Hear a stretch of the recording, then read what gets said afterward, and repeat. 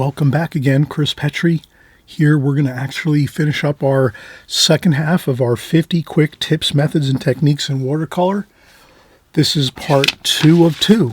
So the first part 1 of 2, you've seen the first 24 and 25 compositions that we did. We're covering all types of subject matter, all types of techniques and methods and tips on watercolor, so you can just kind of work through small compositions as you go and get familiar with all of the real details of watercolor at a fast pace, so that you can pick up a lot quick, practice on these as much as you can, and then when you're getting into a full-size painting, when you're ready, you'll be all prepped and ready to go. So let's get started here. So we do have our template that we made when we first started. We talked about that in the first video. We'll just go over this one more time quick. We make a template like this with Sharpie marker. We divide the paper into 6 quadrants here. You can see each is about 4.5 inches wide, 4.5, 4.5, 4.5 inches this way, and then we divide the paper in half this way, 5.5, 5.5 inches. So our paper is actually 11 by 14. 11 by 14, we're using the Fabriano Studio Watercolor. I like to just mention this, all my art supplies, including my paper, my brushes, my paints, markers, pencils, pens, all of it's down below. You can click on the links below to research any of my art supplies if you want to pick those up, especially if you're just starting out. It's watercolor is like, there's a lot of, things you're going to have to consider when you first start watercolor. So you just kind of pick and choose what you need to start with, what will be your most important things you want to start with. Obviously, some paints, some pencils, some paper, and you'll be all set. And then you can, keep adding to your art supplies as you need to, and it's all there and below. I always have everything in my comment section below. You'll be all set. Okay, and then so this is the Fabriano Studio Watercolor. 11 by 14 size paper, beautiful. It's handles great, very affordable for the beginner, intermediate, or even professional artist as you're working. I find this paper to be absolutely high quality, so you could use this if you're a professional artist, or if you're just starting out. Doesn't matter. It'll be a great paper to use, but there's other papers out there that are a little less expensive. You can research and kind of find out what's going to be best for your budget. So we have that. That's going to be our paper we use all the time on this series. And again, we just mentioned this is an 11 by 14 sheet of paper. We just divide it into 6 quadrants, halfway this way, and then thirds this way. And then to get our other paper, we just make this one template first. Then we just take this template and put our clean paper, our next fresh, clean piece of paper, watercolor paper here, our Studio Watercolor by Fabriano. We just take that and we set it over the top of our template, and then we just really simply take a pencil and make hash marks where those lines that we made with the magic marker, the Sharpie marker, are. So we make them here at the thirds, 1/3, 2/3, hash marks there. We're looking at the underside here. You can kind of see it's hard to see maybe on the video, but I can see clearly the Sharpie marker underneath this sheet of clean paper here. Then I just make the next hash mark here, the next hash mark over here, over here, over here, and that gives me my grid. Then I set this one down. I tape it down to my table, and then I just use my marker and my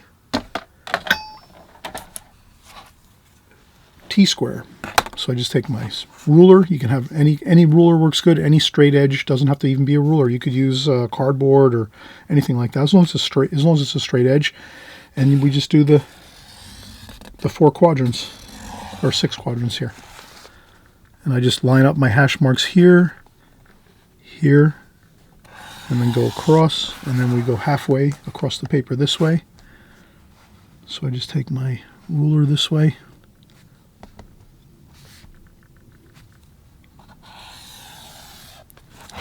Spin it around this way.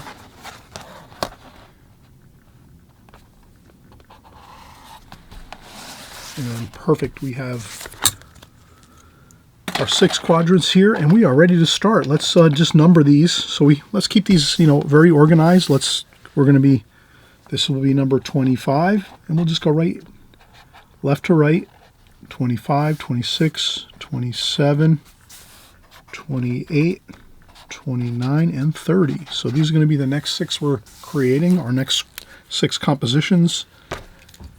And we'll get started. The first one we're going to do, we're going to kind of cover the clouds. So we're going to show you how you can use some tissue to blot out some cloud shapes in your sky washes. Really important to know. Let's just kind of cover a quick rendition of that. I'll probably just go in and use our standard watercolor brushes that we use on a continual basis. So I'm going to sort of organize my brushes over here a little bit so that I can get prepped. Okay, so I think I'll start out with, I have some fresh clean water here in my water bucket. Maybe I'll fill up a little more here. So you find whatever water bucket you have. You can use even like a heavy bottom glass, or until you build up your art supplies, you can use just a regular glass, whatever. You set that aside on the table to your right, to your left if you're a lefty. And then you just get your brush, rinse off your brush. I usually use a tissue in my left hand because I'm right-handed, and I dry off a little bit of water. So when I rinse off my brush over here on the right-hand side, basically I always have my water bucket over on my right-hand side. I just want to leave it off camera a little bit because I only have so much real estate here, and I want to make sure I'm showing all of my compositions and artwork here, you know, in the screen, in the video. I don't want to have too much things looking too small. When I'm painting, I want you to see the actual paintings I'm doing. So I just want you to know that my water bucket's right over here to the right. Nothing too fancy. I rinse my brush off. I dry off a little bit of water on a tissue, or even you can put a sponge next to your water container, tap a little bit on your sponge, and you come over here and you can get your water and your paint mixes going. So what I'll do is I'll just maybe mix a little bit of blue for our sky wash, cobalt blue, cerulean blue, French ultramarine blue. Here, a little bit of each of the blues, my 3 blue colors. I'll add a little bit of burnt sienna to each of those colors just to neutralize them a little bit, make them a little bit more mellow. And then what I'll do is I'll also come up here and just add a touch of water to my watercolor paper up here in the sky, like this. And then I can pick up my sky washes. And I make it darker up top. The sky washes are always darker up top. The sky is always has a deeper blue color at the top of the sky, and then as it gets closer to the ground level, it lightens up a little bit, and it gets a little bit more warmer too. Maybe a little bit of raw sienna, like that. Gets a little bit warmer as we get closer to the ground level. So you can see now we've got the basic blue sky coming down toward the land. Now we talked about trying to use a little bit of tissue or paper towel to maybe do some clouds, to blot out some clouds. So you just take your tissue here, you fold it up a little bit, you know, nothing too fancy, just fold up your tissue, and then you can just do a couple taps and spins like this.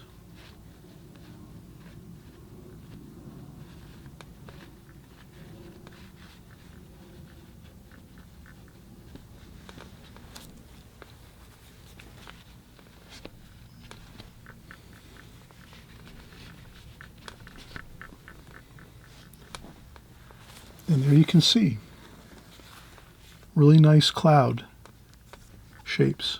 And you can even add a little bit of darker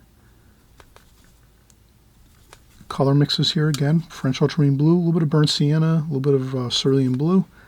Maybe go with a little bit of darker up top here. You can come back in and quickly add some sky color around that cloud shape you just made.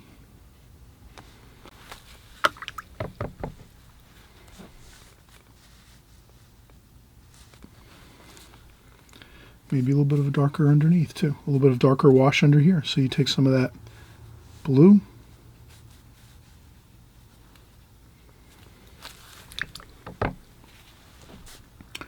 Then I rinse off my brush, dry off a little bit of the water on a paper towel or tissue, and then blend that up in this clouds.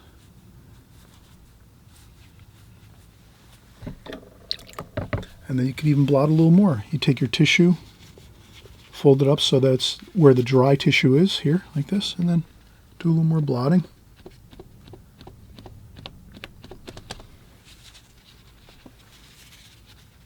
And you can change it. You can add a little more clouds up here.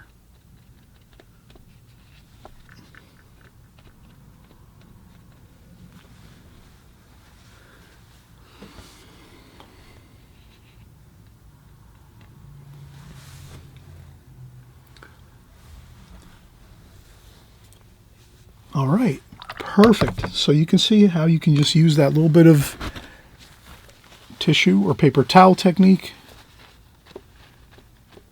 Blot up a little bit of paint once you put on your blue sky color, and you can create some really wonderful cloud shapes and the feeling of clouds. You could do it more subtly, more aggressively, but you get the point. You can really do a lot with that. That's really a fantastic way to get some different variations in your sky washes. All right, well, we're going to move right on now. We're going to do splash clouds, what I call my splashing clouds technique. Very basic, simple. We're going to take some cerulean blue. We'll mix it in with what we have here already, so we're not going to go with anything too fancy. So what we'll do is we're going to step up to a little bit of a larger brush. So we were using a number 8 Kolinsky Sable travel brush. Da Vinci, pure Kolinsky. 1503 is the series number for the brush, travel brush, and these are great. You can just basically, if you want to go and paint outdoors or go on vacation or a weekend getaway, you could take your brushes and actually just bring them with you. When you're done using them, you just put them into your screw together configuration like that. There's a hole in the top so the brush will dry out. You can leave this in your shirt pocket, your purse, your backpack, your duffel bag, whatever it is you're using if you're going to go out and do a little bit of outdoor painting. Or if you're going to be traveling and you want to do some work wherever you might be going, visiting, whatever, and you want to do a little watercolor painting on your visits and things like that when you're doing some traveling. And that's all. You put it right back together again and you have your brush. Perfect, like this.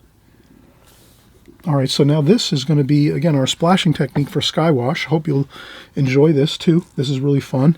I will do one more thing here. I'm just going to label this cloud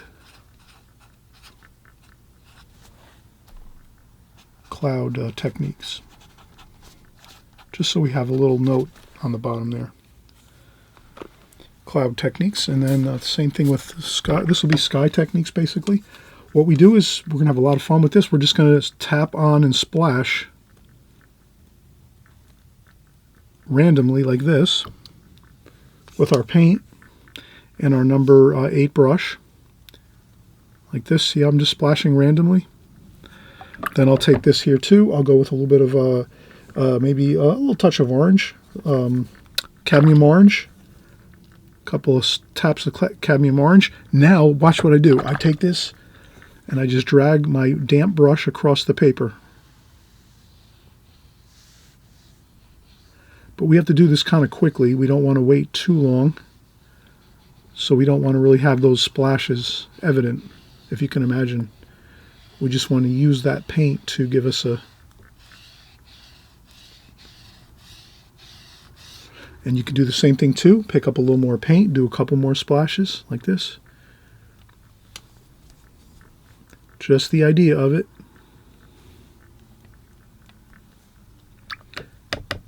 Rinse off the brush, dry off a little bit of the water off the brush just so you have a damp brush, and do the same thing again. Just drag the brush across very lightly.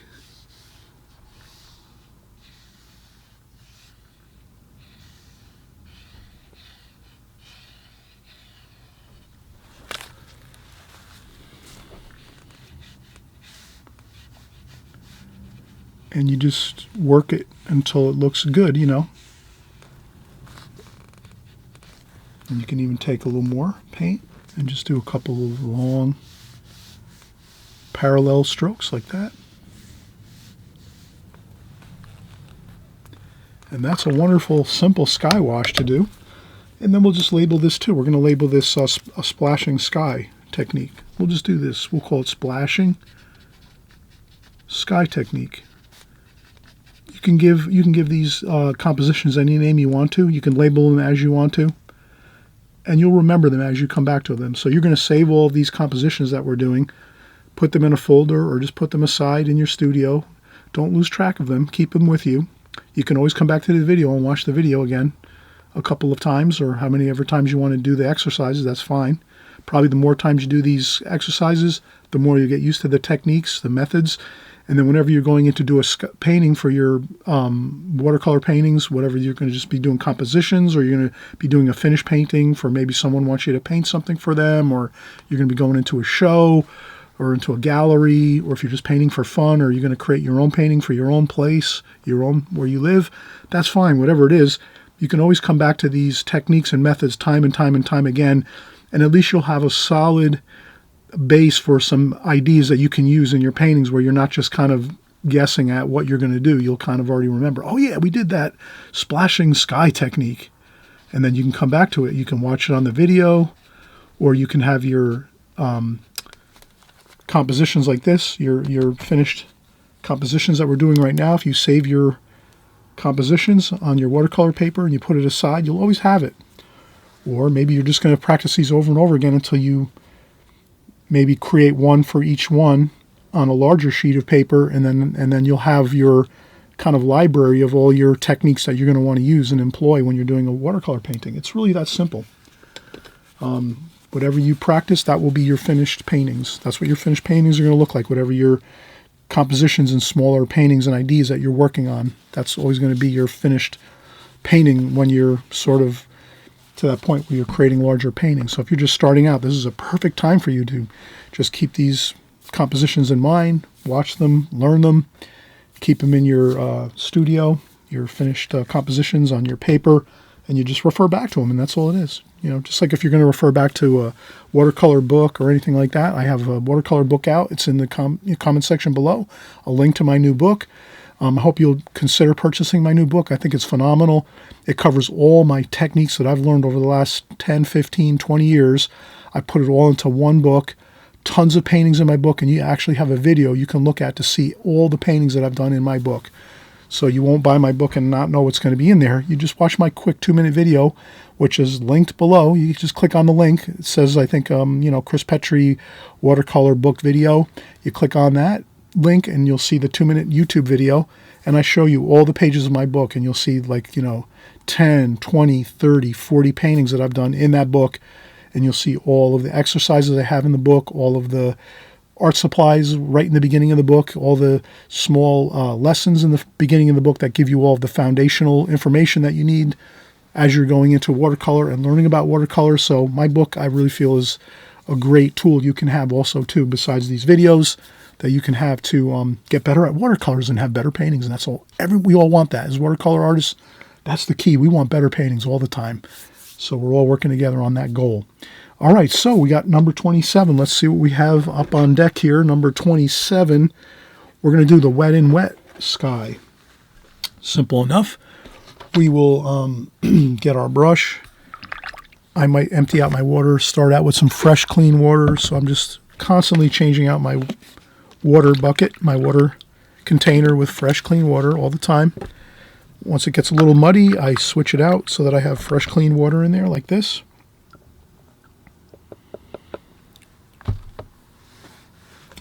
And then this works perfect for this technique, because now we're going to add some fresh, clean water to our paper first. We don't want it to be really muddy or anything like that. The water, we want that water to be crystal clear. And we put that water on the paper. Just one good little slosh of clean water right on there like that. Okay, and now this is, again, a sky wash technique. Then what we do is we mix up some more sky wash. Why not? Let's go with some cerulean blue. Perfect. Maybe a little bit of cobalt blue, French ultramarine blue. We'll get all of our 3 blues in there.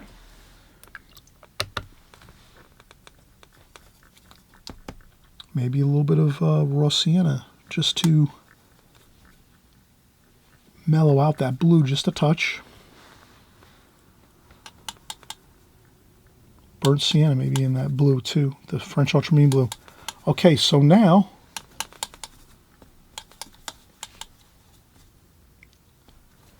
we'll just start putting in some blue paint right on the paper where the fresh, clean water we just put on. And you'll see how that works. Can you see that? You can see that. If you pre-wet the paper first, and then you put your color onto that, your mix of blue, which is mostly French ultramarine blue with a little bit of burnt sienna. So it's kind of like that nice neutralized French ultramarine blue with not that high intensity blue, but you know, enough that it reads nice blue. Then we add in some cobalt blue and cerulean blue here.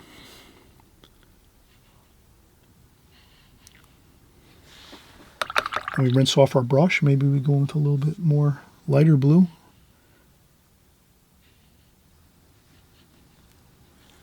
Like that. And then maybe some raw sienna. Like that.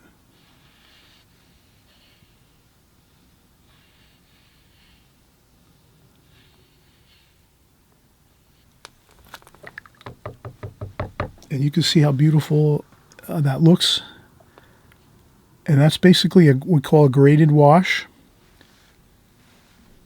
Wet into wet. You can call this also a wet into wet sky wash or a graded wash. This would be more of a sky where there's really no clouds or anything. More of a clear sky. And you can get a nice sky wash in there for yourself, for your painting. And you might be painting around some buildings or some street scenes or some landscape scenes. Maybe you're painting around a barn, painting around some trees or some buildings, whatever it is. But you'll have that same idea of wetting the paper first, like we did with clean water, and then getting in some really nice, beautiful blue sky washes with a little bit of raw sienna toward the horizon line, where the earth meets the sky. At the horizon line, it's always a little warmer. Your sky is always a little warmer in color. And I think we'll leave that just the way it is. Okay, so we're going to take a quick break. We just did 3 quick, really lovely sky washes. Cloud techniques using the tissue method here. Blotting with some tissues, paper towels. Get some really nice cloud effects. Some splashing sky techniques where you just start out with nothing else. You just do some mixing of blue, splash on some blue, and then drag your brush across the painting, and you get some really nice cloud effects for your painting. And then we did the third, which is basically like a wet into wet technique where you wet the paper first with clean water and then add your darker blue up top and then make your blue lighter as you go down, and then maybe add a little bit of warmer color like a orange or a yellow, like a cadmium orange or some raw sienna or yellow ochre at the bottom, just to give your sky a little bit of a warmer feel toward the earth as it meets up with the earth, your sky. And these are some really fun techniques you can use for your sky washes that'll really give you maximum impact for your sky washes. Okay, all right, so like I said, we'll be right back. We just did 3. We're going to be back with another 3 in just a second. All right, so we're moving right along here. Next, we're going to do some really fun ocean compositions where we're going to do some ocean water, kind of like where the ocean meets up with the beach, some splashing, some distant ocean waves, some horizon line ocean style looks to your paintings. So what I'll do is I'll just take my ruler here, and I think I'm just going to make all of these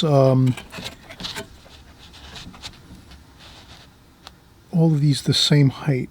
I think it'll be visually kind of more interesting if we keep everything at the same height. So I'll just take a pencil line and maybe just go across my painting like this with a pencil line.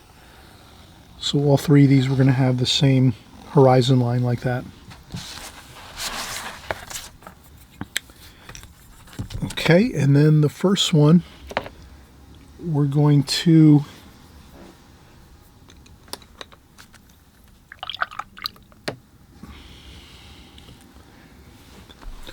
make, let's call this more like a relaxed, not too busy type of ocean composition. So we'll take some cerulean blue, some French ultramarine blue, a little bit of sap green too. I want to put a little green in there too. Hope you don't mind.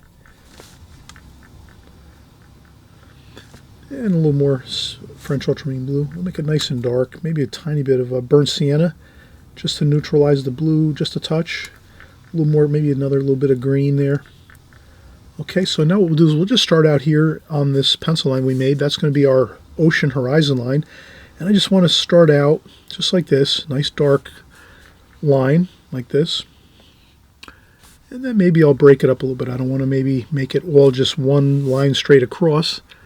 Let's visually make it interesting by kind of breaking it up a little bit and making it like a segmented straight.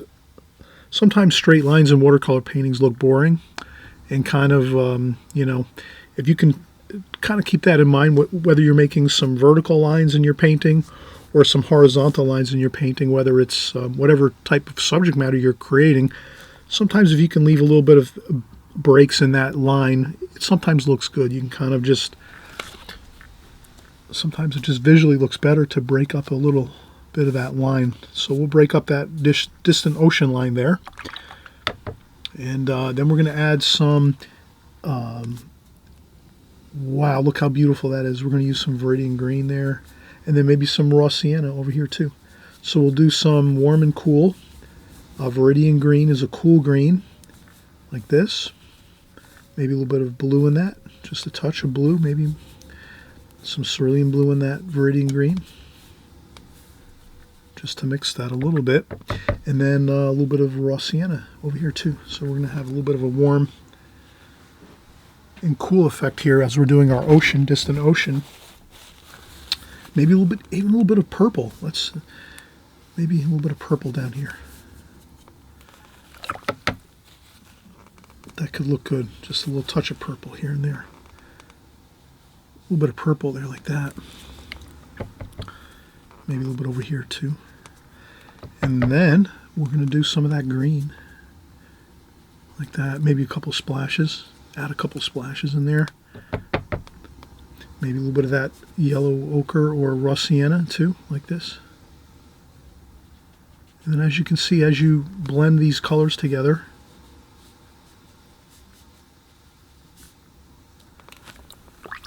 that really looks good. You can maybe blot up a little bit here. Maybe add in a little more blue, cobalt blue maybe over here.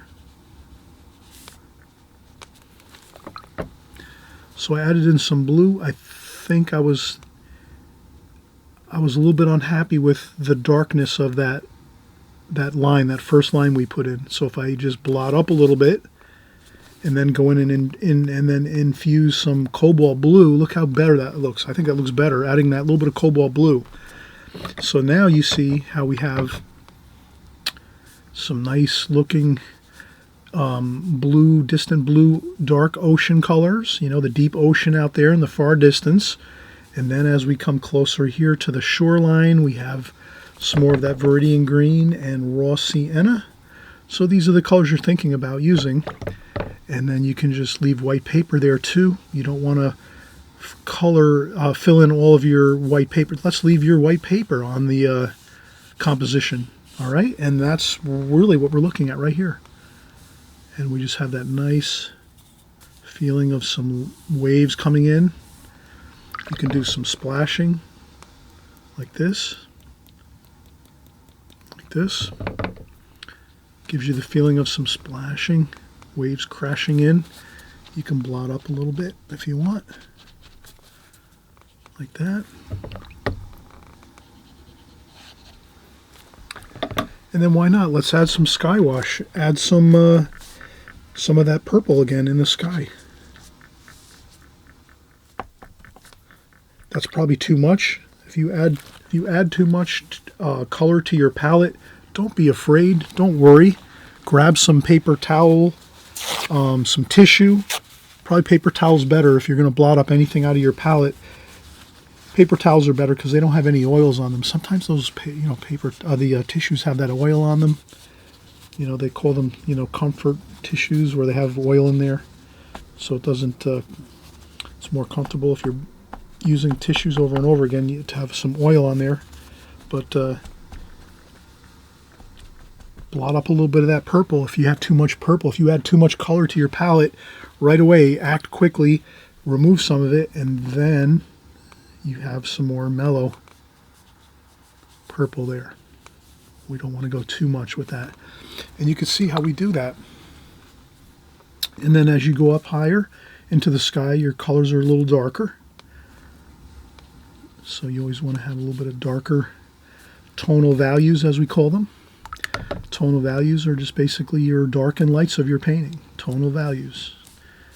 Darks and lights. So here we have, up here in the sky, it's a little darker up this way. As it goes down closer to the ocean, it gets lighter, the sky. And that's what we're going to do. Just add a little bit of darker blue up here. Put a little bit of water on there, some damp brush and water, just to blend that together. And then maybe a little tiny bit of raw sienna. A little bit of that warm color along the bottom here, where the sky meets the ocean.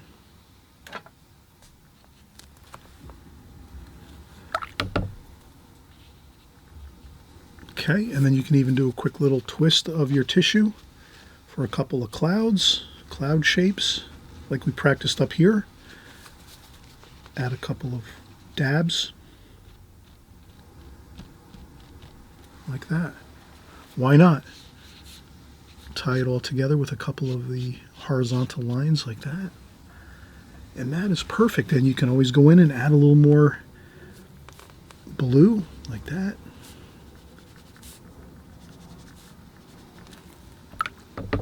Maybe a touch more of the raw sienna for this might be your sand over here. So you do some splashing for your sand over here in the foreground.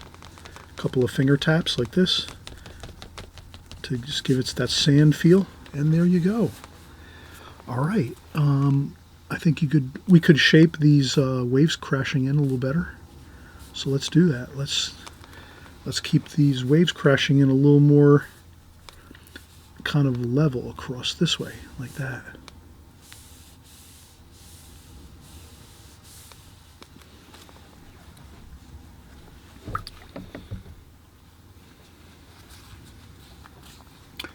You could even take some titanium white. Titanium white with your brush, put it into the palette, add a little bit of water, clean water, fresh clean water, and splash on. You need to add a little more water, add a little more water to that, and do some splashing with some titanium white.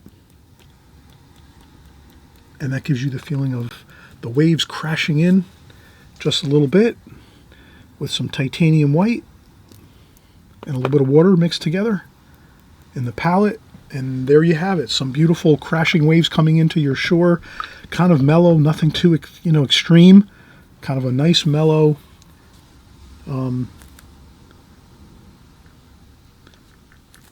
beautiful bit of waves crashing in on the shoreline. Maybe a little bit of more cerulean blue there. You could add up a little bit of layers as you go. But I think that's fine. All right, so now you kind of see it. Can you see that? How you can just work a little bit at a time, take your time, get your waves, your distant ocean line in first with your darks. Let that set up a little bit. Maybe let it dry 100% complete, the dark horizon line of your ocean.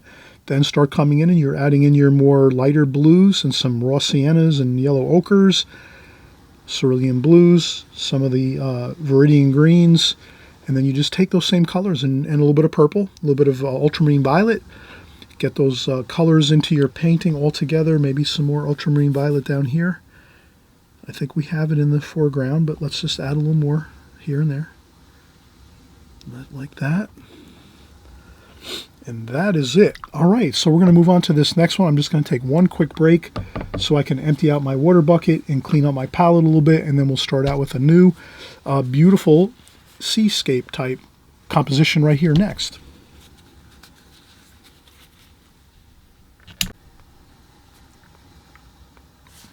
All right, so we're picking right back up again, and I always mention this on my videos. I'm hoping you'll consider subscribing to my channel here on YouTube. The reason I say that is because as we work all the time, week after week, month after month, and year after year on my channel, I'm always covering the fundamentals and basics of how I create my paintings and my compositions, my techniques, my methods, all the different things that I think I've been practicing and working on really hard for the last 15, 20 years in my watercolor professional career. So I think if you're watching along and painting along with me, you'll pick up on all of these subtleties that will really take your paintings to the next level and really help you to become a really strong and a successful watercolor artist. So I'm hoping you'll consider subscribing, watching along here as we're working. I don't want you to lose any information or lose your place where you forget my name or you can't find my videos again. If you subscribe on the right hand side below, it's just as simple as clicking the subscribe button. It doesn't do anything except YouTube will always just let you know we're making a new video, so you won't lose track of us. That's all it is. So there's no gimmicks or anything like that when you're subscribing to my channel. That's the basics of it. There's no obligations, no emails, no text messages or phone calls, anything like that. When you subscribe, it just basically lets YouTube know that you want to be alerted when my videos are premiering on YouTube, when our next video is coming out, so you can keep a track of what we're doing here. And you can just practice along, paint along, whatever you do, a little bit, 5-10 minutes here, 5-10 minutes there is going to make your paintings a lot better. It'll go a long way. So we're going to just keep working on the idea of doing some seascapes and some ocean style compositions here.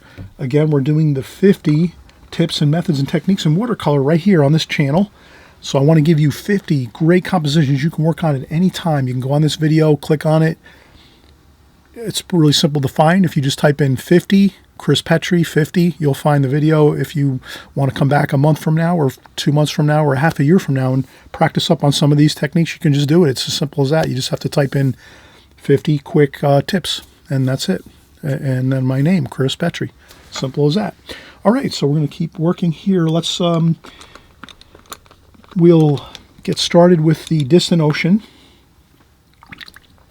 You can see this water looks a little murky. So again, I always mention this on my videos. If you see your water starting to get murky looking, a lot of blue in there, let's just start out with fresh, clean water. So I dump that out into a bucket that's alongside my table here.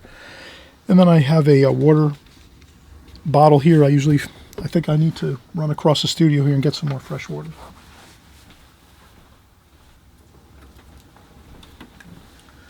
So I sometimes leave bottled water in my studio, and it's a little bit easier. It's convenient. And I get the sale items for the water. So I get like a case of water for like $3. So I have plenty to drink, and then I also use it for my art endeavors here. So, all right, I have fresh, clean water you can see now in my water container. Always good to keep your water bucket clear, especially if you're going to be doing anything where you have light washes, light sky washes like this. Anytime you're doing any light washes with very subtle light colors, light tonal values, always remember you're going to need that fresh, clean water for the most part. It'll always work out better for you. If you're doing a lot of dark, like if you're doing dark washes like this, or maybe up here like this, sometimes a little bit of, murky water is not going to affect you too much. But when you're most of the time, just the real basic approach is, I always mention this, you're the artist. You're going to have to figure out what works best for you. Some artists like to have murky water, muddy looking water all the time, and that's fine too. It works for some artists, and that's, but for my techniques and what I usually do, it's better just to have clean water, changing out your water container water all the time, consistently, like, 3-4 times within a painting, or whenever you're going to be making light washes, like these sky washes up here. You want to have nice, clean, fresh water. And let's work on this here now, starting out with the distant ocean horizon line. So again, I take my brush, rinse off my brush, dry off a little bit of the water on a paper towel so that the brush hairs are not flooded with water, because when we come over here to pick up colors, we want to keep these colors strong and vibrant. If we were just to rinse our brush off in the container So if we just rinse off our brush in the container and we don't stop first on a paper towel, tissue, or maybe even a sponge you might have next to your water pail, like this, if you have a little sponge next to your water container, if you have that, or you're, maybe an apron, you tap on your apron like this, or if you have some tissue or some paper towels or a sponge, if you have just a wet brush like this and you don't do any of that, and you come over here and you start going into your paints, then you see what happens is you have all these flooded looking colors like this.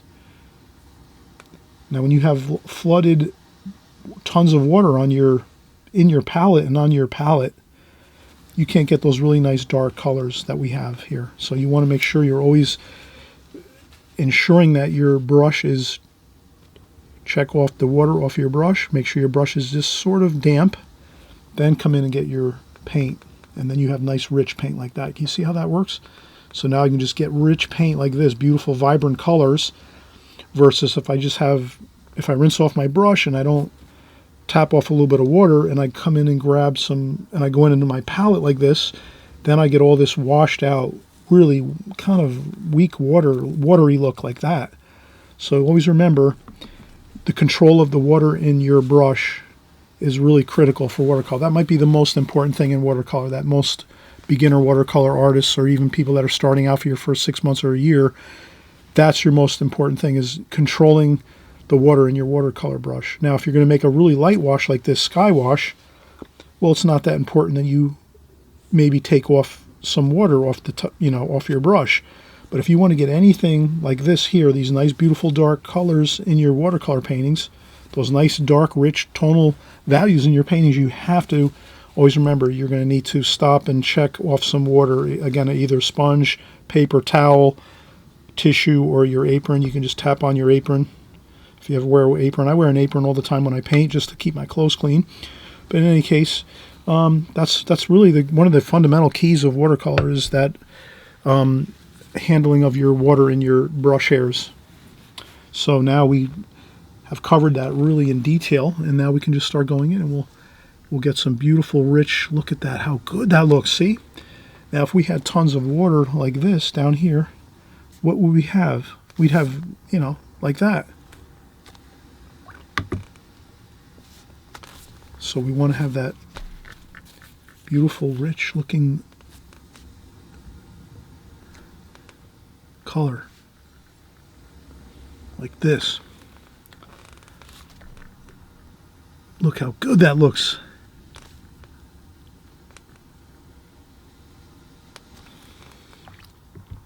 And then let's do another. Again, I rinsed off my brush, dried off a little bit of the water in a paper towel or tissue or sponge, and then we'll go across here like this. And you can see how we have that beautiful rich color. Then we'll pick up some green, Viridian green.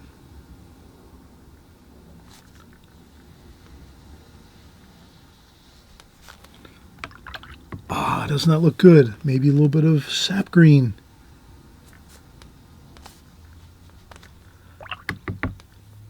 Rinse off the brush, dry off a little bit of the water, and then mix around the colors a little bit. So we're using some sap green mixed in with that Viridian green we just have here. Let's have a crashing wave coming in, a little bit of a wave. It's a mellow, let's do a little bit of darker tonal value there and here.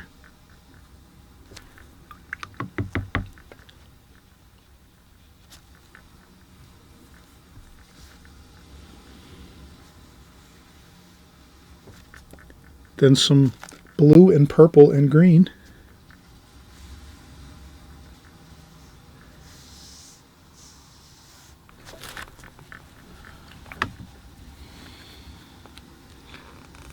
Maybe some more green here, Viridian green.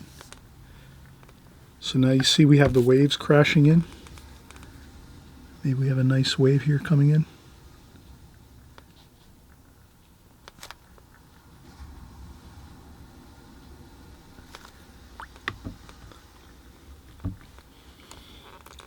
Maybe a tiny bit of burnt umber. burnt umber, and then blue, French ultramarine blue, to make a nice little grayish dark color. Make a couple darker shadows in here.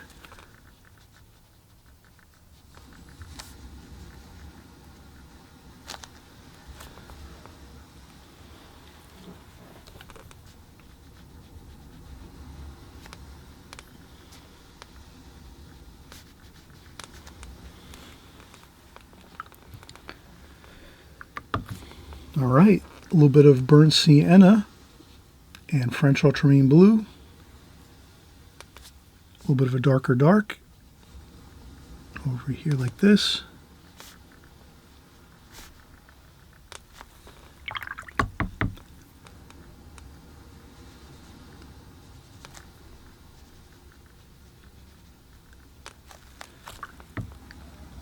And now you see how we're creating a nice bit of some waves coming in with our mixtures of colors. A little more sap green here. A little bit of purple.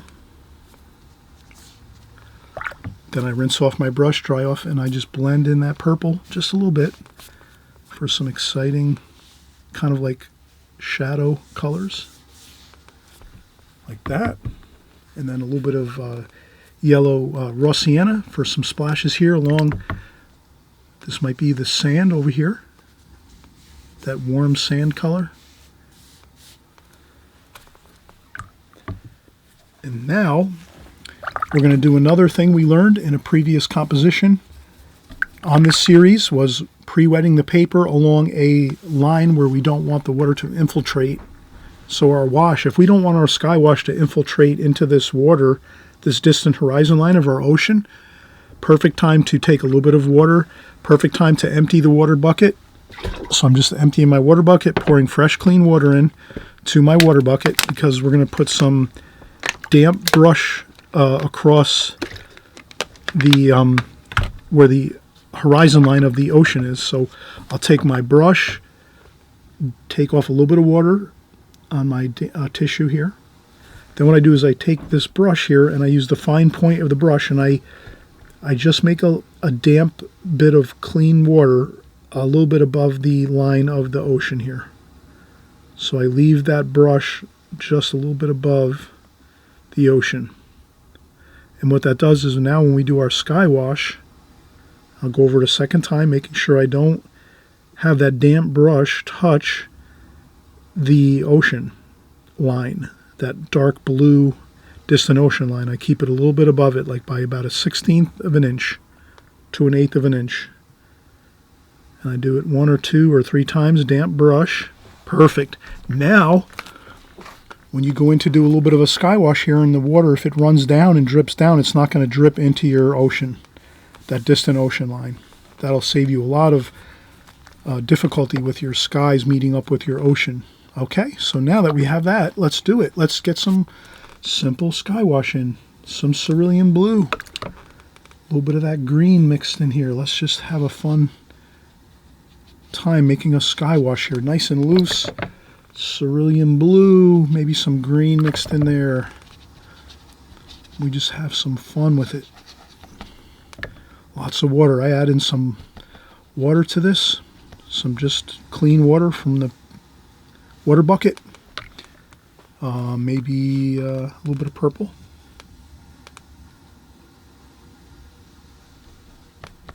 And then I just slowly work it on down.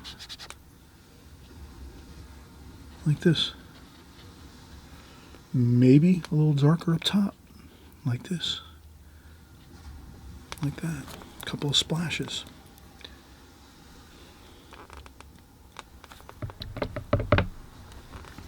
Blend in those splashes.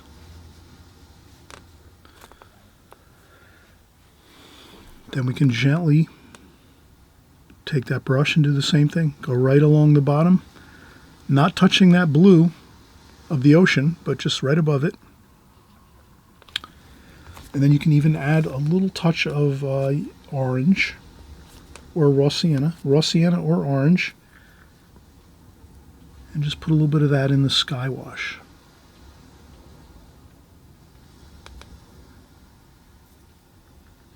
and just blend it up in there like that.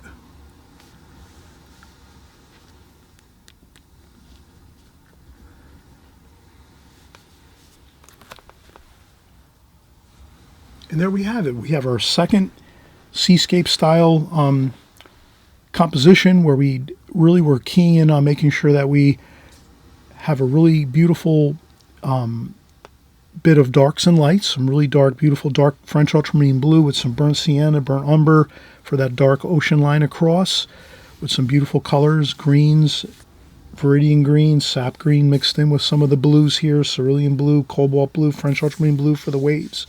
Just a tiny bit of burnt umber with some French ultramarine blue, these two of the dark darks here, just for a little bit of a grayish color in the waves. Purple, we added some purple into the ocean here, up into the sky, and then all of the blues, cerulean blue, French ultramarine blue, cobalt blue in the sky. And we always remembered on this paint, on this composition, the real key thing that we wanted to focus on was putting that really damp line across right above that dark blue ocean horizon line so that we didn't have the sky wash flooding in and disrupting all that beautiful dark wash that we did across this painting for that beautiful horizon line for the ocean. So that's really important if you want to have a really nice, powerful, really impactful horizon line for your ocean water. You'd want to definitely damp brush that first above it so that when you do your sky wash, it won't infiltrate down and then start to bleed out, and all of a sudden you'll see blossoms and blooms and cauliflowers and all kinds of weird stuff happens when you're infiltrating your washes with other washes, you know, subsequent washes after you're creating a first or second wash. So as you build up different washes, your first wash, your second wash, as you're working, you want to make sure you kind of give yourself an advantage of doing some damp brush with clean, fresh, clean water, some damp brush around things that you don't want, that you want to preserve, and you don't want water infiltrating into those areas to kind of cause problems with blossoms and cauliflowers and blooms, as they call them in watercolor. And I think that's it. I think that's, we've really kind of focused in on that part of watercolor painting, as well as keeping that brush damp versus flooding with water. And we talked about that really a lot on this composition, because that's one of the keys to watercolor painting. If you can keep that, your brush hairs from being too wet with water, where there's water flooding off your brush and you're going in here and you're flooding out all your colors in your palette.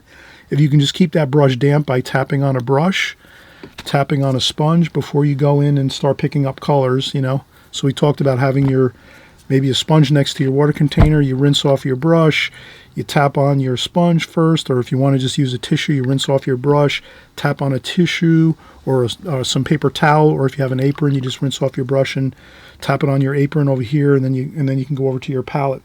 This way you can get all your really beautiful darks of your painting. So you want to have a nice mixture of darks and lights in your painting as a watercolor artist. Sometimes I see watercolor artists, they have trouble kind of getting those darks and lights in their paintings. So that's how you really do it. It's really that simple.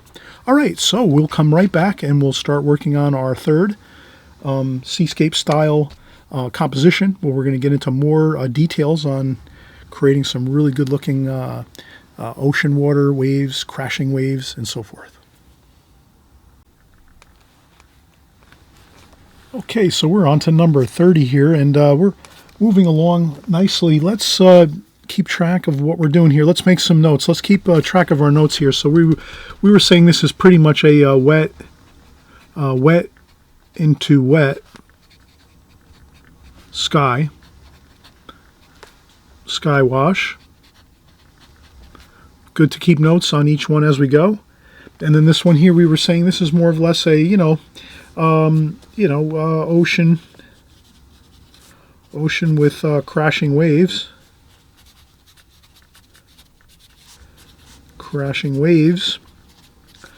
And this one is more of a I guess I call this like a mellow ocean scene. This wasn't too This wasn't too extreme, this one here, but this has some really nice darks in here, right? We actually upped our game here. We made some darker darks and richer colors here. This one's a little more high key. This one is more middle key. We'll talk about keys maybe in another video. High key, middle key, and low key paintings.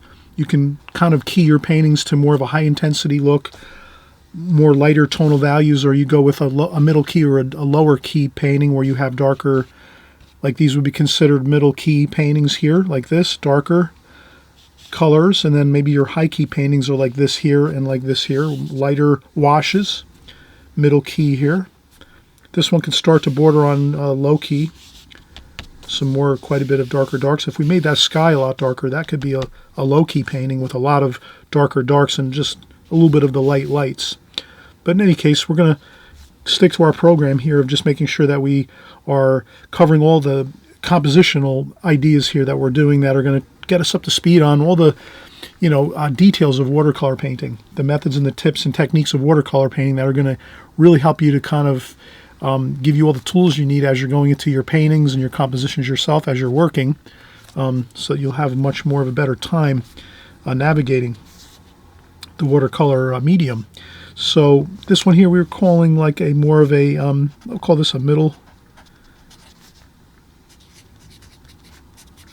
key seascape.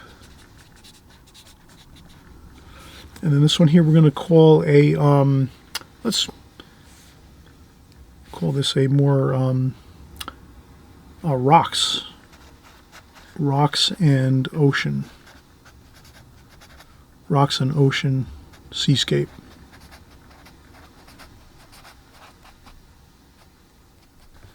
So we'll introduce some interesting rock formations here. So what I'll do is I'll just, basically I'll take some rock formations, and what I do is rocks are usually sharp, jutting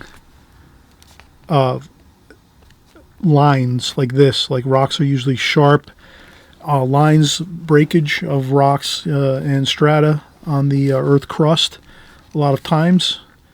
So it's a lot of shearing and incredibly huge forces of nature. So that's why a lot of times you'll see those sharp lines.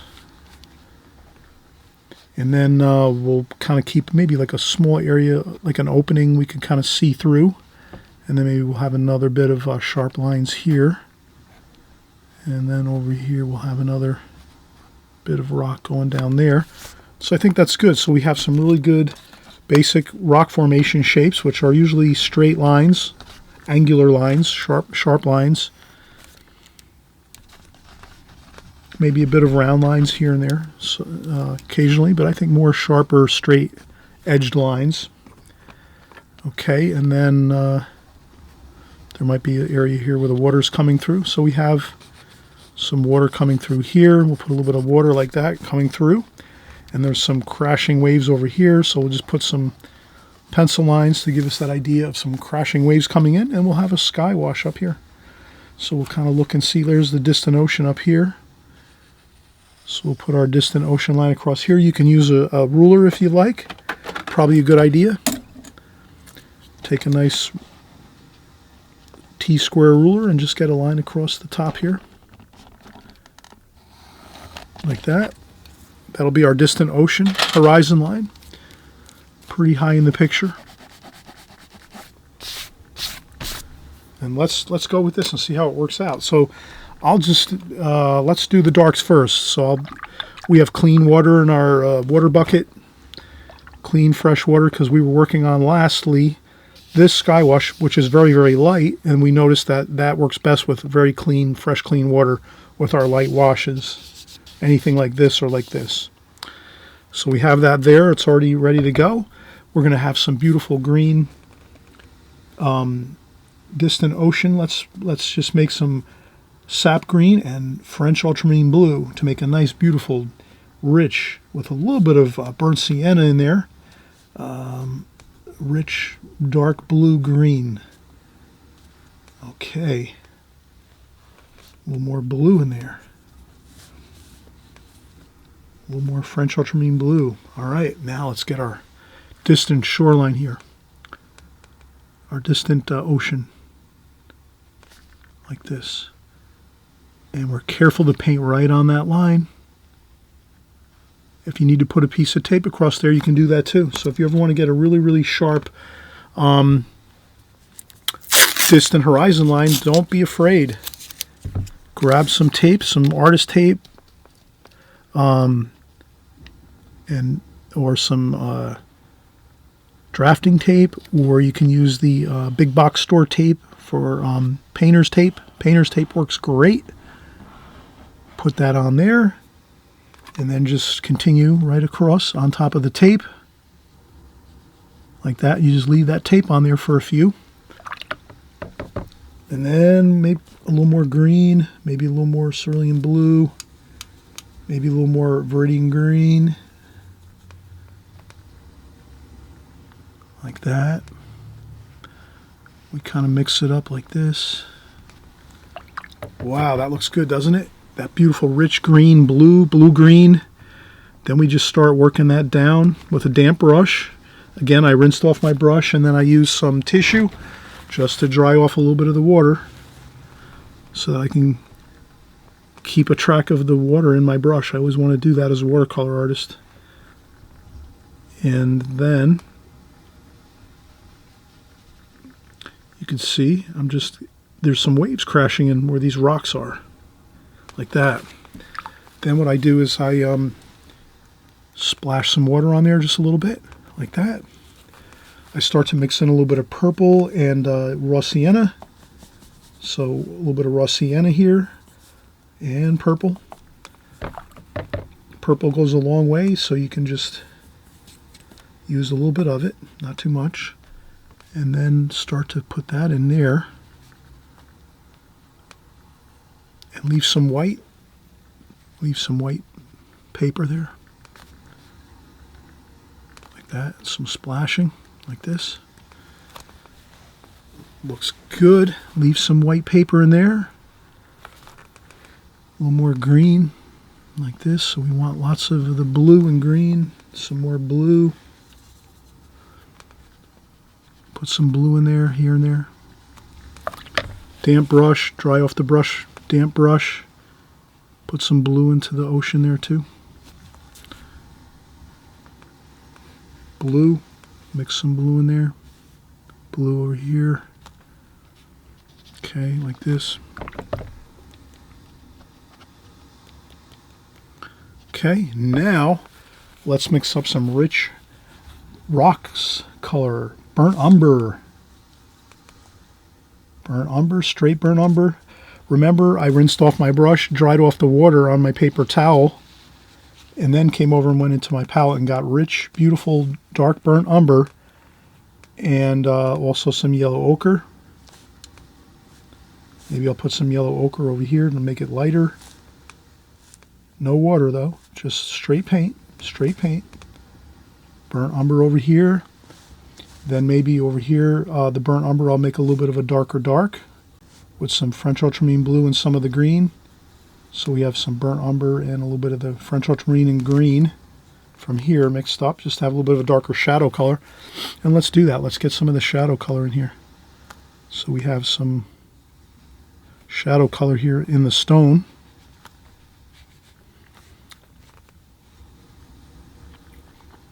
Like this. So we're going to have darker color over here for the stone.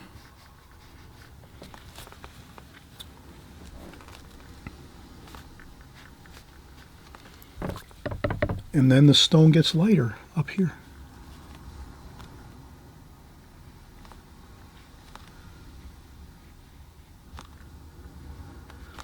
Can you see how I did that? I made my darker dark underneath here along this part under the rocks, and then the light is kind of coming from above and lighting up the tops of these rocks over here. Like that. And then I splash on a little bit of blue and green. And there we have it.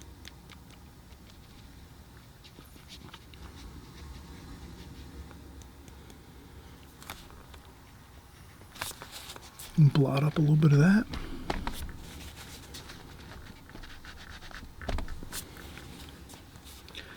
Maybe a little more burnt umber and French ultramarine blue. Maybe a little more darks here, just to kind of make some really nice contrast there.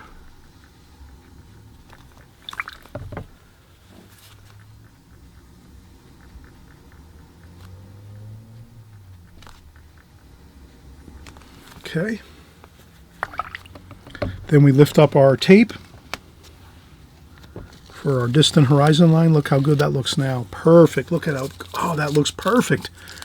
Now we can do,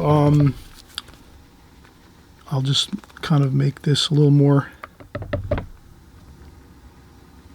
blend in some of these colors here. We're going to use some white paint to do some splashing. And then let's do our blue with a little bit of the green.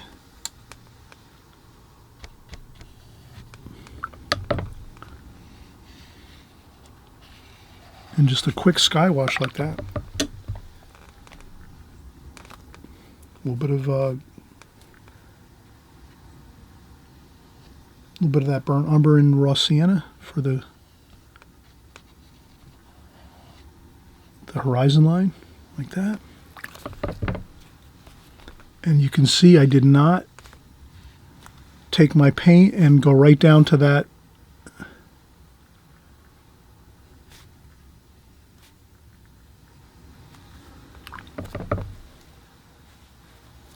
Okay. Now what we can do is we'll take our titanium white in a tube. We'll just set this down for a second. We'll clean up our palette a little bit, maybe at least one section where we can make some nice white paint. Okay, so we're going to do that. Take some titanium white. Put some titanium white in there with a little bit of water, clean water.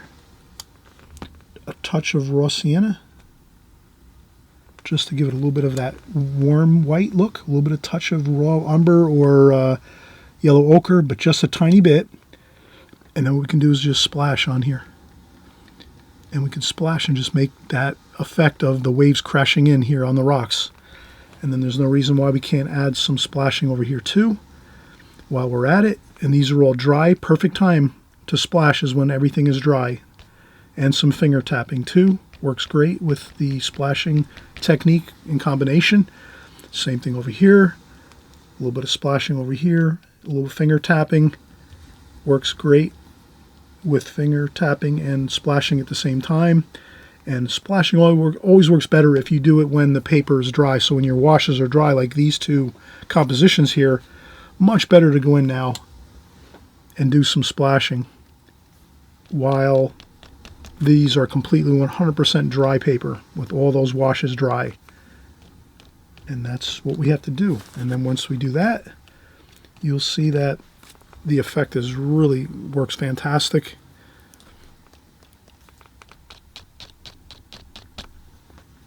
Pick up a little more white, splash a little more on there. Splash it right up there, like so. Again, finger tapping works great. You can take some of those splashes and mellow them out a little bit, like that.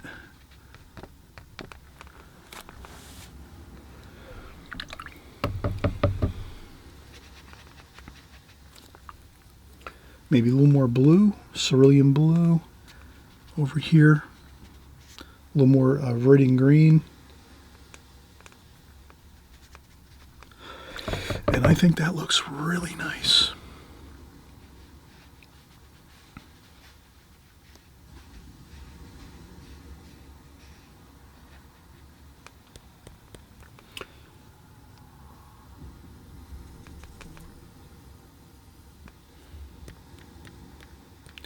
You can even do some blue splashing with a little bit of blue.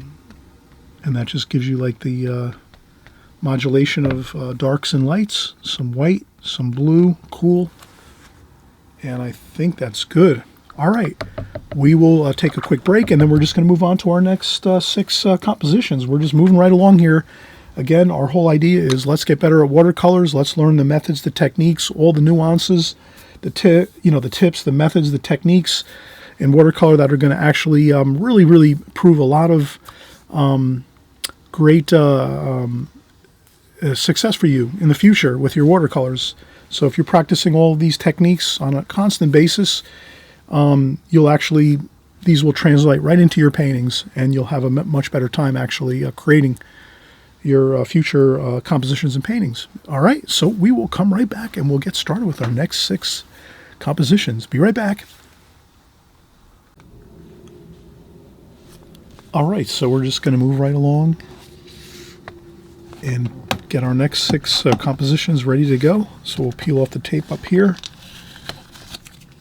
The next thing we're going to do, we are going to just make a slight change to our paper. We're going to use Arch's rough paper for this next group of 6 compositions. And the reason I'm doing that is really just to kind of showcase the Arch's paper, because it's great for dry brushing and getting really good textured finishes on your watercolor paper. So we're going to use the Arch's rough paper. It's the orange cover paper, so if you're ever looking for Arch's rough paper, you just look for the orange cover for their pads. So they sell the Arch's pads, and it's got the orange cover on it, and you know you have the correct paper then when you see that orange pad. So this is just some scrap paper I had. I'm just going to flip it over. We'll set it down. I have my hash marks already created. I just use my grid like this, and I put my paper over the top. And again, as we were saying, we just take our pencil. We take our pencil and we hold this up to the light, and we just make our hash marks around the paper like this. And we hold the paper up to the light. We can see the lines, and then we have our grid. And then we'll just tape down our paper. So I'll just set up my paper here just so it looks good on cam. We'll have our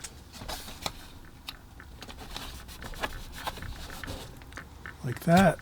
Same thing down here. Just 2 places I think should be fine for the compositions here. And then we'll use our Sharpie marker again, and we'll have our tape measure or our T-square. So I'll just use my T-square like this, and then we'll just line up our hash marks here, down here. We'll come over here, do the same thing. Hash marks over here, over there. We'll come across here. We could use our other tape measure, our other steel measuring ruler, like this, and just go right across like that. And then we have our perfect 6 compositional areas, and then we're just going to pick up at 31, and we'll do 31, 32, 33, 34, 35, and 36. We're getting our way to 50. Before you know it, we'll have 50 compositions under our belt. I'm glad you're here working along with us. And again, I always mention, please consider subscribing on the right hand side below. This way you're just up to speed on what we're doing here every week after week, month after month, year after year on YouTube, so you won't miss a thing. It doesn't obligate you for anything when you subscribe on YouTube. All that does is just YouTube will let you know when our new videos come out. That's it. So this way you'll be up to speed on when something new comes out each week. And then again, we're going to use this Arch's rough paper, and we'll just do a quick, I'll rinse off my brush, I'll grab a tissue, I'll dry off a little bit of the water on a tissue, and then we'll go over and just grab a little bit of paint. And you can just see that the Arch's paper gives you that really rough, nice, textured effects that you want to have with your watercolors. So we're going to show you a whole bunch of these next 6 compositions. We're going to show you all the beautiful attributes of Arch's watercolor paper, and how it works, how great it looks, and how you can really totally optimize your watercolors with this paper, the Arch's paper. And I use mostly Fabriano. Most of my paintings I do with Fabriano, but I would say I usually shift over to Arch's paper when I'm doing landscapes, and also sometimes city scenes, or even sometimes like seascapes. So you can get these really beautiful effects with your Arches paper. And a lot of professional artists do use Arches paper, so it's one of the most popular papers that the top watercolor artists in the world are using right now, the Arches rough paper. So let's get started here. I'll probably just do my normal tasks here. I'll get myself fresh, clean water, so my water bucket has fresh, clean water in there. And then our first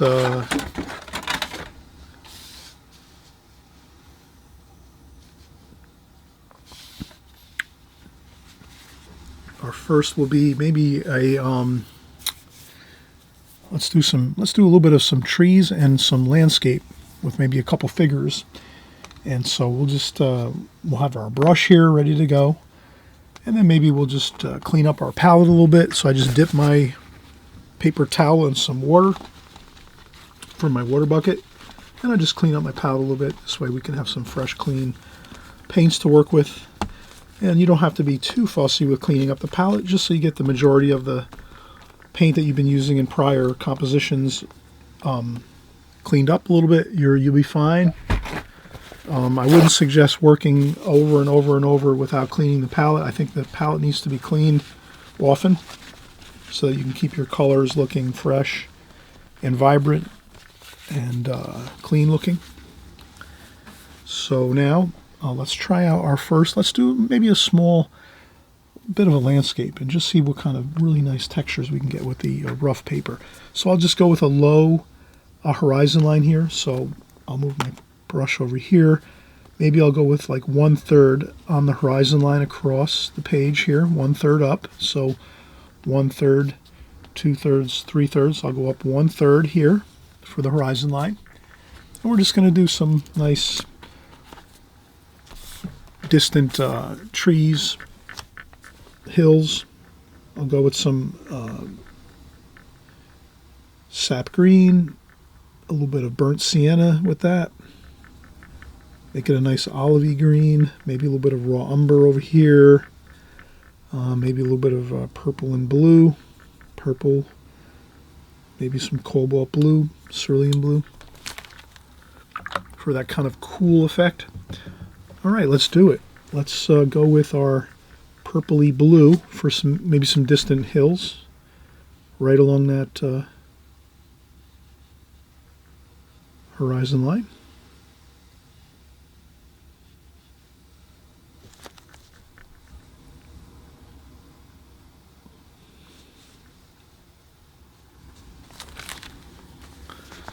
And remember, that's going to dry a lot lighter. Usually watercolor will dry about 50% lighter than when you're putting it on the paper. And you can even take some of that and lighten it up a little bit as you go across like that. Then we can even just start working a little bit of the green in here onto the bottom. So you can infuse some green along the green and gold, green and burnt sienna, sap green, right along the bottom. So it kind of like melts and blends right into that purple. So that can be some foreground trees, and then the distant purple mountains in the background there. You can add more water to the purple background, like that.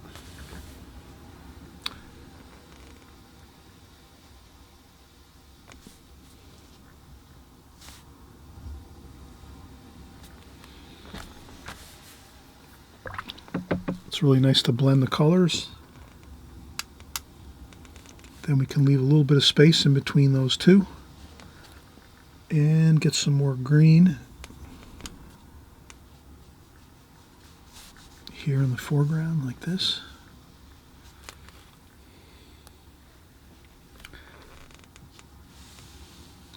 Then we'll start using that rough paper like this.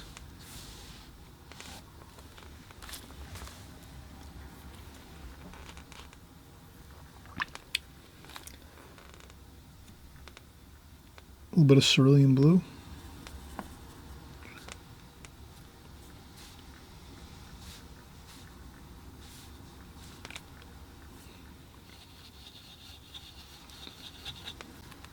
Very light bit of wash for the sky wash, cerulean blue.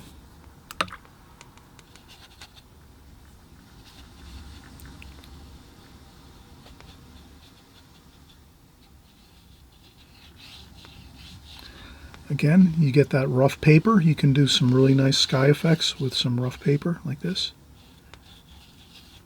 A little bit of tiny bit of purple up here. Rinse off the brush. A little tiny bit of purple up here and there. Blend it in. You only have so much time though to blend in that purple. That's one thing with watercolor. It is a fast medium, so when you start blending colors, you got to do it really quick. Otherwise, it can be a little bit problematic with like awkward looking blotches of color and things like that. So just always remember, if you're going to add in a little bit of color mixtures as you're painting, do it quickly once you get your first wash in there.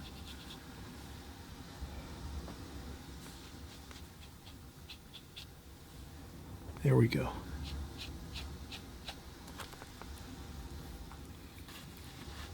That looks good. And then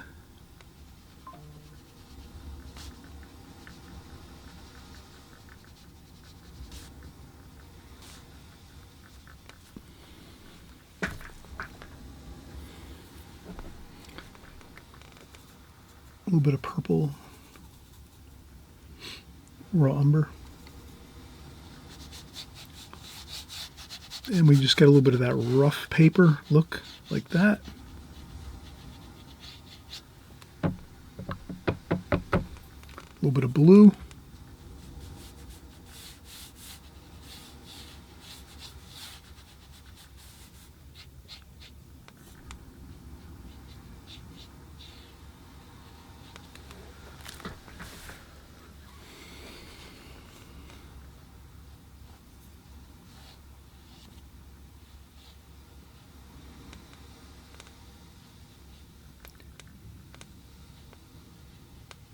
You could add some more exciting color, some more vibrant straight out of the tube color right here.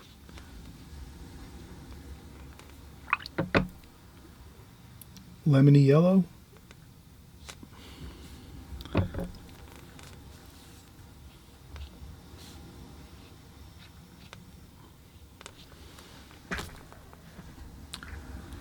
Okay, then we're just going to let that set up a little bit. I think we can actually start to work on our tree. We'll maybe make a nice happy tree along this landscape.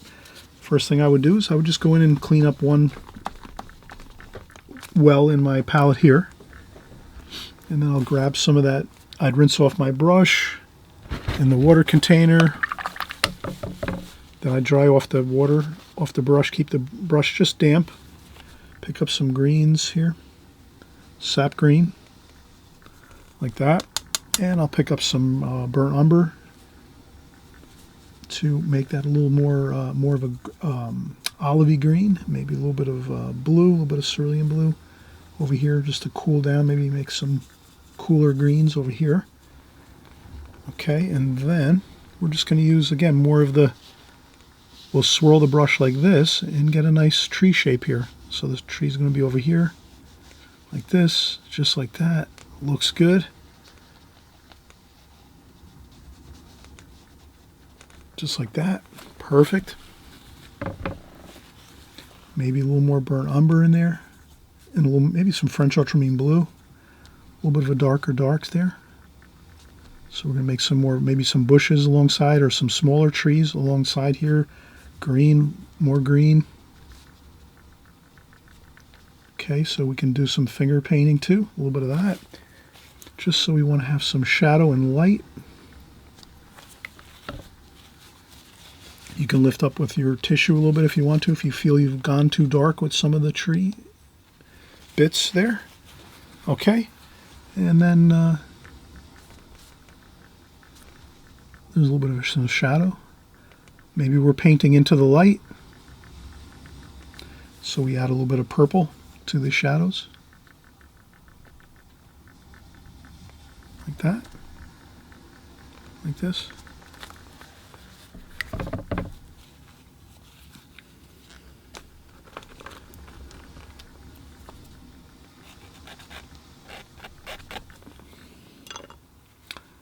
And then we can use a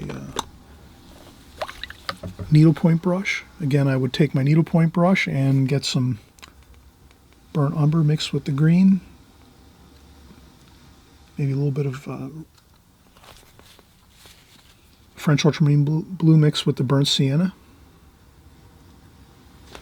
And then we can do just a little bit of some branches and things here. So you might want to let this dry a little bit. Probably better to let it dry a little bit, but you can still do a little. I think this looks good actually. We just do a little bit of that branch work, some limbs.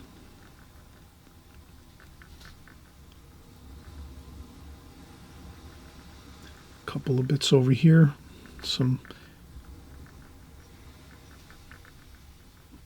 just enough to make that look really good.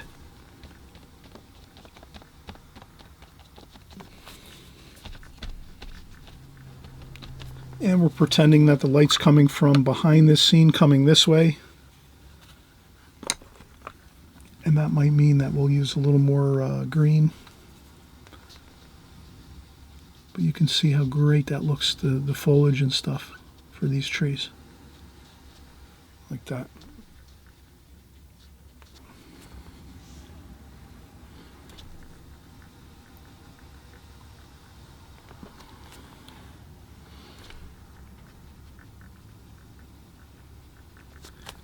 And that's the texture you get with the Arches paper. You can see how I'm just effortlessly putting in trees and foliage, and it just looks great.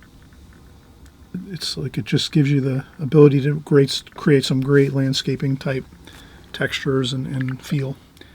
And I think that's good. I think we can just leave it as it is like this. That's fine. So that's a great start to a landscape painting. You could put further things in here if you're trying this out for a composition. You could eventually put in some figures or a tractor or a barn, something in there to make it look more interesting. Maybe a distant, a barn in the far distance, or maybe something in the foreground like figures. But let's just leave it at that. Really nice. You know, maybe a couple of scratch outs here we could do with our couple of lights, just bits of light here. But that is fine. That looks good. All right, so we will just take a quick break and we'll get started with our next composition. Again, we're going to utilize the texture of the Arches paper, the Arches rough paper. And we'll be right back. All right, so let's just keep going here. We're having fun. We're enjoying ourselves here. Working right through our compositions. And we're on our way to number 50. We're almost there. We're at 36 almost. I'll clean up the palette one more time. I'm trying to keep my palette clean as I go all the way across these compositions. Everyone's doing a great job. I'm sure you're all out there having a fun time, an enjoyable time. And we're just getting these compositions in, learning a whole bunch of new bits of information as we go. This happens to be a little bit different right now. We're using the Arches paper. We talked about that. We wanted to get more texture with our watercolor washes with the Arches rough paper. And again, you can find that it's the orange cover. When you look up Arches watercolor paper, you'll see the orange cover. That's this paper here, which is Arches rough paper. And you can get that in full sheets. You can get it in the block paper. I like to buy the block paper. It comes in blocks. That's the pad of watercolor paper. It's all glued together in a block format. So you just paint on your sheet. When you're finished with your painting completely, you trim it out. You trim off that one page, you pull off that one sheet, and then you're ready to start another one. And it's got the orange cover on it, so that's your Arches. I might have that in the comment section below. I might have the Arches link to the Arches paper. I'm not sure. I think I do, actually, because I use it very often, actually. So we're going to continue on here. Now we're going to go to our next. This here was, we're just going to call this like Arches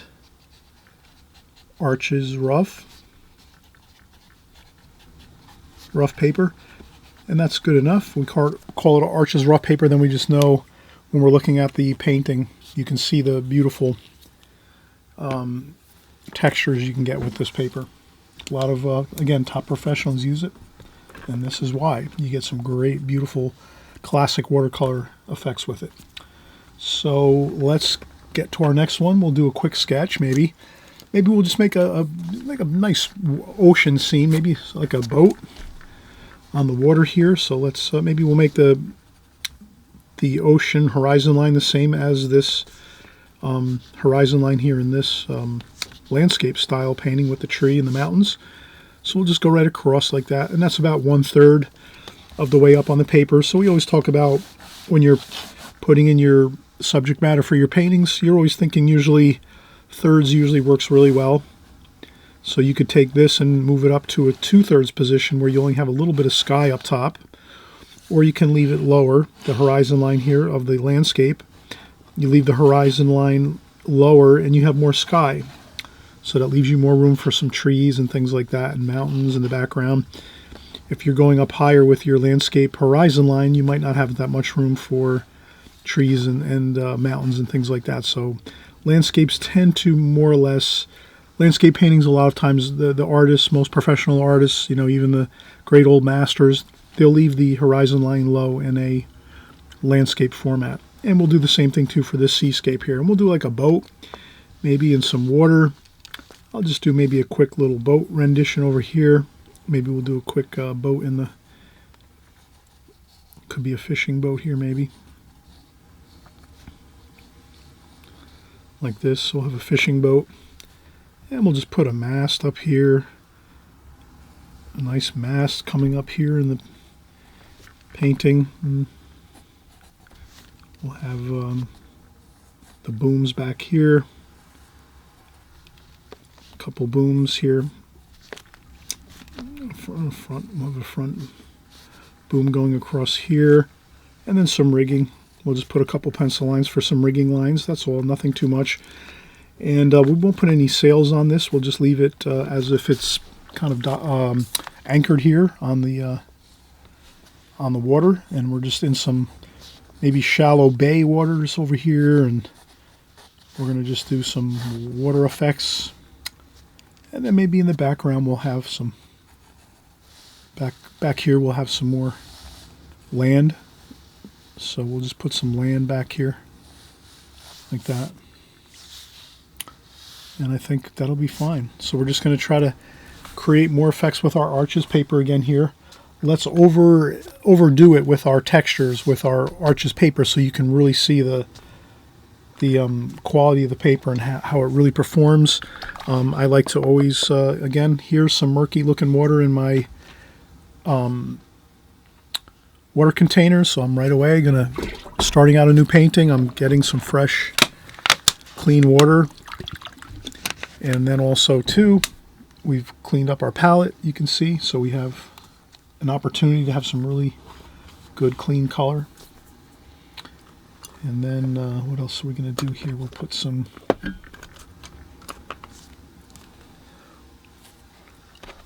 I'll use my number 8 travel brush. Again, I'm using my Da Vinci travel brush here, number 8, Klinsky Sable hair brush. And we'll just start working in our boat here. Maybe I'll just do a little bit of some erasing here on the boat. Like that. Okay, and we're running low on paints. Now's the perfect time. Take out your paints. So here,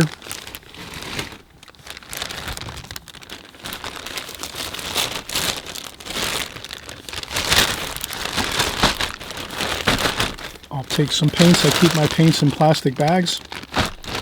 Warm colors, reds and yellows, golds. And then I keep my blue colors and my blue and cool colors in this bag here, which are blues and greens. So pretty much that's how I keep my watercolor paint separated in 2 different bags.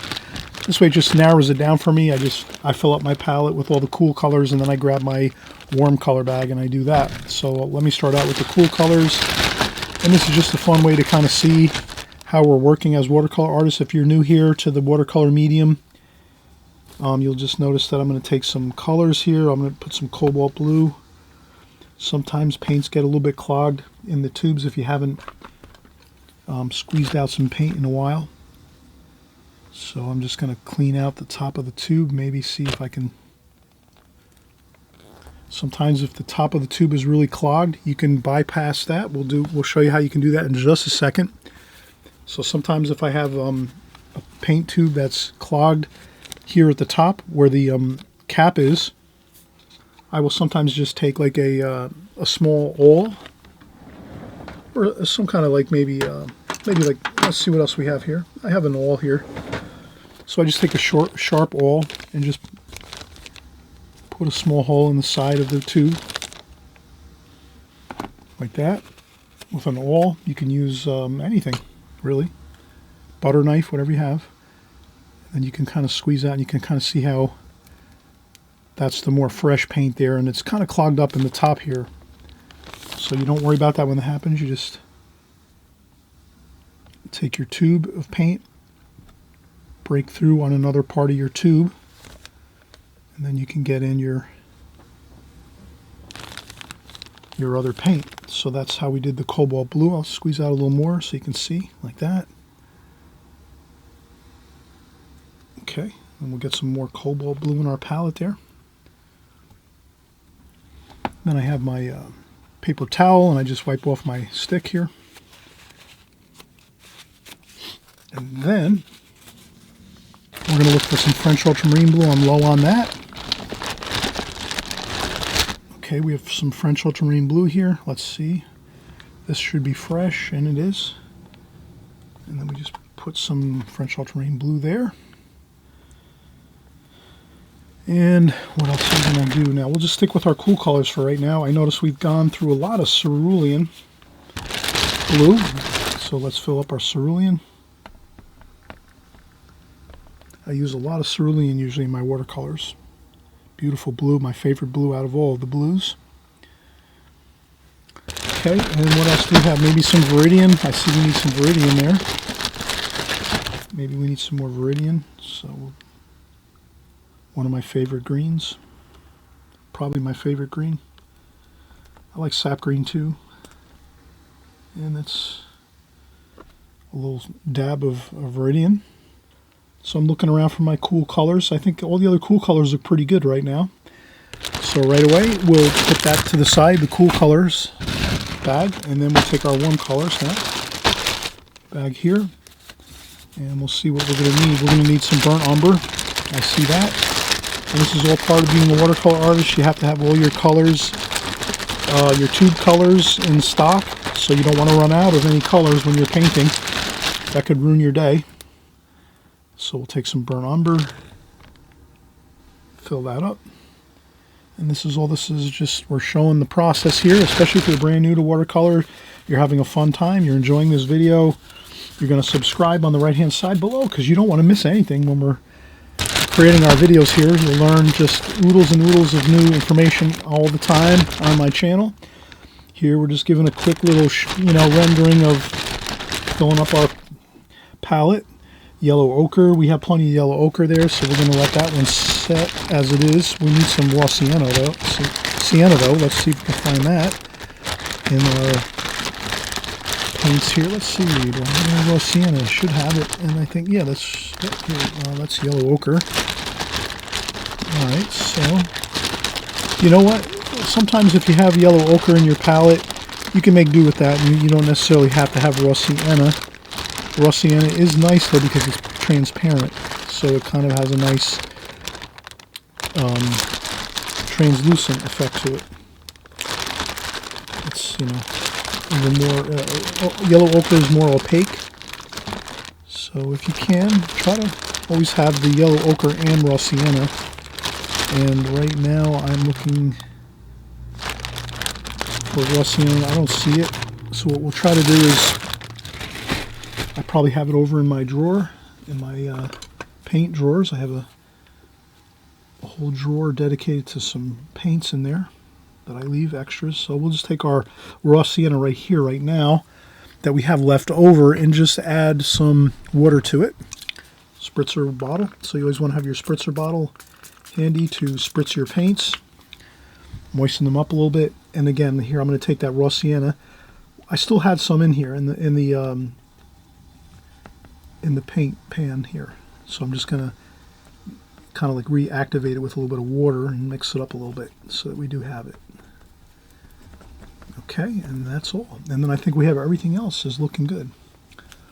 We have all of our warm colors. We have yellow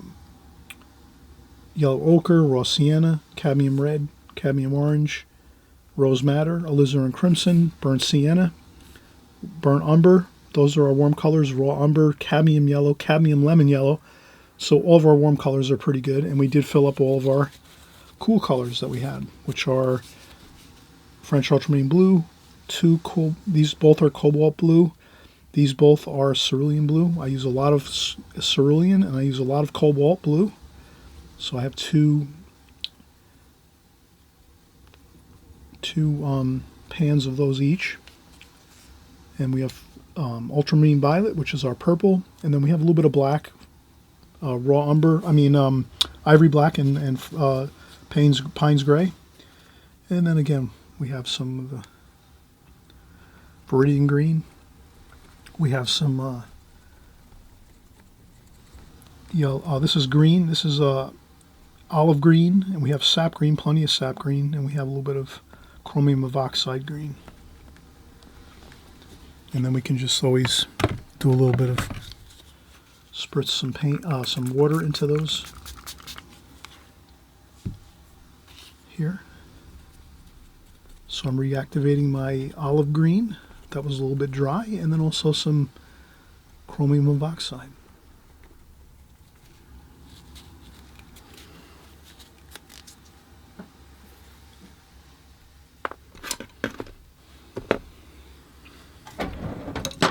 All right, that's my quick rendition of getting the palette filled with new paint.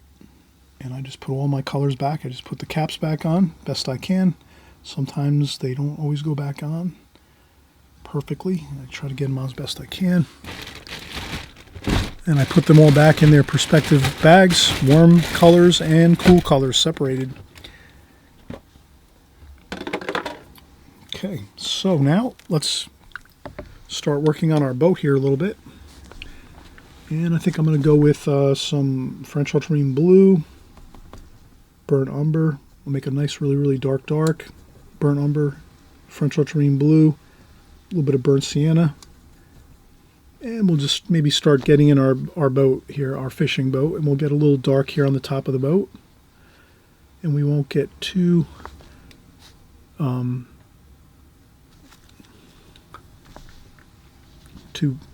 carried away with fine details. We just want to get the top of the boat. There's a little bit of a dark, almost black, dark blue, black paint scheme on the top of the boat. And then we have maybe some red over here. A little bit of that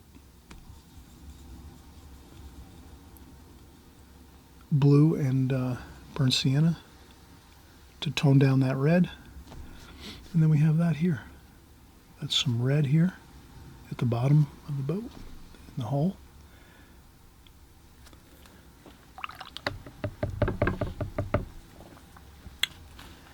And then maybe we have a little bit of blue for some shadow on this boat.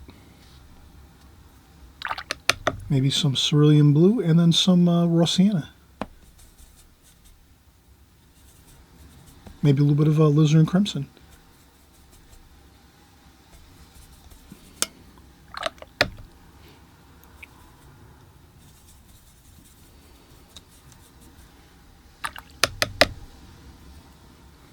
Maybe a little bit of a shadow over here on the boat. Maybe a shadow over here too. And then maybe we can blot up a little bit of that shadow. Like that.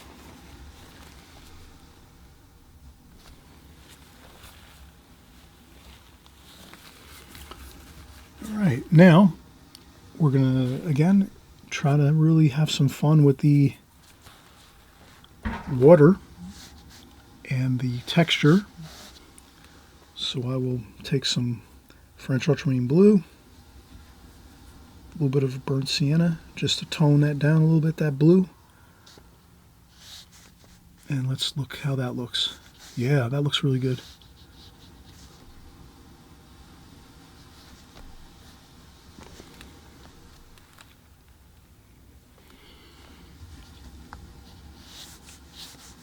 See, we're getting that sparkle in the water. Doesn't that look good?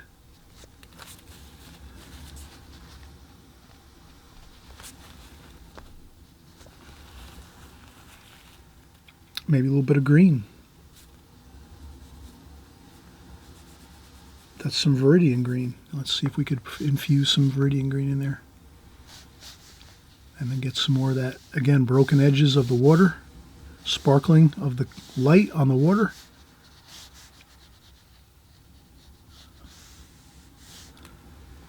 Yeah, that looks really nice. A little bit of more blue, French ultramarine blue.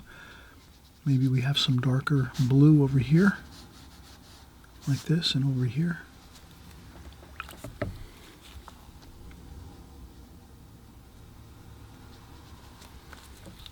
A little bit of splashing. Maybe a little bit of raw sienna or some alizarin crimson in the water, just to mix up some colors. A little bit of raw sienna.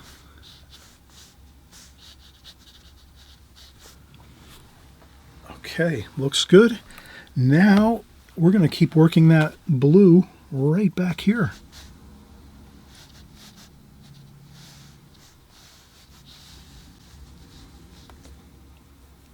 Wow, look how good that looks.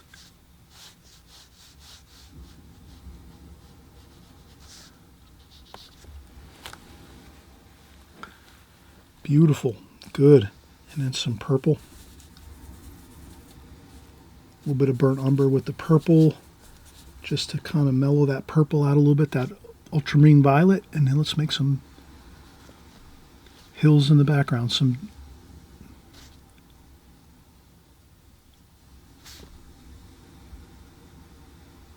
There we go.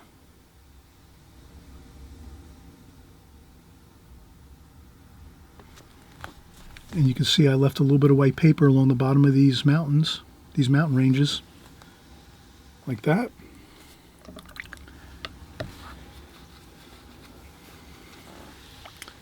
And then why not? Let's just fire in the sky. Don't worry about it. Take some cerulean blue with some water. Mix up a little bit of sky wash, water, cerulean blue. Let's do that splash effect again. Quickly though, when you do the splash effect for your sky washes, do it quickly. Get some of those splashes on there fast, right? Then quickly rinse off your brush, and with a damp brush, just go right across the paper with a damp brush like this. One sweep across like this, holding your brush like this. And just go back and forth like that.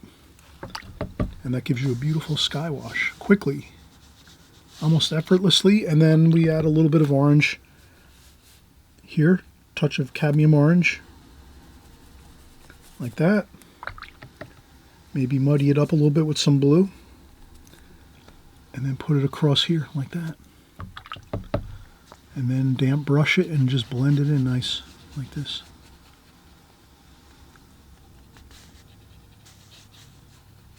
And then work it up into the atmosphere a little bit here in the sky, that raw sienna. Just a little bit up here, not too much, but you got to work it fast, all at one time, quickly, and that's it. You can't really spend more than a minute or two doing the sky, and then it's got to be, you got to let it dry. If you keep going back in and adding more water or more paint, it winds up kind of like causing problems with the wash. It looks like you get blossoms and cauliflowers, and the washes don't look as good. So this is quick is better. Quick is the best. Fast is the best when it comes to skies. Get the paint on there quick, smooth it out, and that's it. Let it go. Just walk away from it. And then when you come back in an hour or two, or if you use a blow dryer, you can come back in 5 minutes and keep working. But that's good. Okay, and again, you're seeing how arches can really add some really beautiful effects to your watercolor paper. Again, shimmering light across the water over here by our boat in the water, and even in the sky, adding a little bit of more interesting sky effects with the clouds, with that beautiful arches rough paper. And there we go. Classic watercolor look. So what I'll do next is I'll let this dry 100%. We'll come back and we'll just finish the finishing touches of the mast and the boat here, because I think the boat needs a little bit of detail. Other than that, everything is good. Maybe we'll put a figure in the boat, possibly, and then we'll be all set. So we'll come back and do that in just a minute. We have to let this dry. And you can also use a blow dryer if you want to and dry this within 5 minutes.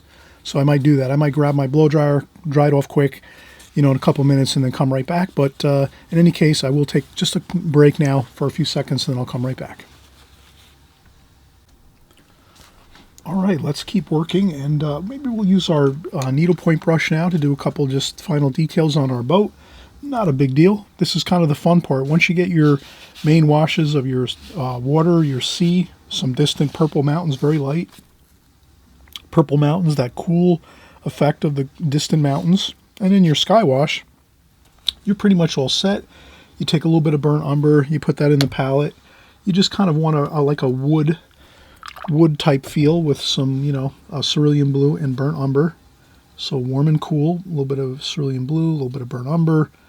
Kind of make the mix a little bit warm and cool. We don't want to just be like a one-stop shop for colors. We want to try to mix those colors up a little bit and kind of get different warm and cool effects. And then you just take your mast of your boat and you just go a little bit at a time. And then you just work it upwards. You maybe skip a spot or two. That might be where the light is striking the mast, so you leave some spaces with it. You do like a dashed line, basically. I mean, does that make sense? You could always go back in if you make a dashed line and fill it in. But once you make one solid straight line, you can't really go back in and start trying to remove your lines. So if you think of it as, you can always take the approach of doing a little bit less and then adding back into your painting, adding some more details into your painting. But once you paint something in there, it's hard to kind of remove it. It would be a lot of scrubbing and wouldn't look good. So watercolor is really, we always try in watercolor to get everything done at one time if we can. So again, I'll just do some masks over here. There's another mask that comes up here like so. I hope you're doing a great job, everybody. Good work. Good. You're doing your final details here. Again, I'm doing dashed lines, basically. I won't be putting in every single bit of line. These are just some of the rigging, the lines for the boat. And that should be good. A couple more lines here. Just a couple more like this. And that's fine. Good enough. Maybe a little bit of a flag up here in the breeze, kind of. And that's pretty good. I think we're fine with that. Maybe a little bit of a darker French ultramarine blue over here. And you can add in a little bit of a darker dark under here maybe.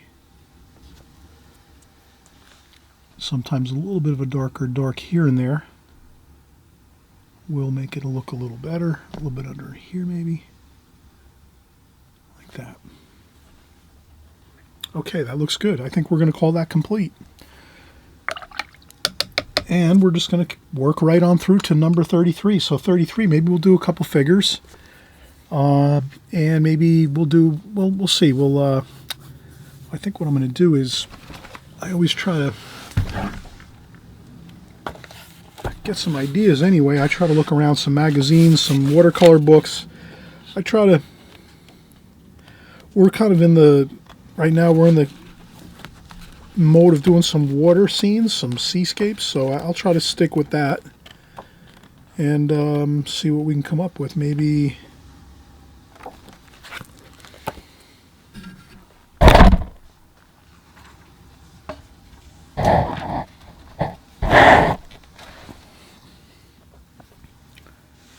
we'll just do a simple couple of shacks along the water here. We'll take our pencil. You can use any old pencil. I use pencils I buy at the 5 and dime store. Sometimes I have pencils, mechanical pencils here and there. So I have some mechanical pencils here and there. But this is fine. This one works fine. We'll use this. And we'll just do a nice little, we'll do a 1/3 up. So maybe a third up, 1/3 up. There's 2/3 full, 3/3. 1/3 up. We'll do our water line, our water horizon line. Let's do maybe a little shack over here. Why not? Maybe a shack over here like this. And maybe another bit of building over here. Over there like this. Then maybe in the distance over here we have another. Okay, so we have some fishing shacks along the water. That's good. We have a couple, just basically, I'm doing rectangles. One rectangle, here's a square, another rectangle here, another rectangle here, and then the roofs are basically like a pyramid shape, and then more rectangles. The roofs are just rectangles up top here, like that, and that's it. And then maybe we have a couple boats. Maybe we have a boat over here next to this. So we'll put a boat and a mast here and a couple bits of rigging. Maybe another boat over here too, in the distance here, like that. So now you see we've created a beautiful kind of a shoreline here. And then we'll see what we can do with our paints. And we're going to see how beautiful, again, our arches paper handles. So we'll kind of work some nice, let's do some raw umber here. Raw umber. And this is more of a dark. Let's make that a more dark. So that's burnt umber, French ultramarine blue, burnt sienna. That'll be our dark kind of wash that we need, burnt sienna. Like that. So then now I rinse off my brush, dry off the brush with some paper towel or tissue. I have my raw umber over here. Maybe we have some more alizarin crimson over here. So you can kind of see I'm using my palette colors right even with where they are in the palette. So French ultramarine blue, burnt sienna, French ultramarine blue here, burnt sienna. Then I come over here, raw umber, straight up here. And then in red, alizarin crimson. So that kind of gives us the ease of always putting the paint right where it goes in the palette. And then down here, some cerulean blue, a little bit of purple. Maybe we'll do some raw sienna over here, like that. And now we have plenty of colors. That's all we need. Maybe a little bit of green, viridian green over here. All right, let's see what we can do with those colors. So we'll get the darks in first. Let's get some darks in first. I'm using my number 8 again. Trying to use a large brush as I can go. And then another bit of darks over here for this building. So basically a rectangle and a square. That's it. That's simple. Maybe we change the color around a little bit. Maybe a little more burnt umber over here. Make that a little more earthy. Burnt umber there. I don't know, maybe some burnt sienna over here.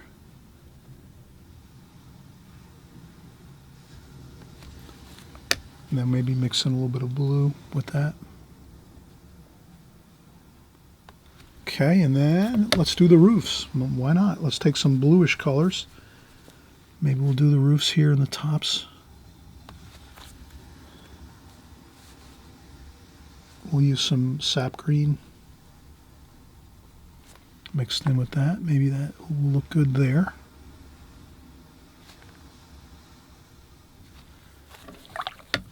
Then maybe a little bit of green, viridian green with the raw sienna, like that. And what I'm doing is I'm basically just making sure that I change the colors from the bottom of the buildings and the roofs. So I want to always change those colors so that you can see the roofs and the buildings, if that makes sense. And then why not just let's keep going. We'll do some of the sailboats here. We'll make those kind of dark. We'll do these here like that.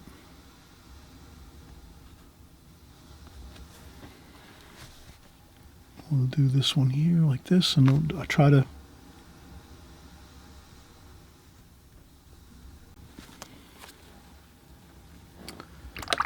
then we'll come in, get some more raw umber and raw sienna and raw umber, a little bit of sap green. Mix it all up over here with all these colors. Just get some good mixes of reds and greens. Make a nice grayish green color over here. There's going to be some water over here, so I'm going to make the water come this way. So we're going to make sort of like a V shape over here. So we're going to keep this like this. Maybe we'll add some, lift up a little bit of paint, add some watercolor, some cerulean blue, like this, water, some watercolor, some blue watercolor, there we go. Again, we're going to use that beautiful blue mix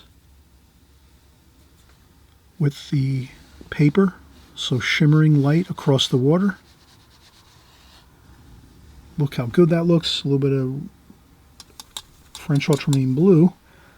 It gets a little bit darker here, the water. Okay. So the water gets a little bit darker over here, and then we add in some of that Viridian green. More high intensity, closer to us in the foreground, and it gets mellower as it goes in the distance there. But you can see how beautiful that looks, the shimmering water.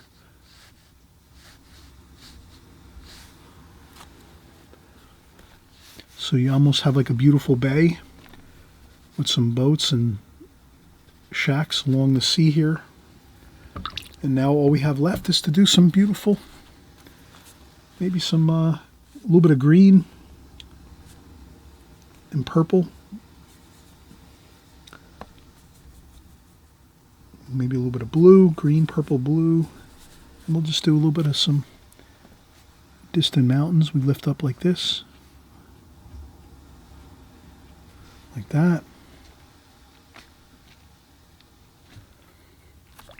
Okay, so we just have that little bit of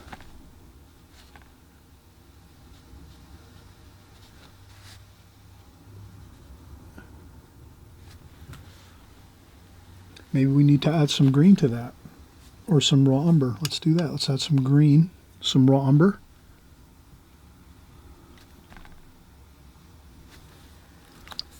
To those distant trees. And then that's the water over here, the ocean out that way. And then all that's left is we take a little bit of water. Let's take our water container. You see it's murky, that water. Let's empty it. And we'll take some fresh, clean water out of a water container or whatever you have. And now we'll wet the paper up top. Up here. Wet the paper up here. And then remember, we're going to do like we actually have. This is one really fun technique, method you can use. I'm really good. I'm very proud that everyone is working with this new method.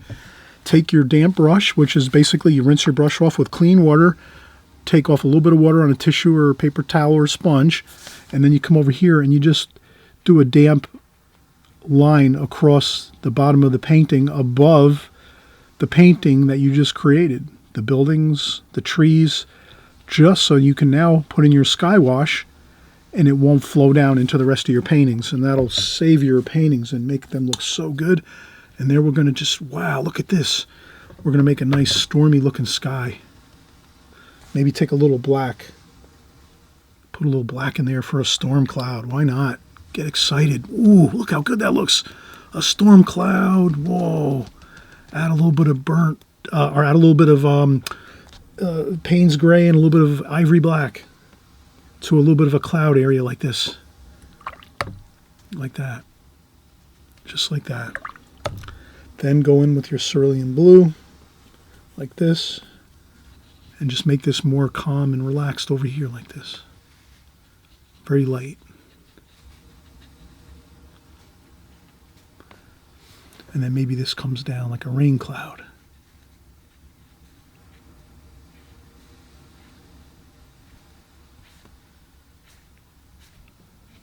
And you just kind of flick up the brush like that. Sometimes that kind of gives you the effect like it's raining. Somehow that works. A little more black maybe up here. Add a little more water. Let the water flow on down.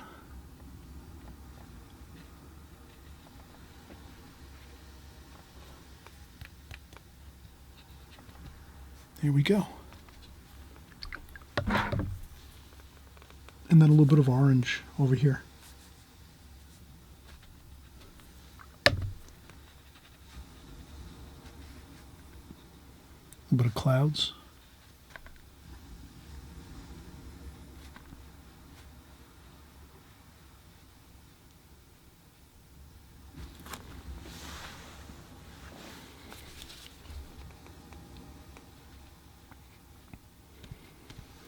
If your water starts to infiltrate a little bit because you added quite a bit of water, no worries. Don't worry about it. You grab a tissue and just blot up a little bit here and there. If you start to see your water flowing down too much, even sometimes if you make that little light bit of damp paper along the edge of your mountains and your buildings where it meets the sky, it can sometimes still overflow and go down into the bottom of your painting. And that's when you just quick grab your tissue or your paper towel and you just do a quick little blot, and that solves it. And then you can even do a quick, we did our cloud formations, remember, with our, take our tissue or paper towel and just do a couple quick spins like this, like that, and then smooth them out, and you have some clouds and some light like that, and that's it. All right, so we're going to move on. We're going to, again, let's keep working.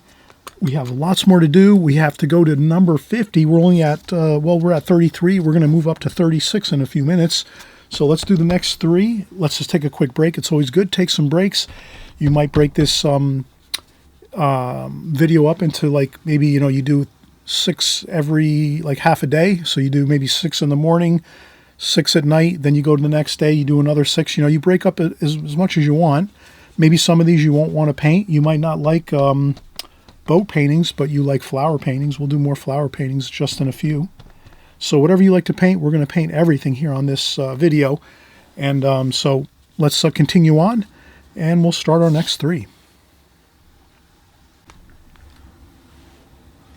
All right, so we're just moving right along here. We're going to start with number 34 here, where we've just completed a number of our compositions here, and we're just going to keep rolling here. Let's shift gears a little bit. Let's do some flowers. And I thought I would cover some really interesting techniques and methods regarding painting into the light with some flower paintings. I think you'll really enjoy this. If you really enjoy painting flowers, perfect opportunity now to kind of get in and do some work, small compositions on flowers. If not, you can just work along with them, and you'll learn the really exciting technique of painting into the light. And then we have a little bit of, you know, other exciting tidbits that go along with that painting into the light effect. So I'll put my pencil down for just a second. I want to make sure my palette here is locked down here. So I just need a little bit of tape on this thing here. And that's one piece there. One more to go. This is really fun doing these compositions, and we're well on our way to doing our 50 as promised. We're doing 50 methods and techniques in watercolor compositions. We did the first video was the first 24 or 25, and now we're finishing up part 2 of 2. So this is, we're continuing on now here in this middle of our part 2 of 2. And I'm glad you're joining along and having fun with us. We're having a great time, and this is so much fun about with watercolor. When you're doing small compositions like this, this is really the real, like, the fire of watercolor. You're learning all the, like, methods and techniques in a more compact fashion, and a lot at one time. And then as you practice these over and over again, as we're going through all of these compositions and these paintings, these small vignettes and small comps, this is where you're going to like pick up your kind of your technique and your methods in watercolor, because you're actually, by practicing them, it's going to be locked into your brain and your mind and the way you're going to approach your paintings in the future. So whatever you're practicing on and working on in these like small vignettes and these small studies, that will become your finished paintings. So as long as you're working along with me here on these compositions as we go forward throughout this whole series of the 50 compositions, you'll be fine. You're going to learn a lot, and you'll see that when you start maybe doing some more maybe some larger size paintings, or going back to doing some other videos and other workshops or things that we're doing online here, you'll notice that you're really going to have picked up a lot. So the next thing we'll do is we're just going to do a loose, again, some flower painting, some loose ideas here. We're going to have this one here. We'll put a vase in the center of our painting. So you could even kind of take your painting and divide it, your small composition here, maybe divide it in half. And that could be the table over here, the back of the table. So that's the back edge of your table. And then you can take the central area here, and then we're going to make a vase here. So maybe we'll make the vase a little bit above the back edge of the table. And we'll just make a little nice vase like this. And I'm just doing this for fun here. I'm not really working from anything but my imagination, really, because I have many vases here in my studio that I set up and paint, plein air, or I do paintings right here in the studio. So you can just make a quick vase with a handle, and you can make it any old way you'd like to. You can skip it, and you don't have to necessarily put the handle on there. But this is just, again, the idea. And this vase might be a little bit, sometimes we'll just take the pencil and straighten out a few things. Like, it looked a little lopsided, the vase. So now I just bring this over a little bit to the right. Makes it a little bit better. It doesn't have to be perfect by any means. And then we'll just put some flower shapes in here. So nothing, just maybe we'll have some fun. We'll put maybe one flower shape like this right in the center, like that, kind of hovering above. And then a couple stems coming up to that flower right there. And then maybe we'll have a few more flower shapes here, like so. And another here. Maybe a couple green leaf forms over here. And then maybe we'll make another flower shape here. One more up here. And maybe one off to the side over here. And again, just a flower shape with some petals. And nothing too, just like abstract. If you can think of just abstract ideas of flower shapes with petals. Because we're really just trying to get the idea of painting into the light, where there's a window behind us, or in front of us, I should say. So there's a window in front of us. The light's coming through the window from the outdoors. And then we're going to say that this is like a glass top table. Maybe we have a kitchen table or a kitchen countertop that's got a very shiny, glossy finish to it. And we'll pretend that this is the front edge of that table. So there's a little bit of a front edge to that glass top table, or countertop, if you will. And then from that point, I think we're pretty good. We'll do a few window panes and a window sill. So we're going to have maybe a window sill back here. And we'll have some window panes there. So we're going to make some vertical window panes this way, and then we'll go across this way with a horizontal window pane like this. And we just go right across. You try to keep it level. If you need a ruler, that's fine. Please use a ruler. If you want to, you can always take a ruler and,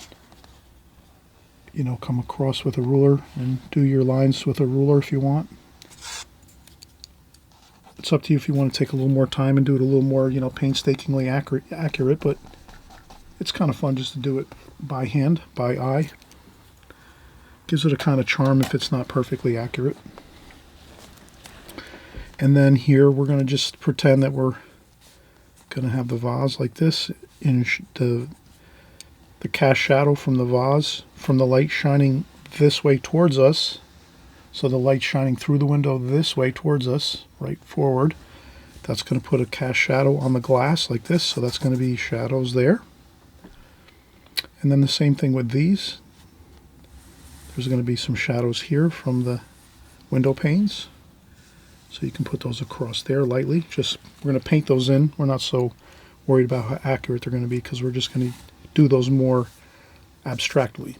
The reflections of these, and the shadows, I should say, which become reflections because this is a glass top table. Okay, so that's good. And I think we're ready to paint. And again, not a worry. Just thinking of abstract ideas here. Flowers, a vase, glass top table, a window behind, and the light shining through the window towards us.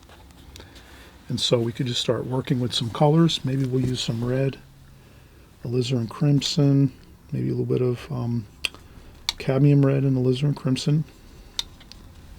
That could be our kind of our red colors for these flowers, for some of them. We'll maybe mix it up and use a couple different colors, but let's just kind of start out with this flower here. And then up here too, we'll do this one. And then what you can do is you could start by adding some raw umber and some cobalt blue and cerulean blue and make a little bit of a darker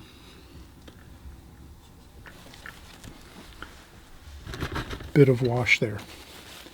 And that's going to be for the center of the flower. And what that does is that gives you a feeling that the light is behind this flower, and in the center of the flower it's a little bit darker, and then the outer edges of the petals of the flower are brighter because the light's making it through the flower itself. And we'll do another one over here, the darker in the center of the flower. And again, just the idea of it. Doesn't have to be perfect. We're not out to make a wonderful painting that we're going to put into a show or a gallery or anything like that. We're just trying to get some basic concepts here as we go, and then some darker wash there in the center. And then let's make some maybe golden color flowers. We'll go with some raw sienna here. We'll take some raw sienna, maybe some cadmium yellow. And we'll maybe do a few of these here. Maybe this is a gold color flower there. Maybe another there like this. So we're just going to get some of those flower shapes. And then maybe another red flower here. Like that. And again, we'll do a little bit of that dark shadow in the centers of the flowers.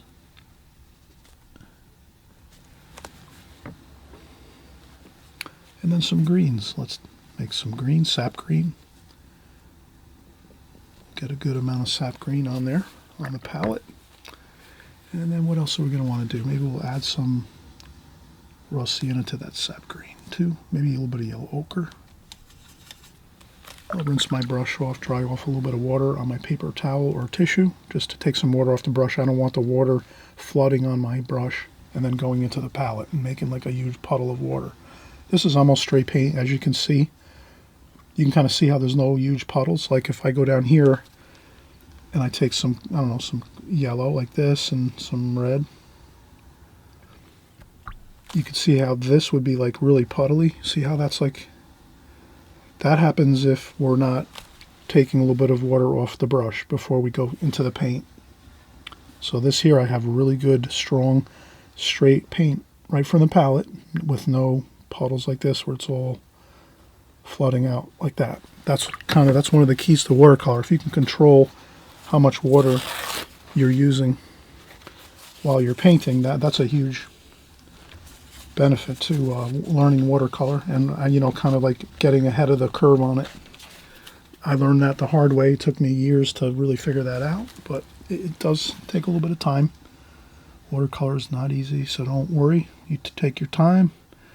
You learn a few things. If you see something really is important that you've learned, then you write that down and you make sure that that's something you really, or you save the painting that you've learned something. And like if you learn something, I used to do this. I'm hoping you'll maybe try it out yourself and see how it works. But if I saw that I had a painting that looked really good, or it was looking the way I wanted it to, or I thought, yeah, that's looking really good, I'm thinking I'm making some progress, I would save that little small composition or small painting and put that aside and make sure that I'm always looking at it and saying that's what I'm aiming for the next time. And then that's how I kind of, after a while I started realizing it's really good to, when you do a good painting or a good composition, or if you have some of these compositions that come out really good, save the ones that really come out good that you like a lot and put those aside. And then the next time when you're painting, let's say if you're painting a boat painting and your boat painting comes out really good when we're doing these compositions, clip it out, maybe save it in a folder, or pin it up on the wall, tape it up on your refrigerator, whatever it is. Save it, keep it with close by in your studio wherever you're painting. And this way, the next time you go in to maybe do a boat painting, let's say, you're going to look at that one and go, see, that's what I'm aiming for. I see how I got the really good darks. And I got some white paper there and some beautiful blue washes for the ocean with some sparkles on the water. And, if everything was working good for you in that composition, that's what you'll save that one. If you have one that came out really terrible, where like the water's flooding all over the place and the colors don't look good, you just take that and put it into a folder or whatever, in a shoebox or something, and you save it for memories or something. But you don't want to look at that for your example. You want to definitely save the ones that are good, and you keep those and keep looking at those and saying, all right, yeah, I'm looking to do that more often if I can. So now we have those beautiful dark shapes of the flowers, petals and the flowers. And then now we'll do the vase, and we'll just use more of the same colors, blue and red and gold. Now I'm adding a little more water, but not a whole lot. And then I'll go right down the center of the vase like that. Then I'll rinse off my brush, dry off a little bit of the water. So now I just have a damp brush. And then I'll just smooth that wash out to the edges here like that.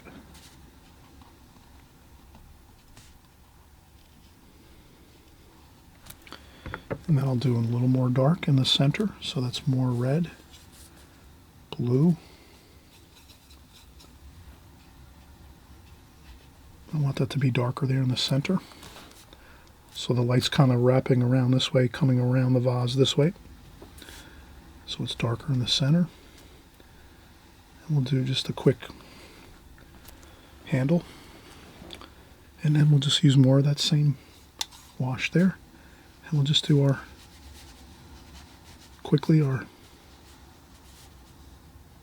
shadow, cast shadow from the light coming behind from the window. And then we'll do the same thing here. We'll start to work on the window panes. So we'll do more raw umber and cerulean blue maybe, touch of red. And again, just real simple. I rest my hand on the paper, nice and stable, and then I just move my hand upwards like this. That's same thing over here. My hand's resting on the paper.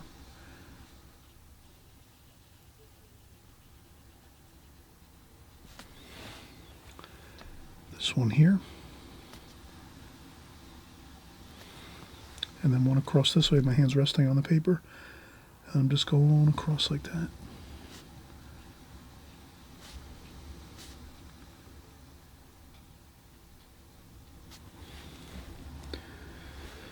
And the same thing here. Let's do this. Let's create this bottom sash of the window. It's in shadow. I'll leave a little bit of that highlight around the vase and the handle.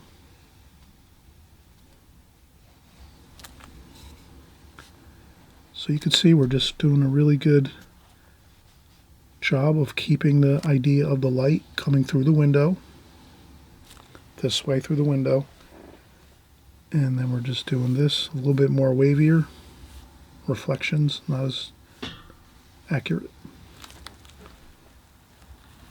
Okay, and maybe a little splashing, a couple of splashes to just give it a little texture, and then there might be a shadow under here. What I'll do is I'll let this dry though first, this sash of the window here, and we'll make a shadow, cast shadow for this on the glass top table, but let's let this dry first here, if you could imagine.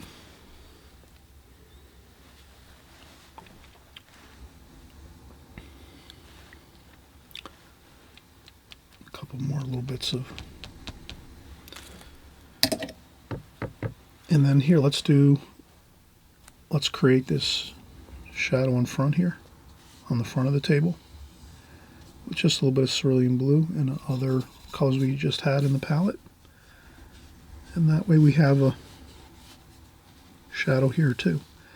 So this is where the table ends, the front of the table ends, and then it goes vertical down toward the floor. So this is where the table edge ends here, and then this part is the front edge of the table going down towards the floor.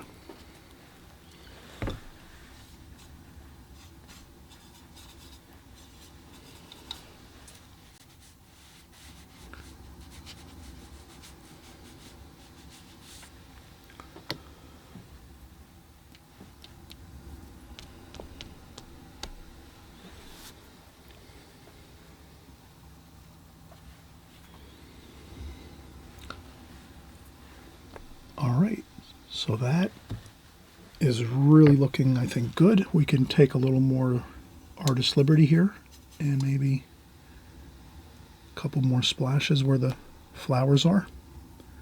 Maybe a little more greens here. Maybe there's a couple leaf forms.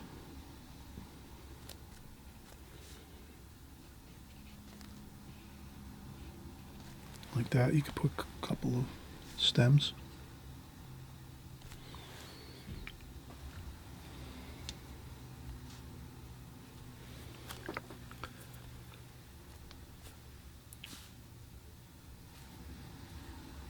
Maybe a little bit of cerulean blue with a little bit of water. Just to get a couple of splashes on there. Maybe those are some mystery bits of flowers there. And maybe a little bit of blue and red to spruce up some of the.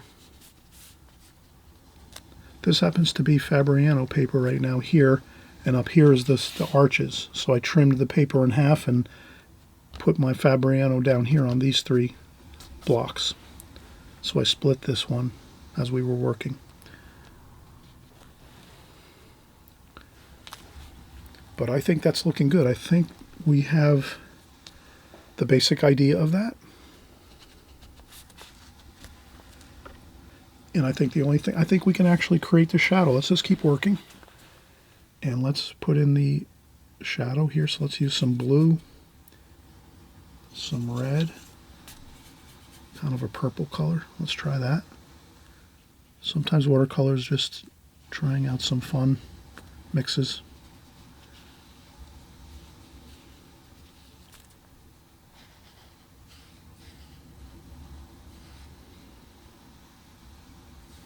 Yeah, that looks fine. All right, so now we have the shadow of that.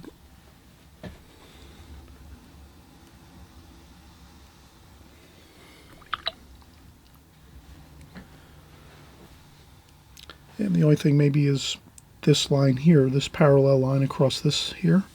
This could have been a little bit further here, like this way. So I made this a little bit too close, I think. Just a little bit, but it still works. It looks fine. I think it looks good. I don't think anyone would notice that it might be you know, not 100% accurate here, because this line here would be starting right here. So you can kind of see that from here to here. Here to here, that would be starting right here and then to here. So that this line should actually be right here and then across here like that. But we're not going to complain. If it looks good, we're going to be happy with it and not worry too much about it. As long as it's passable, we're going to be happy and say we learned a lot on this.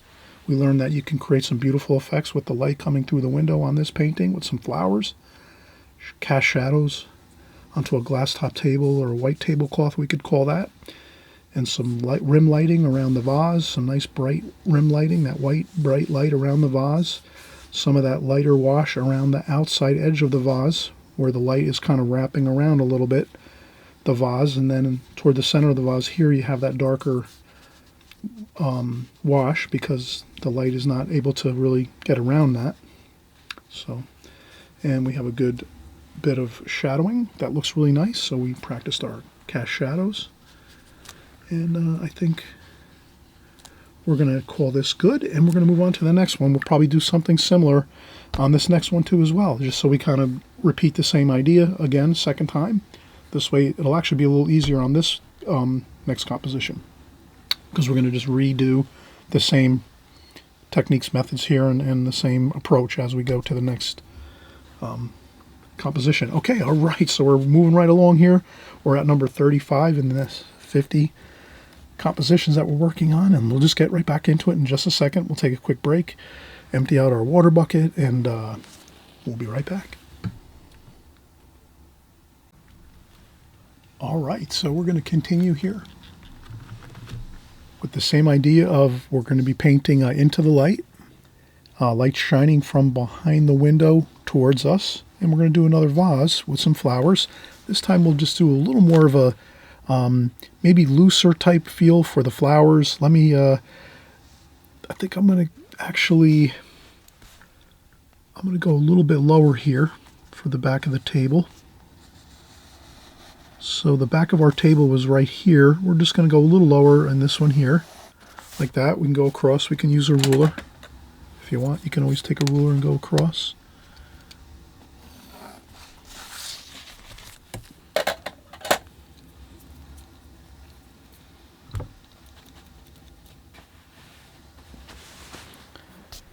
And then I think the vase, let's make the vase a little bit more,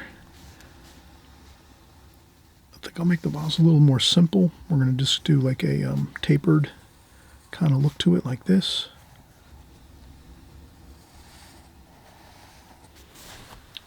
Like that. And then I think we'll start going up like this. Maybe we'll make our first kind of, let's say, stem upwards. And we'll take a few more like this. So we're going to just take some stems like this. Maybe we can even we'll make this a clear translucent glass vase. So that should be interesting. So we're going to see all the flower stems in here like so.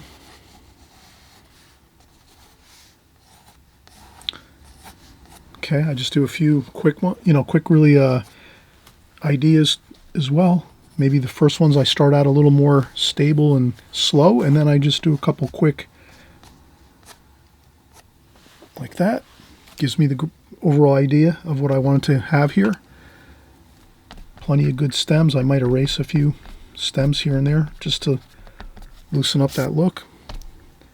Then I'm just going to take some flower shapes and just kind of make them like radiating forms, roundish radiating forms like this.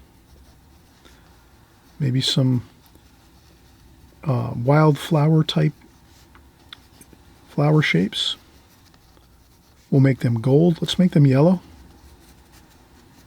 like this. Okay. Okay, and then this is the back of the table. And then maybe on this,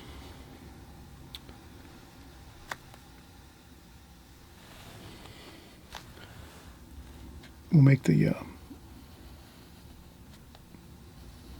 window panes here, like that. And then maybe up a little bit higher here. We can even go across here like so. Like that.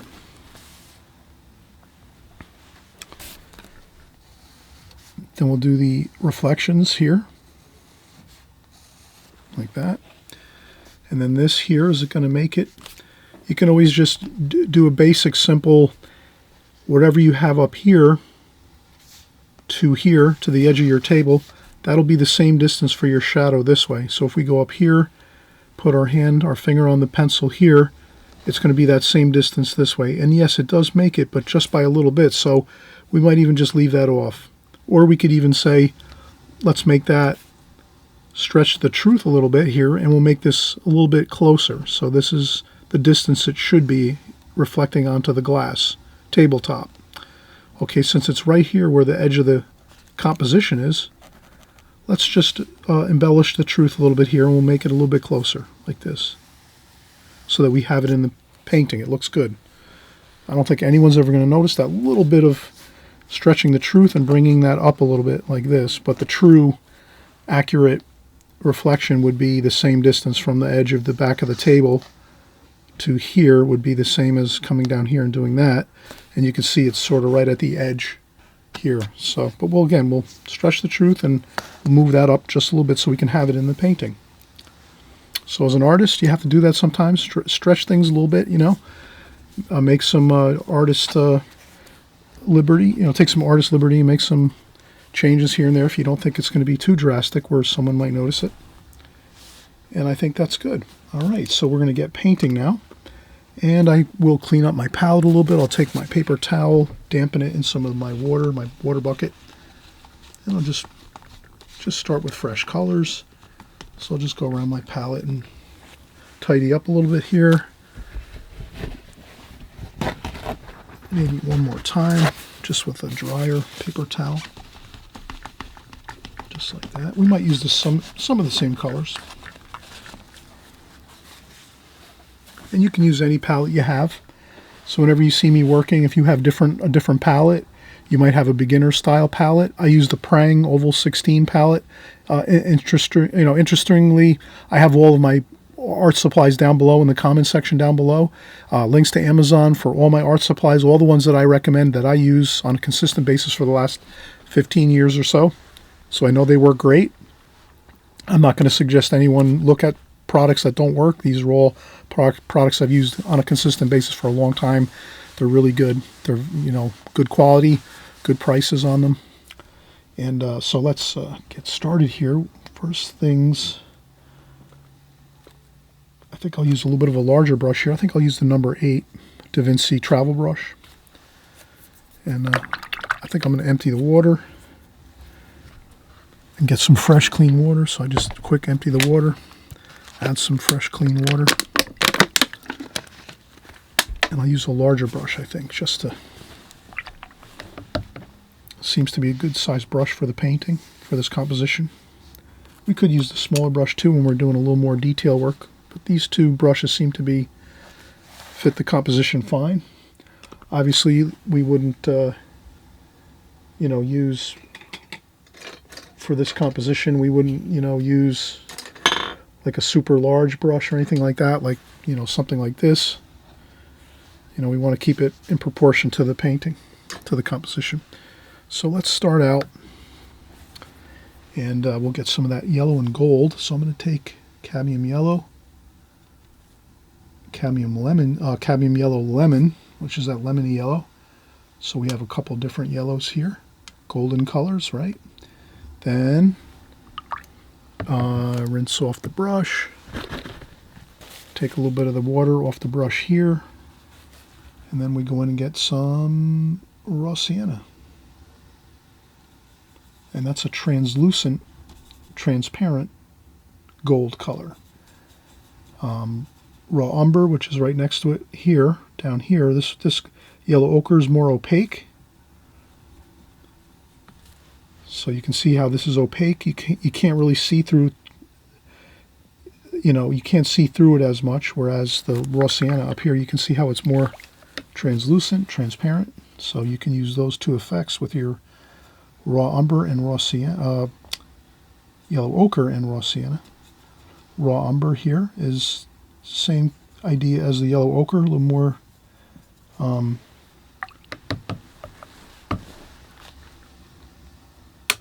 raw umber is mostly pretty opaque, but not quite as opaque as the yellow ochre, but it is not quite as translucent or transparent as the raw sienna. All right, so now let's get we'll start making our yellow flower shapes, and just take your brush, have a fun time, kind of go with the pencil sketches that you did on the paper with where you would put your flowers, kind of keep that same idea going, but it's a freedom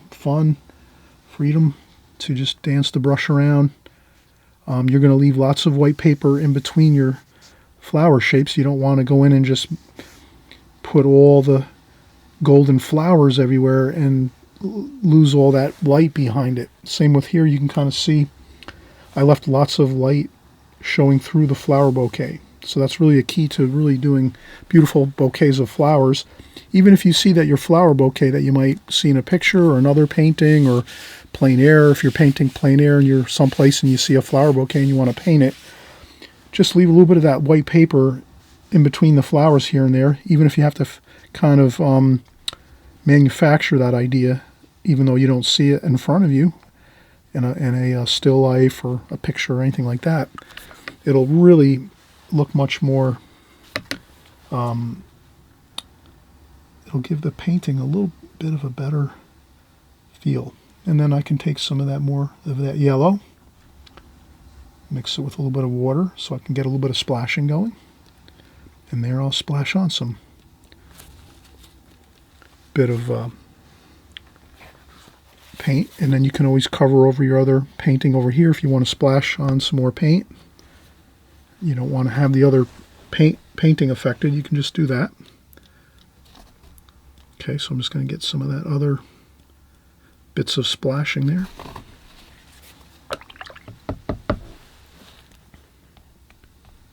You could do a couple finger taps. Those could be lighter flowers, and we'll paint in the stems later.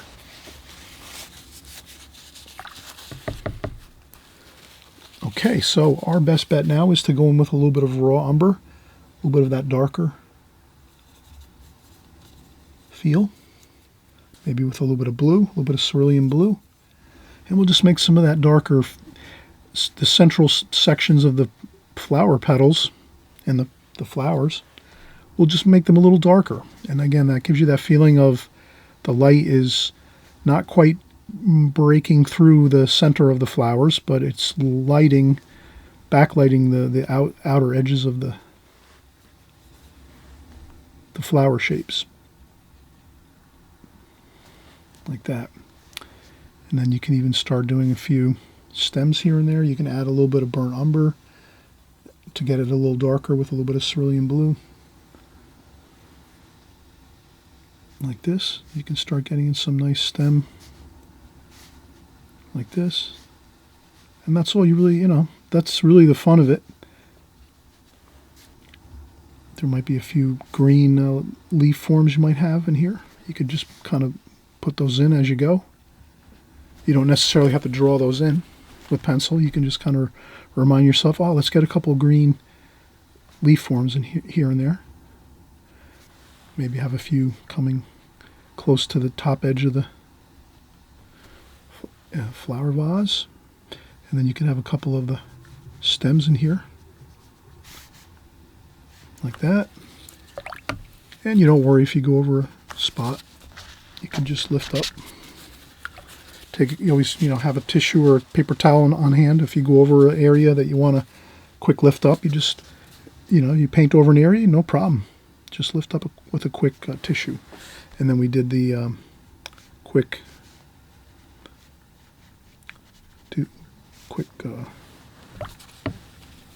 lift up of the paint there, but it doesn't really matter. I think we're looking good here. Maybe a little bit of light cerulean blue like this down here.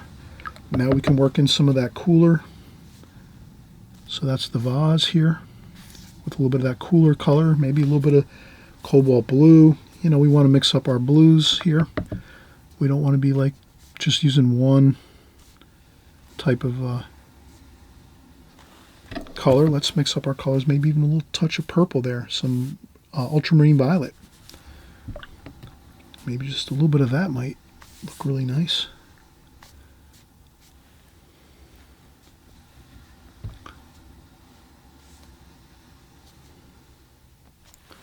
And I think that's fine. Looks good. We'll let this start to dry. And I think we could start to work in our window panes. And I would use the same colors. I wouldn't change up the colors too much. Raw umber, maybe a little bit of burnt umber to get a little bit darker. Some cerulean blue. I think that's fine. Maybe a little burnt umber just to get a little darker maybe. And then we're just going to do this. We're going to start getting our window panes in. You can kind of leave some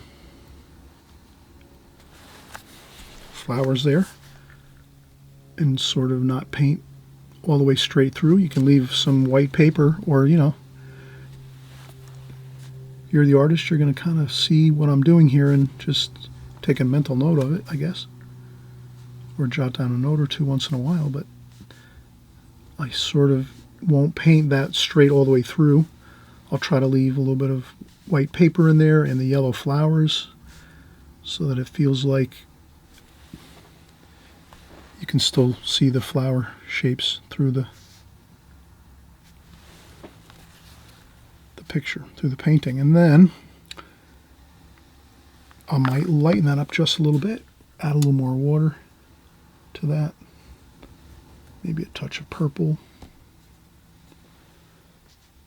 Now I'll just do a little bit of a wavy kind of thing like this, same thing like that, a little bit wavy, and the same thing there, a little wavy, and that should be good.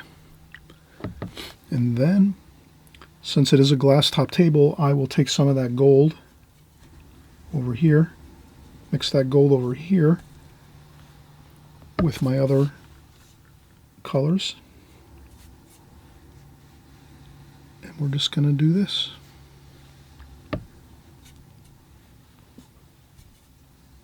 And some cerulean blue.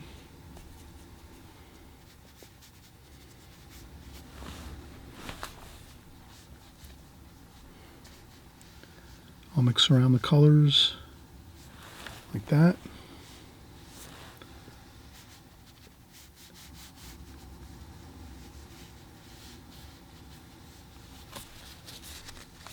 And then I might take a paper towel or tissue and just lighten up here.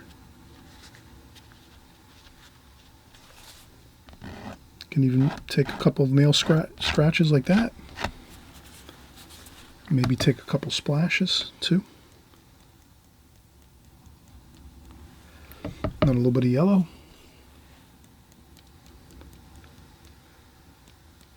Just a little bit there like that for the shadowing.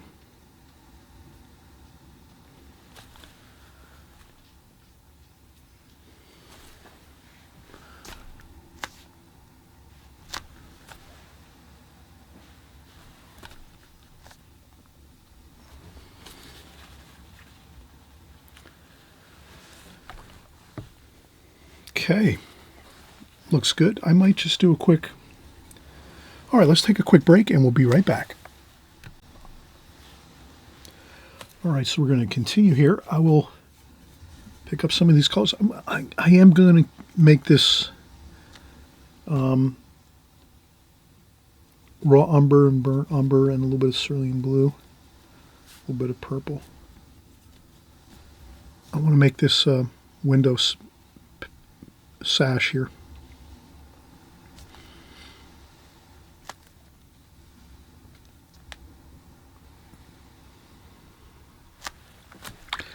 And then what I'm going to do is put the reflection in.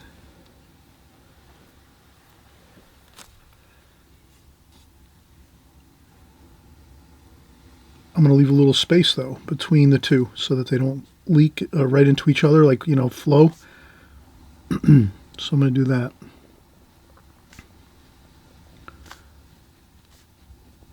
I'll paint right through my vase like that. There we go. And then what I can do is, as it starts to dry a little bit, then I can kind of meet up the two edges like that. Once it starts to dry, just a little bit, only maybe 30 seconds to a minute, depends. But we really don't want any light in there. That's, that's the darkest part.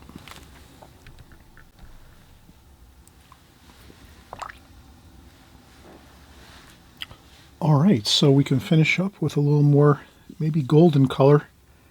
So I'll mix up that cadmium yellow lemon and cadmium yellow. And I'll add just a little bit of extra water because I do want to do a little bit of splashing now. So what I want to do is splash onto the center of the bouquet a little bit of flowers, just to make it a little more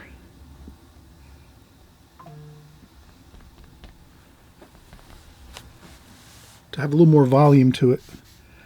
Yes, I did leave some white paper though, you can see.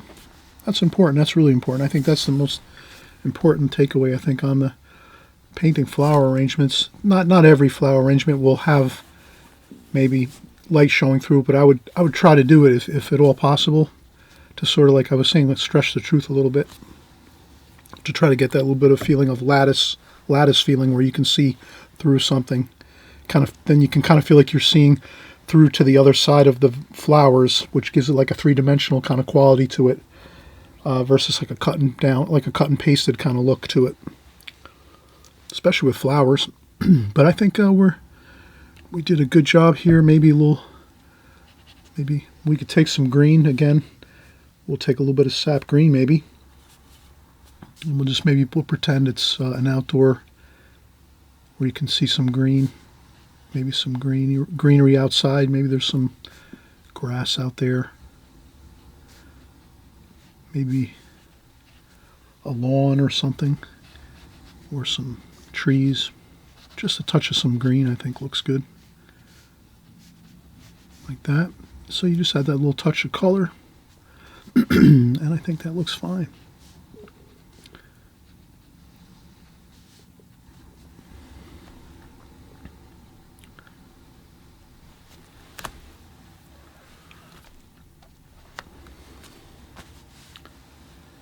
But I would keep this white. I wouldn't put any green on the glass top table, or that could be a white tablecloth too. We could use our imaginations on that.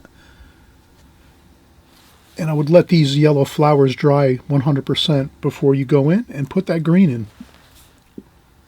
That's an important part of watercolor. You'll notice when you're painting washes, it's good to let certain sections dry, especially if you think you're going to, like if you're thinking of adding in your green wash through, so that you're seeing through the windows here, and you're seeing maybe some bushes or trees or grass or whatever, just a feeling of that greenery behind the windows. You keep in mind that you want to let all your yellow flowers and washes and splashes dry 100%, and then you can add in that green. If you do go in a little bit too soon, you'll notice that some of those yellow flowers and the flower shapes that you painted might blossom and bloom and start to like infiltrate out into the other washes that you've created. So that's just something to keep in mind. I think that's important. But let's keep moving along here. So we have another painting. We're sticking with some flowers here. Let's do one more flower painting. And I think then when we move on to the next few compositions after this, we'll shift into something a little different. But I know many of you like flower paintings, enjoy painting flowers, bouquets, flower studies, things like that. So that's why I'm doing them. I always know that when I create flower paintings, on my YouTube channel. Everyone seems to just really enjoy them so much, and they give a lot of thumbs up, and I'm hoping you'll thumbs up too if you like this video. And I'm also hoping you'll subscribe to my channel. Feel free to subscribe down below on the right-hand side. And I always mention that throughout my videos so that if you're just joining along for the first time and you've never been on my channel before, all it does is keep you in touch with me so that you don't miss any of my videos, because I'm making videos every weekend, all year long. So every weekend you'll see me here on YouTube.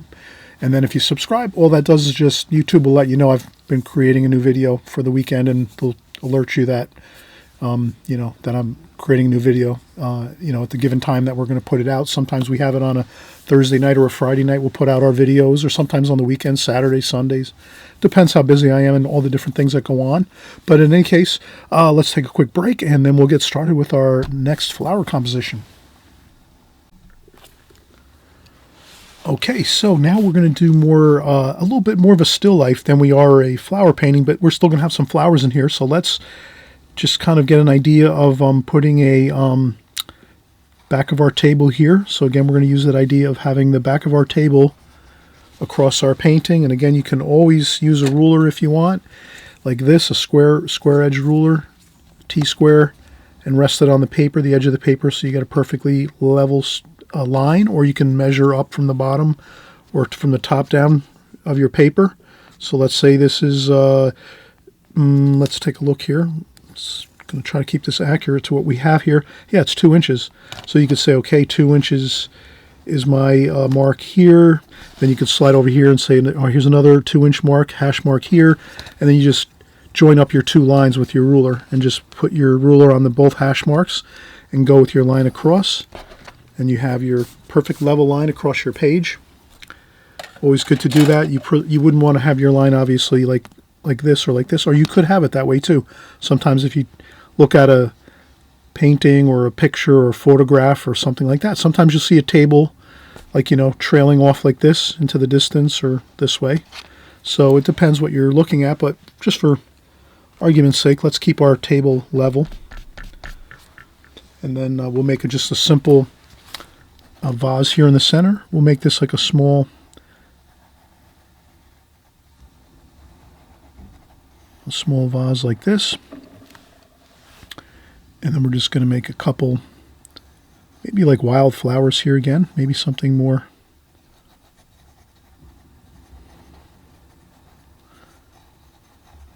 I'm just going to make some flower shapes again. I'm not going to, I'm just doing this by imagination, let's say. I'm not working from any pictures or anything like that. So I'm just hoping that you'll have fun with this, and we're not really trying to, again, if you're going to create a finished painting that you want to sell or put up, hang up in the house or give as a gift to a friend, well, then you're probably going to use a photograph of a flower arrangement, or maybe from a watercolor book, or maybe something you see on a magazine or something like that. That might be a little better. Would definitely be better to paint from like a photograph or something like that. But I'm just doing something I'm kind of from my imagination a little bit. I've painted many flower arrangements and things, so this will be again a clear glass vase. And then maybe we'll do just a few things here. Maybe we'll put a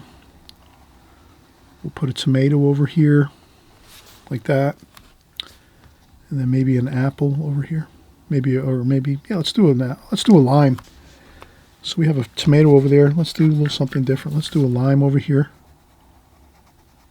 like this, a lime, and maybe a lemon. I'll make this an apple over here, a green apple maybe, and a little bit of shadows here, like this. So I'll just put some shadows. We'll pretend the light's coming from here. Like that, so we'll put our light insignia. So the light's coming from this direction, so we have a little bit of the vase here, and then the shadows, cast shadows from the flowers over here. And we were going to say that's a tomato, lime, and then maybe like another green apple here. And let's see how that looks. We'll just have a fun time creating this small composition. So maybe the first thing we'll just tidy up the palette a little bit. I always like to do that. Get some fresh paint on there, so I'll just take my paper towel, dip it in my water container, and just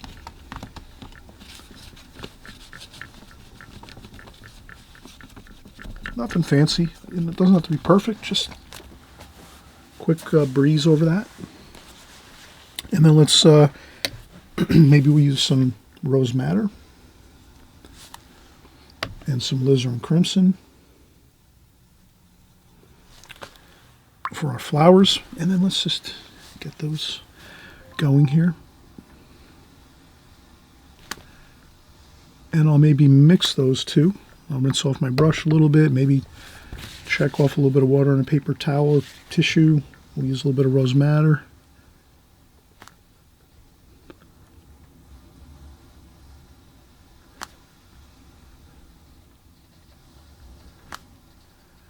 Having fun, dancing the brush around the page a little bit. We did remember that the light's coming from this direction. So we might want to have a little bit of the cobalt blue and a little bit of purple. And cobalt blue, maybe like that, a little bit of cobalt blue and purple. Just to get in a little bit of shadow here and there.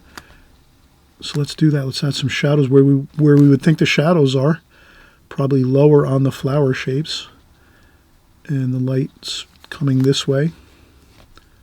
So maybe on the right side of the flower petals and things, you're going to see more light, more of that lighter pink color.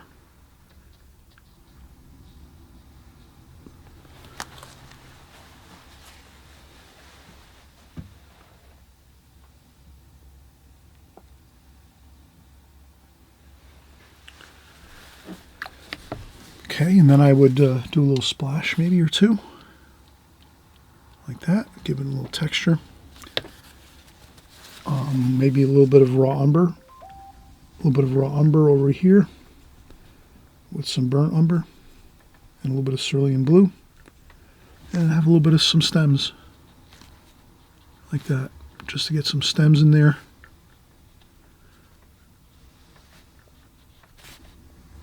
Like that. A little bit of sap green and a little bit of caddy lemon yellow. Maybe a nice lively looking green, like that. A couple of more green leaf forms maybe up here, like that.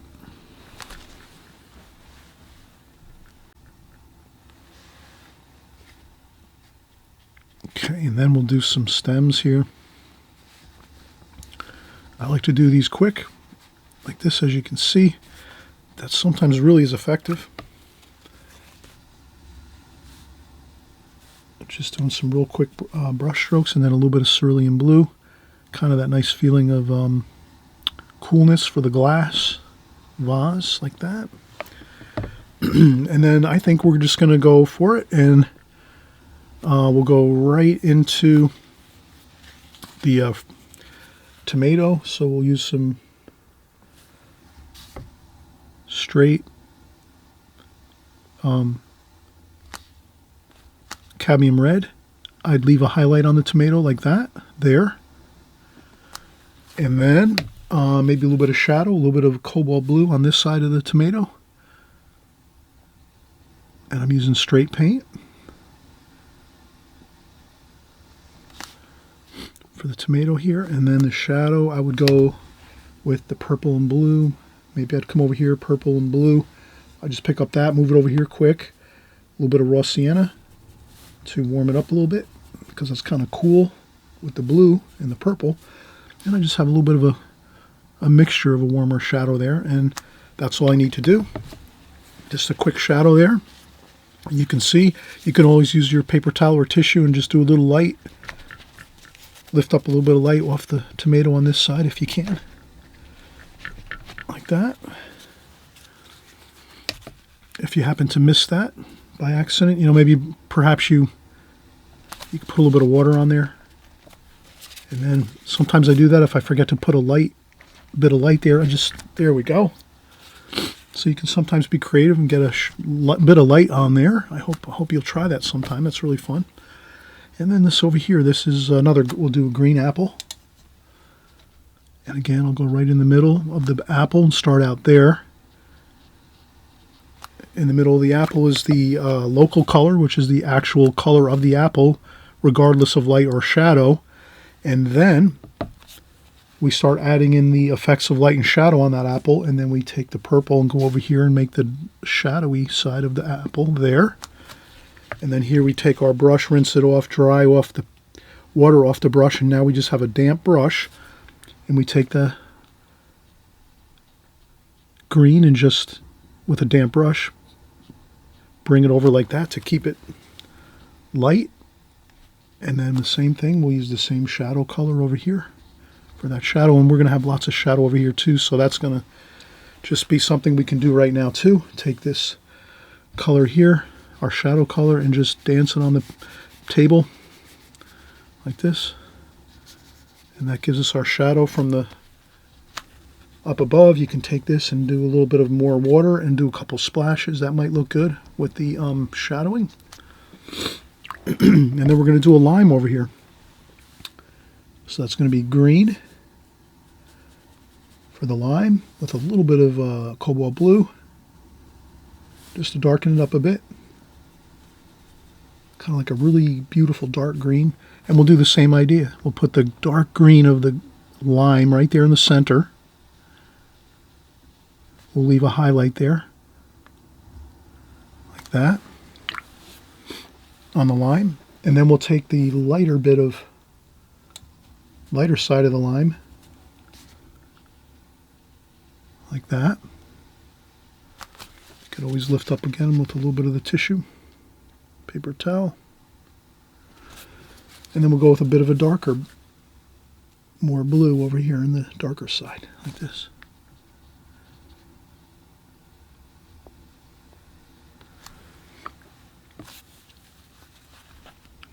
And then we'll take that shadow color again like this, blend it right underneath.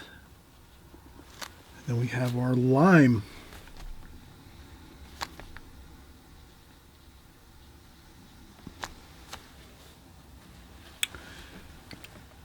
Okay, and then what's next? We'll just do a little bit of shadow or color a little bit over here, just to kind of make this the back of this table a little more interesting. So we'll put a little bit of color on the back of the table here where the wall and the table meet. And that should be something that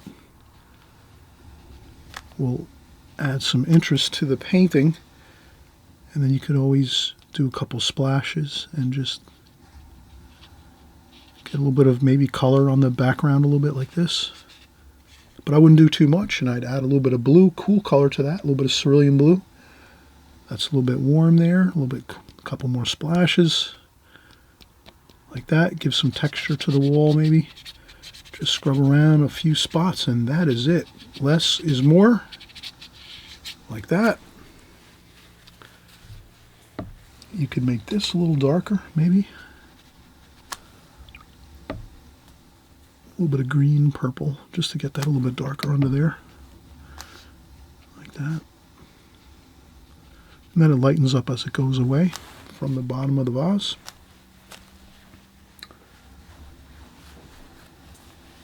All right, so that's a lighter version of these two. So this is kind of what you might call high key. Lots of bright white paper and more of, lighter feel to it. These are a little more medium, or, I should say middle key. Those are terms you can kind of see. Some of the art books have those. I guess when I had art books a lot, I have a kind of a large collection of art teaching books. And I remember years ago seeing that. Low key, middle key, high key. So we could consider this like a middle key maybe. This might be high key, middle key to high key. And this is definitely high key, very light, lots of bright white paper. So you can kind of key your compositions in your paintings to look more brighter, that higher key, or you can kind of tone them down, make them more lower key or middle key, kind of like that more subdued look. more darker washes.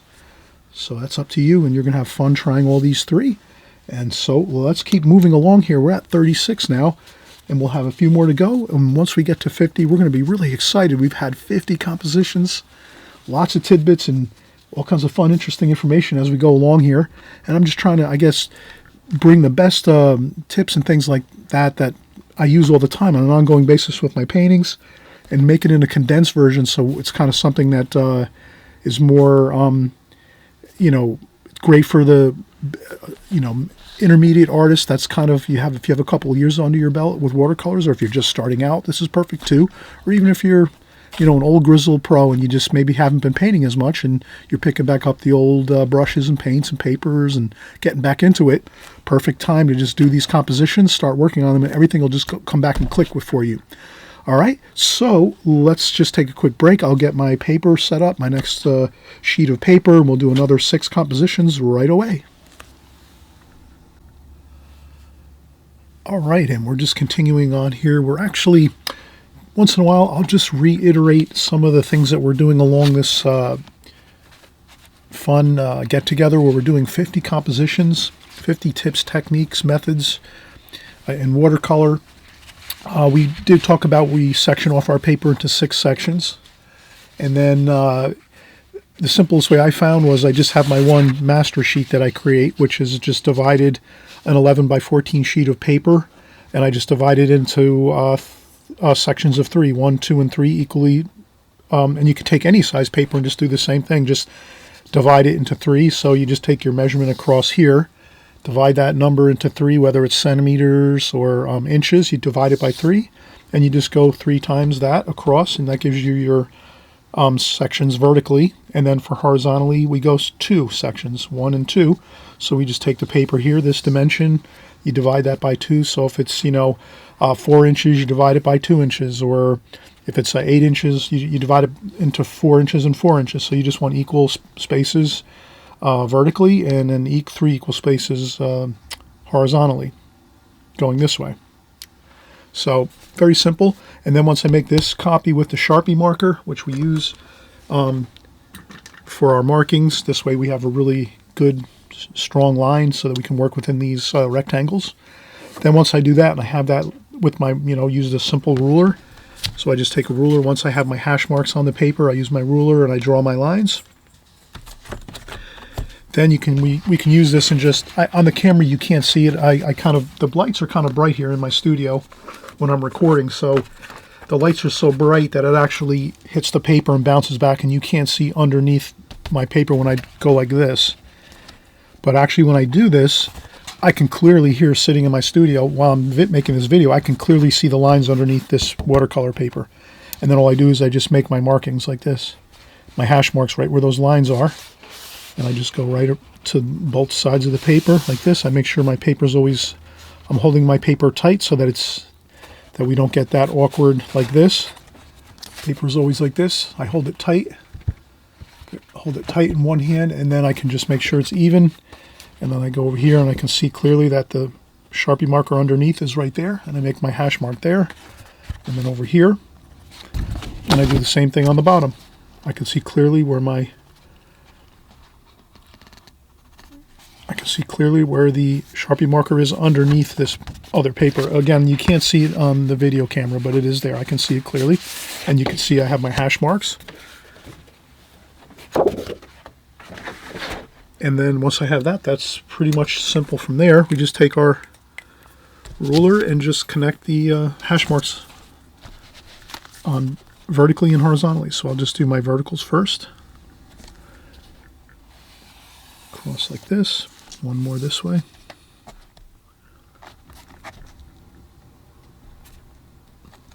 I make sure I'm lined up on both of my hash marks, up and down. And this is simple like that.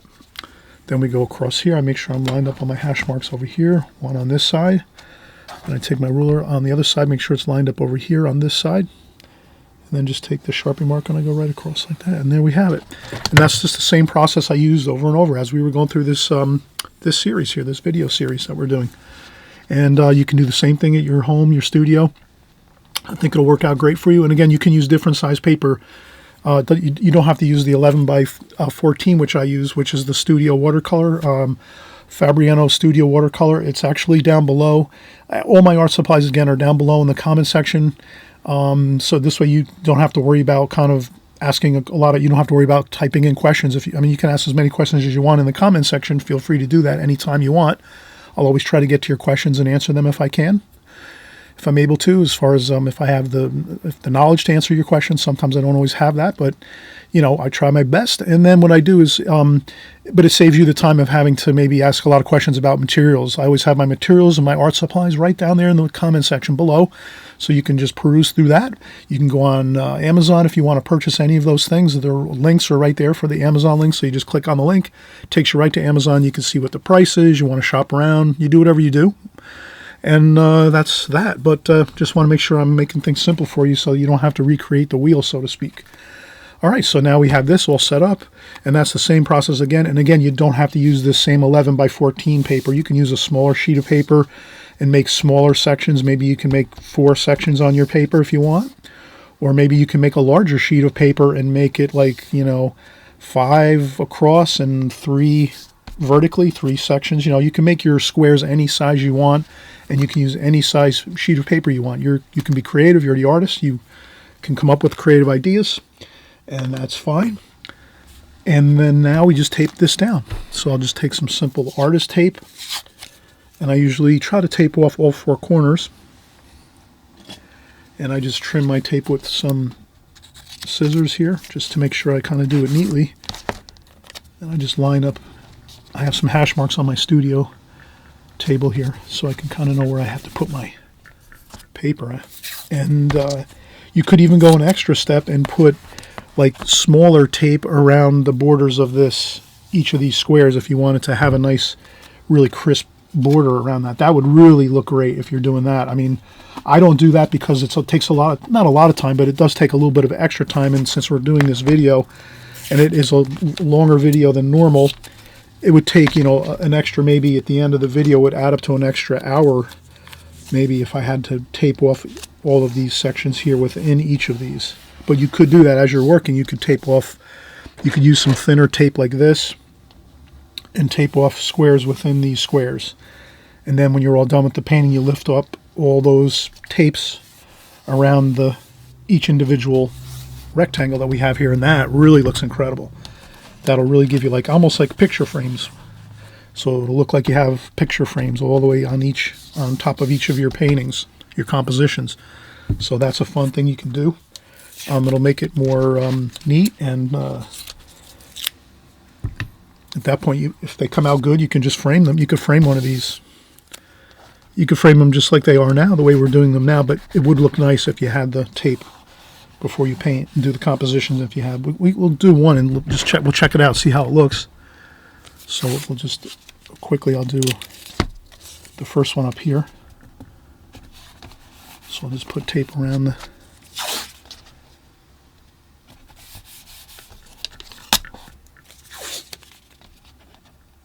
okay, and it shrinks down the size of the paper too, which you can get thinner tape than this too. You can buy tape that's 1/4 the size of this tape.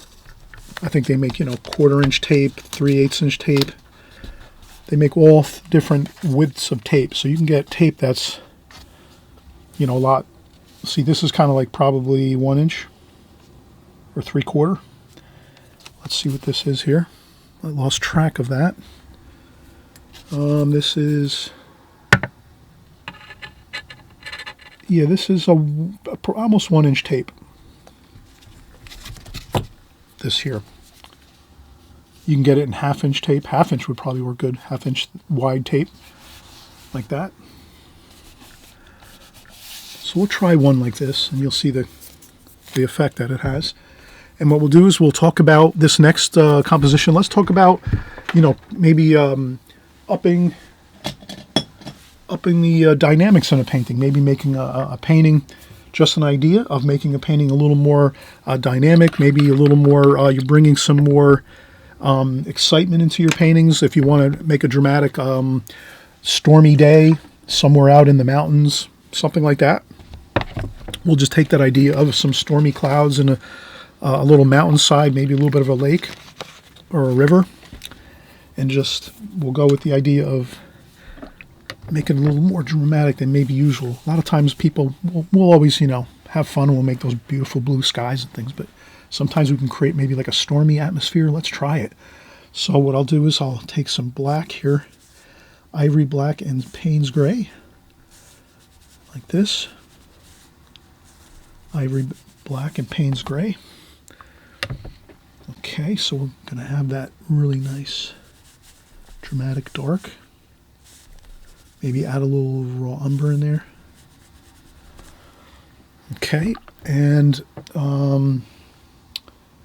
that can be our sky. And then we're going to have some green over here. Let's use some sap green and some cerulean blue maybe over here. Like this. Maybe a little bit of raw sienna.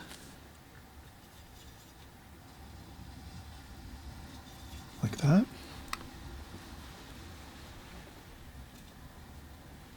Okay, I think this gives us a good start. And then maybe what I'll do is I'll do this in a glazing technique fashion where I'm going to go across the painting with the lighter wash first. And what I'll do is I'll just make some indications of some mountains and trees here. And then down here we'll make a lake. There's a lake here, right there. So we'll have the lake coming across this way.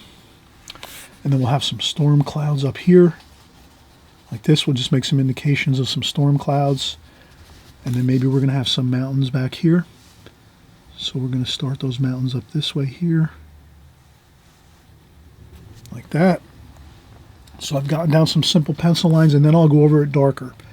So the main idea here I wanted to mention is please sketch your first pencil lines that you're going to create when you're doing your compositions. Try to do them very light so you have a little bit of room to make a few adjustments without having really dark pencil lines on your paper. So I did really light pencil lines. Now I say I like the way that looks. I'm going to stick with that. Then I can go in with a darker pencil line like this and show you what the actual... So here's going to be this is going to be the lake. Like that there. And then up here we're going to have the mountains. MTN, mountain. And then up here is the clouds. The tape comes in handy too to make notes if you want to. And then we have more clouds up here, clouds. Then over here we're going to have mountains and trees.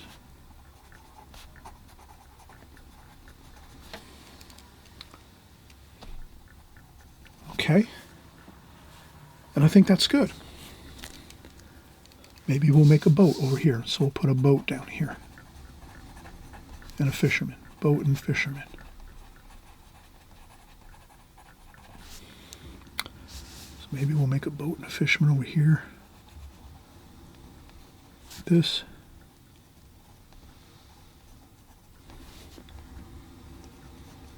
Okay, see the fishing boat there. All right, so that's our basic concept of it. Let's go in and start doing our first wash. And like we said, we're going to do some stormy clouds. And we'll make them darker up over here like that. And what I like to do is if you're using tape or at the borders of your painting, it's best to probably, your compositions, probably best to most often make most of your darker darks washes to border your painting like this. And then you can maybe leave a couple white clouds going off the border of your painting. So it's not like you have to make everything dark around the borders of your edges of your painting, but it does look good if you can get most of them like that. I think that is a good, solid way to go about it. So again, I'm doing the light wash first. Again, if you want to lighten up a wash, here you can just take your brush, rinse off your brush, dry off a little bit of water, and then put a little bit of light wash on there. And then just use a damp brush with clean damp brush with a little water in there, and you can lighten up that bit of wash there like this. And even do a little bit of tapping to just have some of this come down and blend in a little bit, so you're having some nice stormy looking clouds. And again, you can add some more dark if you want. Go straight into your paint like this, straight into the paint. And then maybe a little bit of rinse the brush, and then I pick up a little bit of raw umber just to make a little bit of a warmth to that dark, so I can add a little bit of that.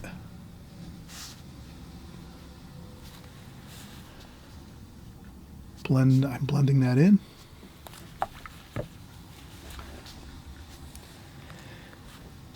I'm leaving some, and then maybe some beautiful cerulean blue for the sky over here. Maybe there's some sky showing through, and some cobalt blue even too. Like that. So now we're going to add some real exciting dynamics. Look how good that looks. Now we're adding in some cobalt blue and cerulean blue. So we're seeing some beautiful sky color through those dark storm clouds. Gives it that real fun, exciting, dynamic feel. As if there's clouds, stormy clouds coming through. There's some sun shining through and some blue sky. And then from this point, we could take that same bit of wash and color and just kind of blend it on down the rest of the painting. Some of that blue and green, and just cover the rest of the paper.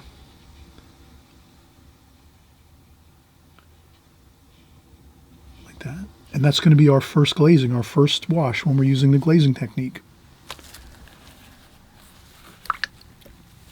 Just an idea of it, a thumbnail, a composition of what we're doing here, and you can always add in some of that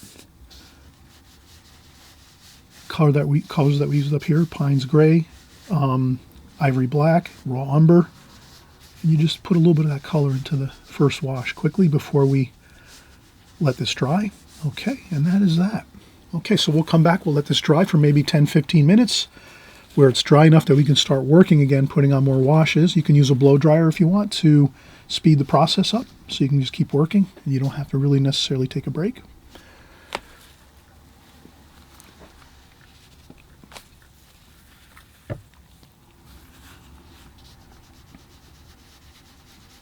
You can blend in some areas too, if you think it looks too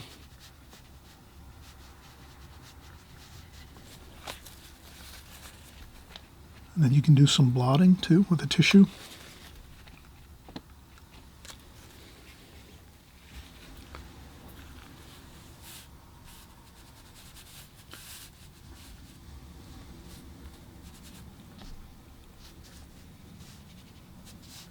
Okay, just to get a little more of that.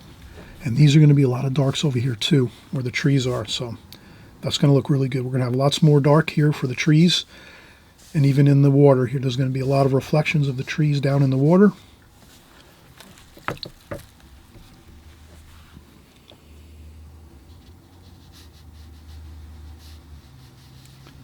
But I think we'll stick with these colors now. This will be our palette of colors right now that we're going to use for the whole entire painting.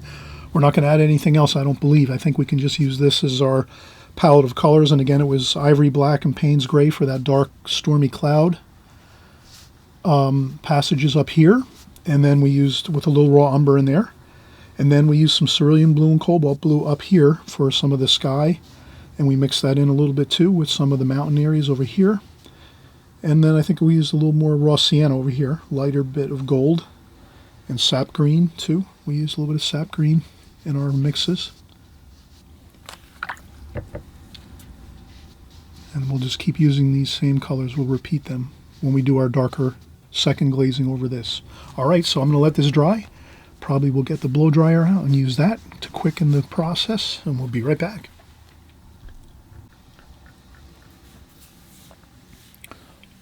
All right, so we just worked in our first washes for this dramatic, dynamic scene of mountains, lake, fishermen here with a boat, some storm clouds, some blue sky, lots of fun subject matter here. So what we'll do is the next wash, we'll start working in our trees and lake colors, and that's going to be the same thing. We're going to just take the sky colors again, Ivory Black, Payne's Gray.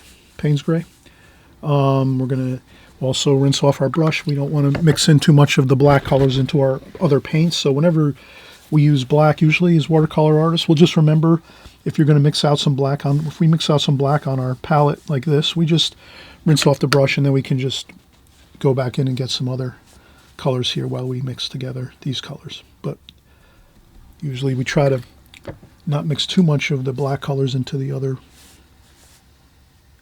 colors, because it's very dark, so it'll wind up making some of these other colors too dark. We don't want to do that. And I think this is good. So we have that. Next we will take some green, sap green. Sap green. Rinse off the brush, dry off some water, more raw umber. Maybe a little more cobalt blue in that too. So cobalt blue I'm going to introduce into that color.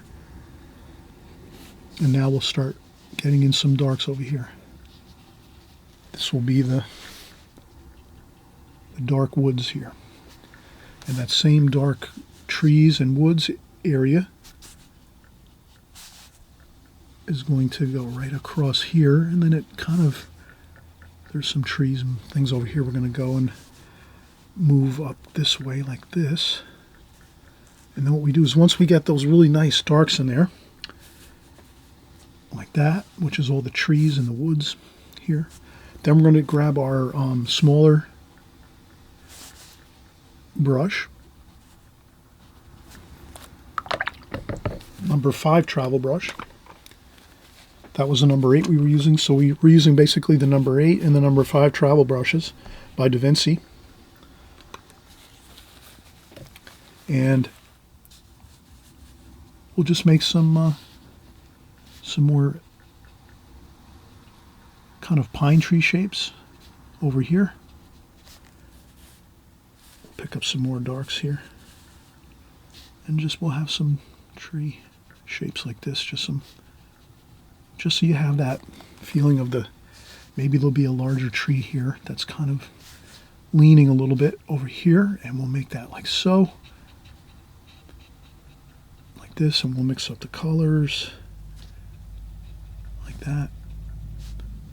So I just wanted to get maybe one tree that's kind of leaning there on the mountain, adds a little bit of drama to the picture. And then some of these are more smaller, newer trees, so they're not leaning too much. They're kind of, and we'll have a few more trees at the base there, and then these trees here will reflect out into the water like that. And we'll just make some fun-looking reflections in the water. It doesn't have to be perfect. And then we pick up more darks over here, because now all of this reflection here is just covering the whole bottom of the page, like that. And the same as over here. This is all... You can leave a little shoreline there with some white paper, so that we kind of keep the shoreline. Like that. Look how good that's coming together now. And that's really the simplicity of this. We have a little more to do. I think what we'll do next is make a little bit of some trees over here, lightly though. Like this. Some lighter trees over here.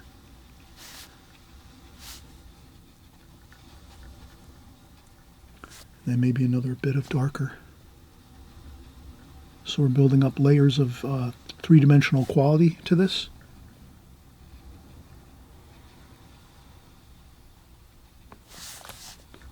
And the same thing here, we're going to bring these reflections down into the water.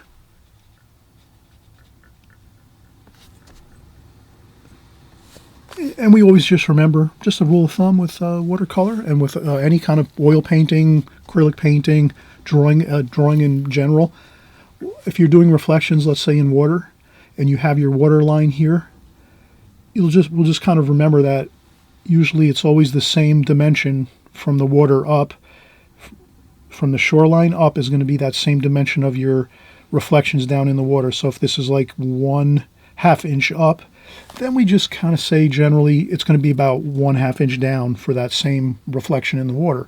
However, we talked about it in previous compositions in this series that sometimes you'll stretch your truth in your paintings occasionally, like we are here. We're making this a little bit, our shadow length, or I should say our reflection length, we made not as far down as we would probably, because we want to show the water a little more here. So can you see how I didn't make the shadows the actual correct or perfect way that we would say, let's measure this exactly the same.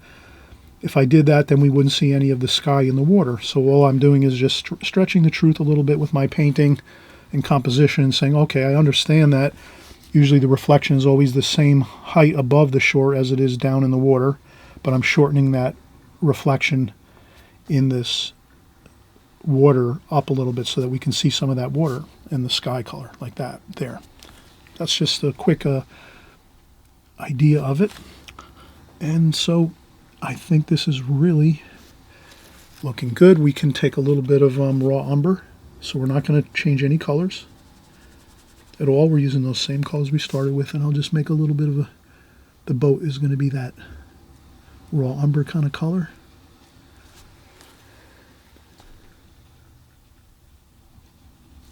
And then our fisherman will go with some of the dark, ivory black maybe, for his shirt.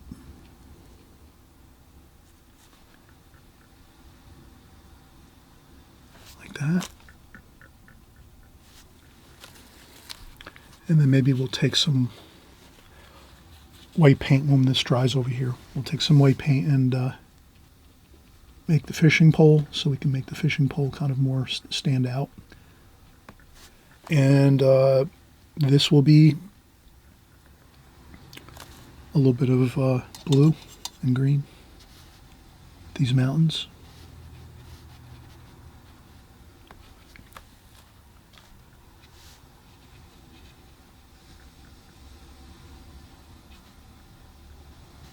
So we'll just make that blue and green mountain there, the mountaintops here, blending down into the other trees in the foreground, so we have nice three-dimensional quality. You can darken up this here a little bit, like that. A couple of lines across like this to make it look like water.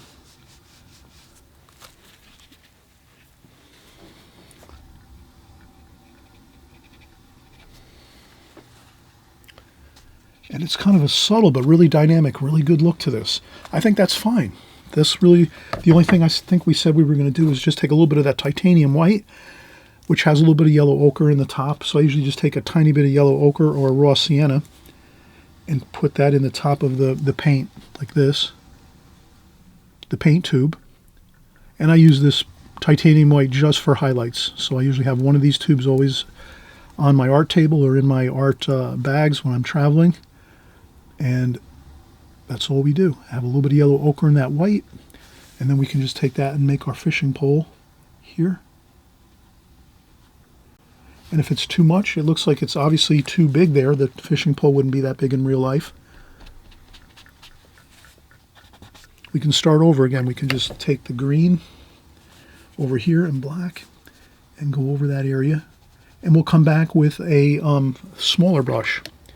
So sometimes you need to get even a finer brush, and that's what we'll have to do. But we're going to let this dry a little bit. So we'll let this dry for about 5 minutes, and then we'll put in that the rest of that fishing pole, and maybe we might find a couple other spots where we can put a couple highlights. But I think this is really going to be our finished look here.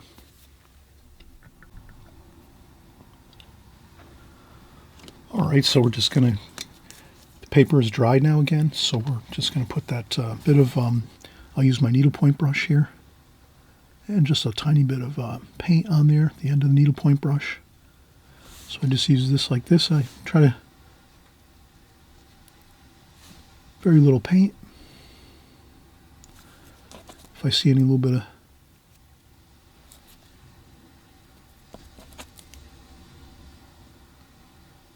like this. And again, if it's too much, I blot it. Maybe take a little bit of the paint off the brush like this on a paper towel or tissue. It's just the subtlest amount. A little bit too much, I'd take more paint off like that until I have it. And that's good. And then I might say, well, that doesn't look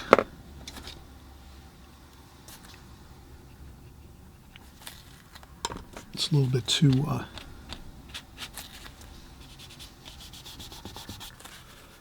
we'll start again. So that's how we do it.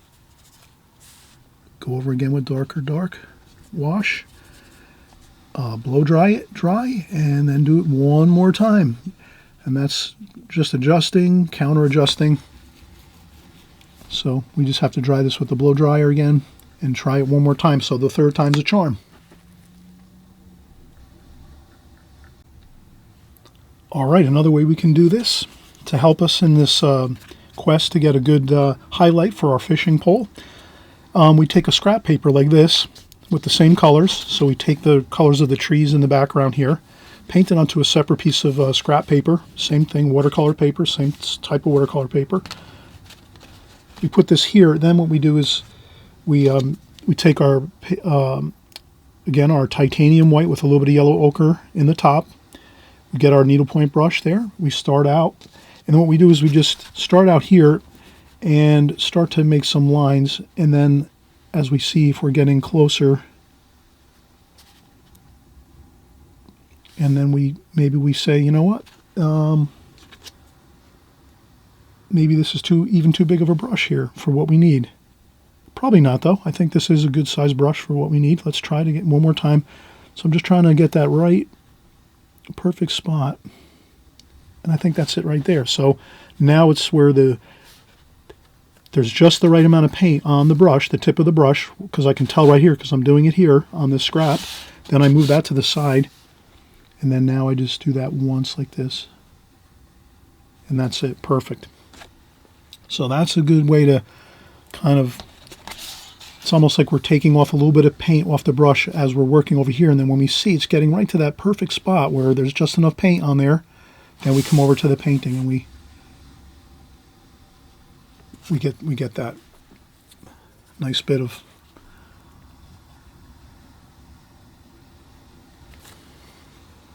paint on there, just the perfect amount. And like we said, we were going to see how good that looks when we have a border around that. So now you can see the possibilities of having all of your compositions with some tape around the edge. Not that it has to be this wide. You can use smaller tape, thinner tape, but you really can kind of neaten these compositions up as you're working on them, because these are something you might want to keep and save.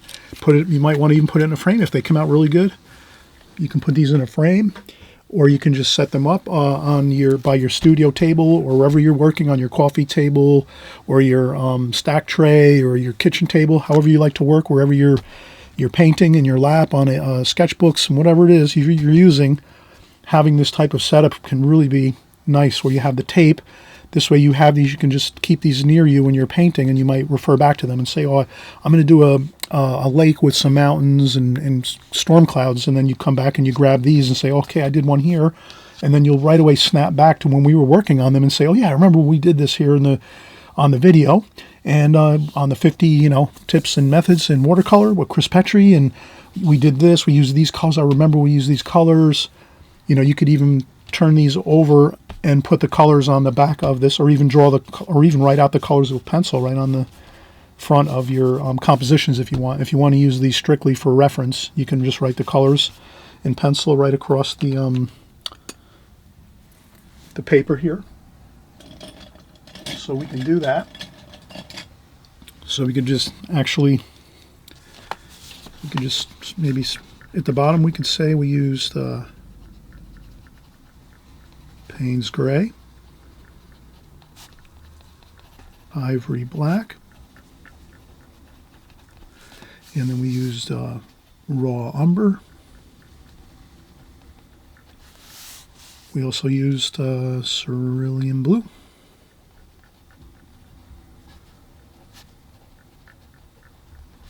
And we use cobalt blue.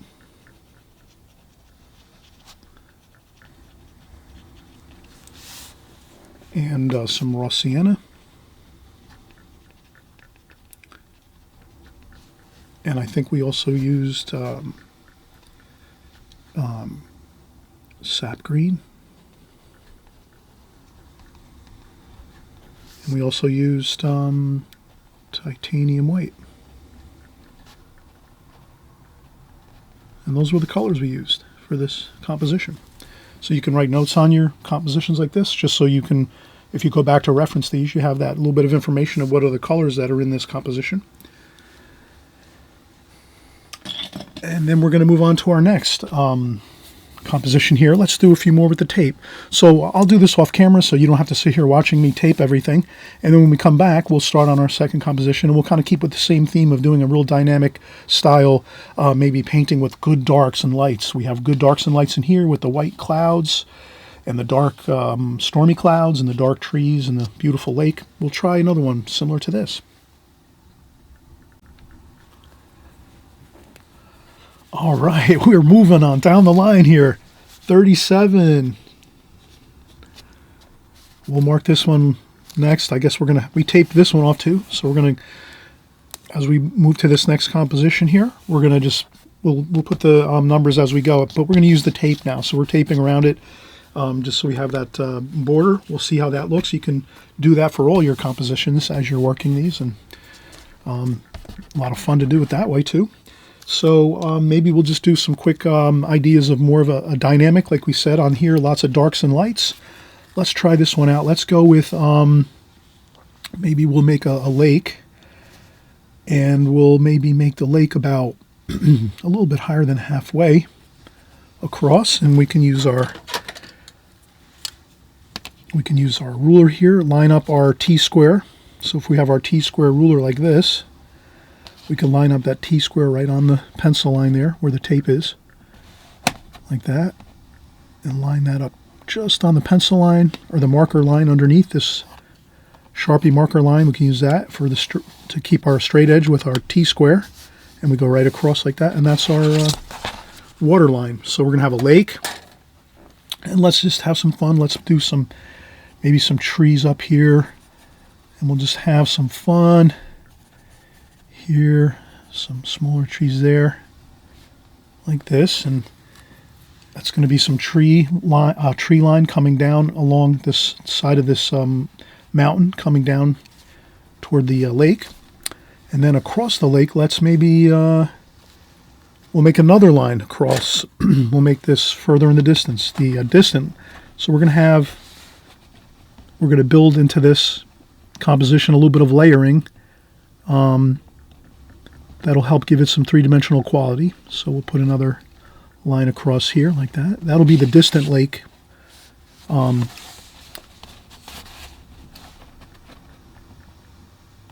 horizon line. So we have the distant lake horizon line there. And then we can soften up this one with our eraser, this first line, but we still want to maybe use these lines for reference, but yeah, we'll have that there. And then over here, we're just going to make a distant mountain like that. I hope you can see this. I'm doing it lighter. Now, let me go in and make these pencil lines darker so you can see them clearly. This is going to be the distant mountain range over here. And again, these are we're just putting in some shapes for like trees on this mountain coming down, meeting the lake. We'll make these tree shapes a little better, a little more detailed later when we come in with our brush. So we're just blocking in some ideas with our pencil first. Maybe we'll have some shadow or some reflections here of the trees coming into the water like this. We'll have some fun reflections there. And then over here, we're going to have some of that mountain reflecting into the water like this. So we'll just make some light lines, knowing that our reflections are equal in distance from the shoreline up and the shoreline going down into the water. And then from there, we have some freedom to put in some other washes and things as we go. But that's the basic of it. Now, we will we'll get our number 8 travel brush. We're going to start out with some colors for, before I do that, let me just use some water with a paper towel, and I'll just start out with a fresh, clean, I'll tidy up my palette here like that. Again, doesn't have to be perfect, just enough to, I usually go first with a little bit of a water saturated paper towel, and then I just come back with just the dry paper towel. Quickly though, I don't take too long. Let's have fun and paint. Okay, now we'll make some, let's make this a fall scene. Maybe we'll have fall colors, oranges, golds, yellows, cadmium yellow, cadmium orange, cadmium red. So we have some beautiful fall colors there. Alizarin crimson. Then we'll go in with some raw umber. And then we'll over here, a little bit of the cool colors to mix in with that, which is our cerulean blue. I think we have that, and some cobalt blue. And that gives us a good, beautiful range of colors there for our fall colors. And then what we'll do is we'll just come in and pick up some of these colors, and we're just going to get those into the distant mountain here. You can go in and get straight colors. A little bit of reds in there. And I always have a little bit of a paper towel or tissue just to dry off the brush a little bit. A little bit of the blue. Wouldn't want to make that all incredibly straight paint like that. Straight cadmium lemon yellow.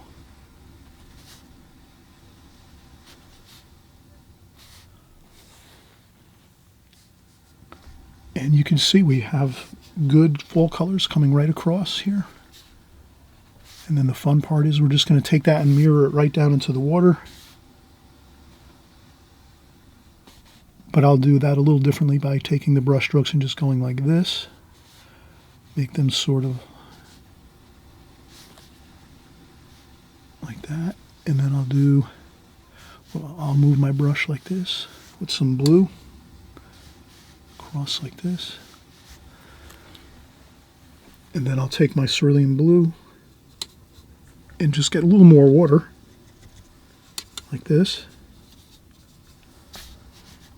and I think I'm just going to go across like this. It's nice and simple, good simple wash like that.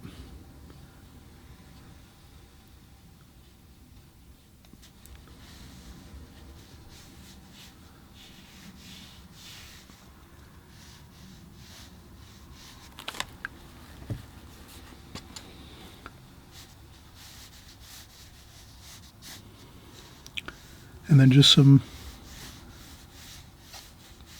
feeling of water like that.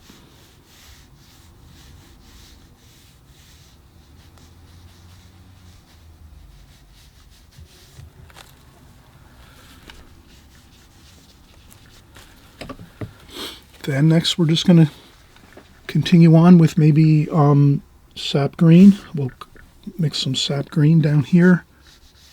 So I'll put some of that sap green in the water and a little bit in the mountains here. And again, just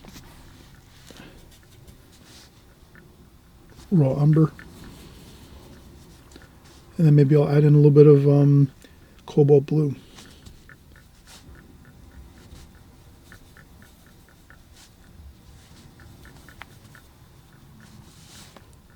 A little bit of burnt umber, just to darken it up. And we'll just have our trees over here. And then we're just going to do that too. We're going to put these right down into the water as we're going. And we can almost do this. And again, we're going to get these in, like you can see I'm doing this kind of quickly. We will go in later and do some more fine details for the tree tops. But that's about what we want to do here. We'll get this done while the paper's still wet, where the water is.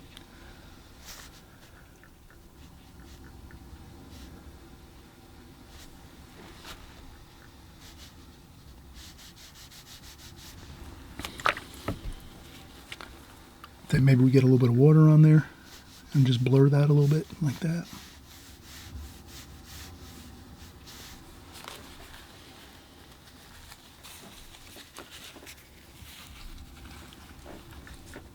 Cobalt blue.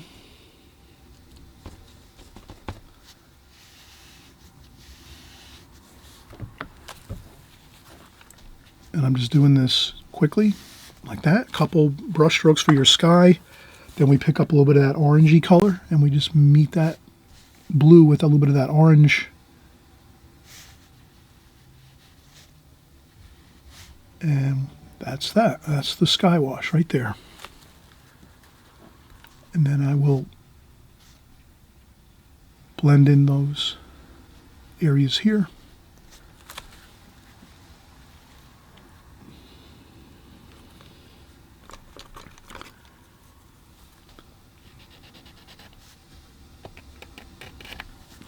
And sometimes I'll scratch out a little bit of shoreline with a with my fingernail, or I use a chopstick or something that I have in the studio.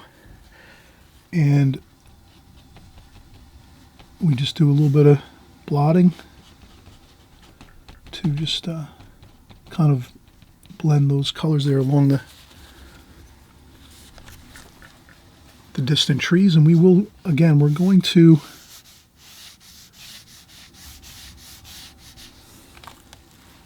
do some touch-ups to this, but we're going to let this dry for now. So let's let this dry for a few minutes or so, maybe 10 minutes. You can use, again, a blow dryer to, speed up the process, and then we'll just do a few more details to the trees, I think would be good, and maybe a little bit of shoreline detail, and we'll be all set.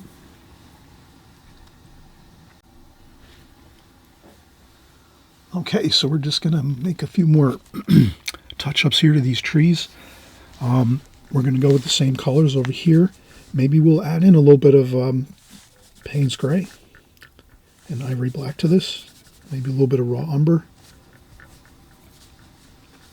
Let's see if we can get a little bit of some darker. So I'll use my brush. I'll hold my brush like this maybe, just to see if I can get some interesting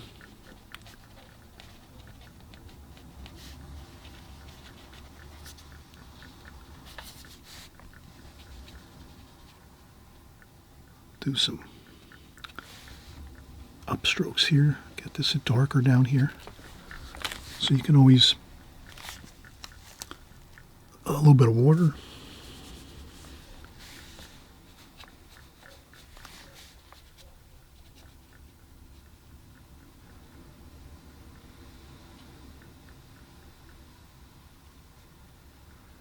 I'd do a bit of a pine tree type look, like that, where the branches are kind of level, like this.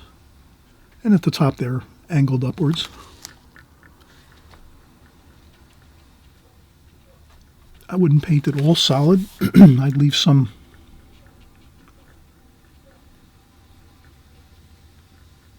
of the background showing through. And the same thing up here. A few more pine trees.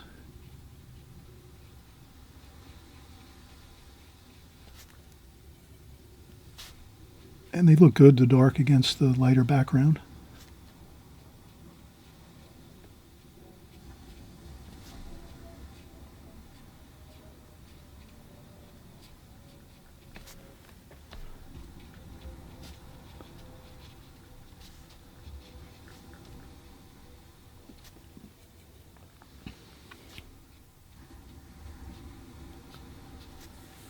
And a touch more of water from the water bucket, just a little bit though, not too much. And then we just do some more of those pine tree shapes there. Maybe that one's back a little bit further, like that. And a touch more water here.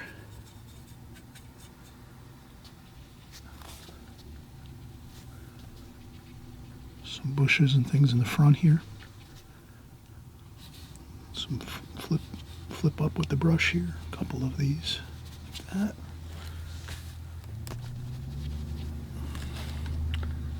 And again, a little bit of reflections down in the water for our darker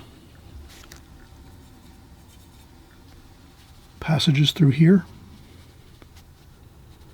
But here, just lightly scribbling. Basically, you're scribbling with your paint on the paper. That's the long and short of it. Not to, I'm trying to make, I try to think of things simply. Like, I want to get some reflections in the water here of these darker trees. But when I first did it earlier, you saw that the water was so wet on the paper that it's a little more difficult to do it that way. So now we just take advantage of, now the paper's all dry. We took the blow dryer, we dried the paper 100% complete. Now we have the dry paper, and then all we do is take thick paint with a tiny bit of water, and then we just kind of like scribble in the reflections like this. They're kind of hit and miss, nothing too...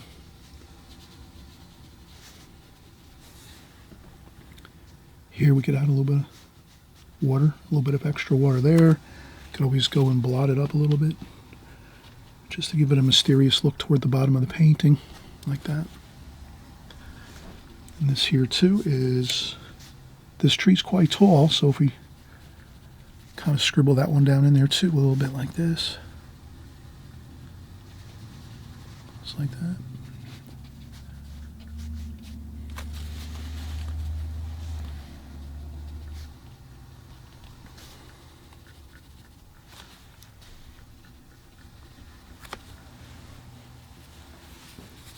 And that looks pretty good. We could even do some water. As we get closer here, we could take some more of this color and just make some choppiness to the water, which is just back and forth like this. So in the foreground, you'd see this, close up in the painting. If you were standing here looking at this view, this beautiful view of some mountains and a lake in the fall colors, and you're looking at that scene. If you're up close, you're going to see the choppiness of the water like this, but then as you go into the distance, you wouldn't see that so much, because that's more of the finer details you see up close, but they kind of just fade away as they go toward the shoreline in the distance. And then we can just add a little detail to the shoreline there. And we could even take our titanium white for a little bit of detail. So I'd have a little bit of this orangey red, put that into the paint, in the top of the paint, just so our paint, titanium white, has a little bit of that warm color, warmth to it. And then I just take that paint, see if we can get a little bit of highlights here. In the distance here on that shoreline, it would be nice to have that a little more. That looks better. And have it showing through the other side like that. And then a little bit here too.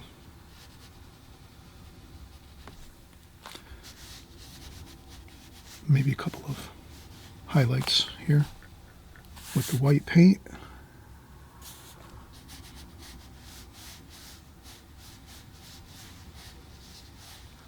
I wouldn't do it a lot, just a few is, with the highlights, that's all we need, is just a few like that. A little bit of sparkling on the water.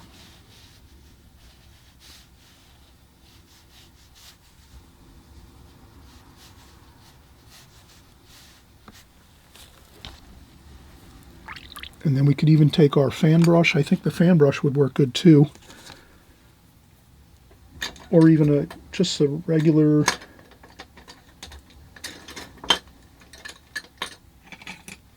Just even a flat brush with a little bit of water.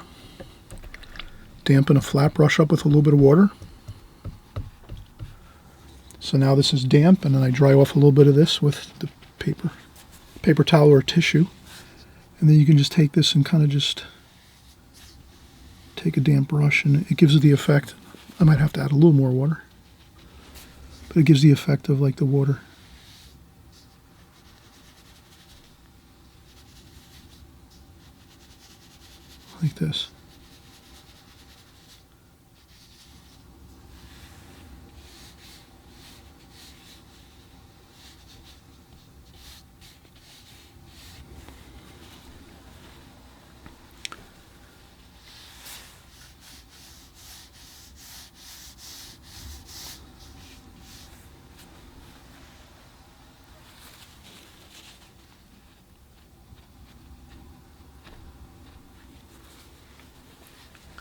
just a few effects to try out when you're doing water. Water seems to be really fun to work with, making lakes, oceans, rivers, waterfalls, things like that. So isn't that a lot of fun? And so here we try to see if we can enjoy it and have a little bit of techniques and methods to enhance it just a little more. All right, so I'm not going to bore you again with, let's peel off the tape anyway.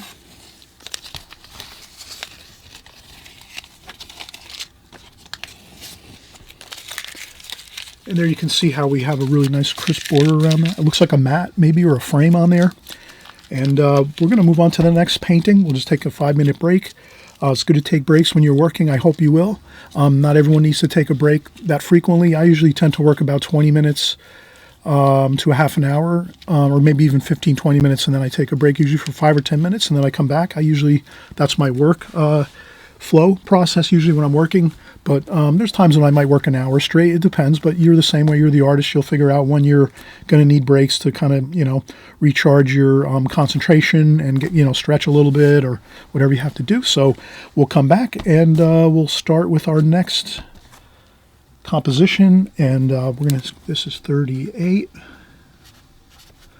39, and we'll keep working along here.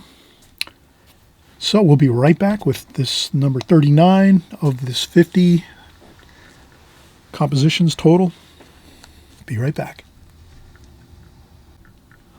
All right, let's try to do something here a little bit different. Let's take a different approach now. Let's pretend we're just going to do a quick wet into wet glazing technique style painting, where we just want to keep it real loose, real fun, maybe like a warm-up exercise style painting when we're working. Maybe we want to warm up 5 or 10 minutes before we go in to do a painting. So maybe we'll make this more of like a wintry scene. Maybe we'll have a little bit of snow in the foreground here. So I'll just put a little bit of a horizon line here, just a little bit of a edge here to the background, maybe where the back of the field here meets the trees, and then maybe we'll have some trees over here. So I'm just going to put some tree shapes over here, and I hope you'll have fun as I just make some tree shapes like this, kind of something simple like that. And then maybe fade that out over here to the right, maybe another something like this, another tree like so. And then over here maybe we'll have a couple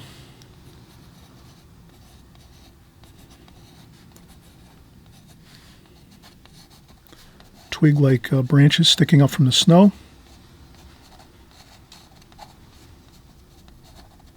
Like that.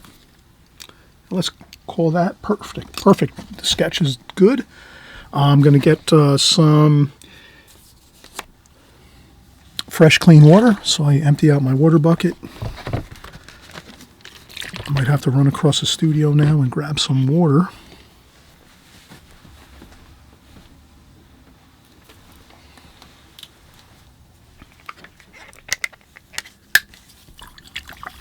Okay, some fresh crystal clear water. So my water container, again, I'm trying to keep that really good, clean, crystal clear water. Now for the painting, I think I'll just use the number 8 travel brush, Da Vinci travel brush. Great brushes, you just really spin them apart like so. And then you can stow these away in a purse, pocketbook, shirt pocket, duffel bag, whatever it is, if you're painting like on the go, whether you're on weekend getaways, vacation, just doing a little traveling around local areas and you're doing a little painting on the spot out in plain air, and you have your brush. And then it's really that simple. You have a great brush that can be opened up and then put and stowed away quickly. Very convenient. So what I'll do is now, since we're going to do the wet on wet, I think I'll just, to start with, I'm going to use my 30 Da Vinci 30 millimeter flat brush. I'll just take some crystal clear water and let's cover the whole paper with that water. Crystal clear water over the entire paper like this. and just get a good amount of water on there and let it just sit. And that's the fun part. We just let that sit for a few minutes.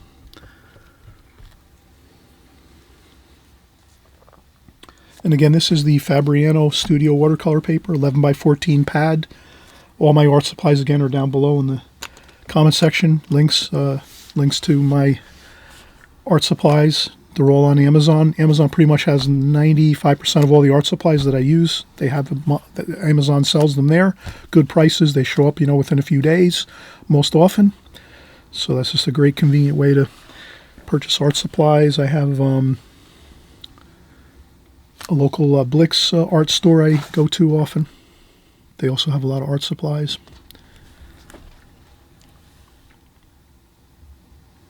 So I'm just letting this sit for a few minutes, and I think that looks pretty good. Now I'm going to use these same colors that we used here.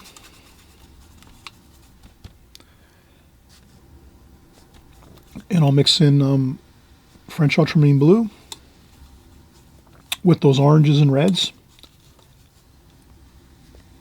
A little bit of burnt sienna, burnt umber, maybe a little bit of green. Just for an interesting color. Again, we're just doing a fun exercise here. And I'm going to see if I can start to get in my background trees here. And that looks pretty good. You can darken it up, certainly, with some Payne's Gray and Ivory Black. Like that. Once you get some wash on there, you can start to have some fun with this. And this is kind of like your pine tree kind of look. Okay.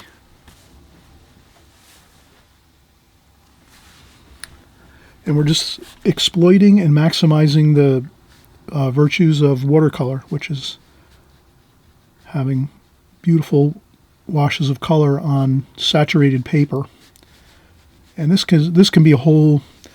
I don't necessarily work this way a whole lot. Once in a while I do a painting or two like this, to just have fun. And I've done paintings like this in the past, but I would say that I enjoy painting more like, let's say, the traditional way.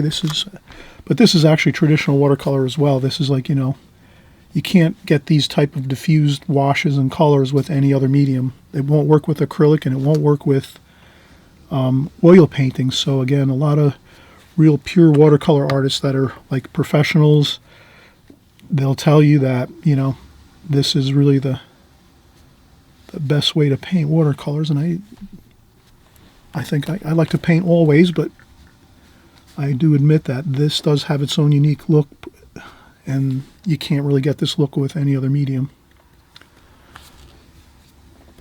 So a couple of splashes. Maybe I take a touch of cobalt blue or cerulean blue. Make a little bit of a blue up here.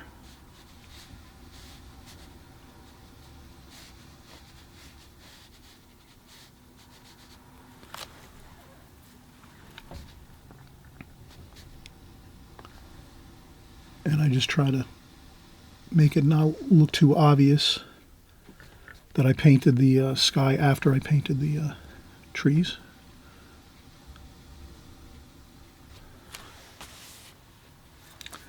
This is snow down here. So we're going to leave that white. And this is all you have to do. Once this dries, so now we'll wait for this to dry. And come back and we'll just use maybe a finer brush to do some of these twigs and limbs coming out of the snow. And maybe we'll put a couple shadows here and there.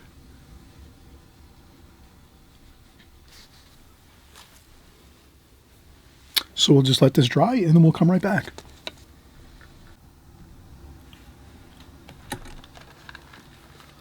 All right, so we're going to have a smaller fine line brush. We'll use our needlepoint brush to get some of these fine lines here of these twigs and small trees here. So I think we'll just go right in here and reactivate our colors here.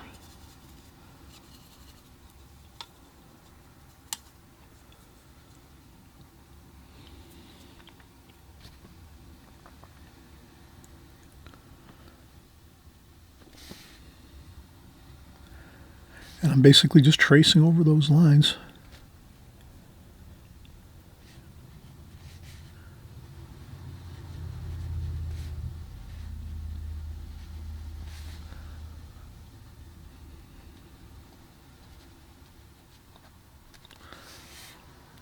And I just keep going back to get some more paint once I feel that the paint sort of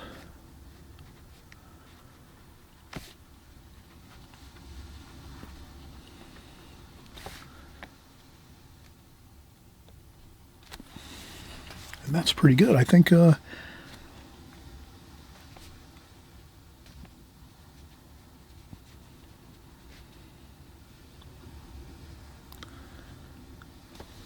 and we could do a little bit of shadowing with some purple mixed in with the our main colors, which was sort of like the earthy colors, the raw umber, burnt umber, French ultramarine blue, sap green, ivory black, pines gray. And then we can do, we can check off a little bit of the color for the shadow color off the brush a little bit, just so we can start out and see how that looks. And that looks good. So now we're putting some shadows on the snow. And those shadows are just like this, very loose and free. Just like that. And that should be good. All right, we will continue. Let's work on a few more similar to this with the glazing technique, wet on wet. We'll peel off our tape here just so you can see how it really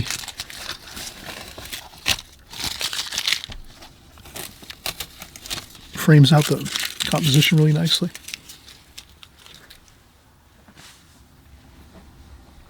Okay, so I'm not going to bore everyone again. We're going to do some tape here on this next composition, and we'll get started.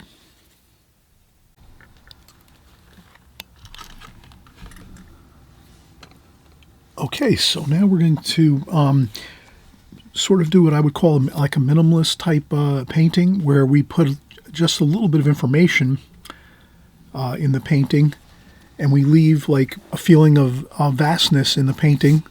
So this composition, we're going to pretend we're looking across a field. So we're looking across a snowy field, and we're seeing like a farmhouse in the distance with some trees and a tree line. So this can be very effective with watercolor painting. So we'll make the we'll make the horizon line for the distant farmhouse pretty much high in the picture. So let's make it about about 3/4 of the way up, like this. I'll go a little darker so we can see it. And that's going to be the farm house here. So we can make our farmhouse like so.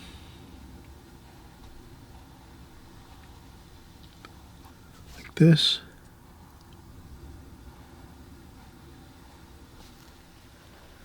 Like that.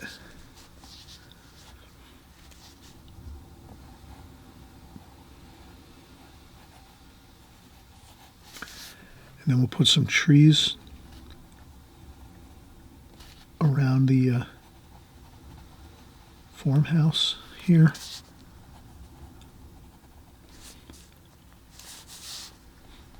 And then some very minimal trees and bushes along here, like that. And this is going to be a snowy field. And then we're going to have the farmhouse here. It's very small. We have the windows.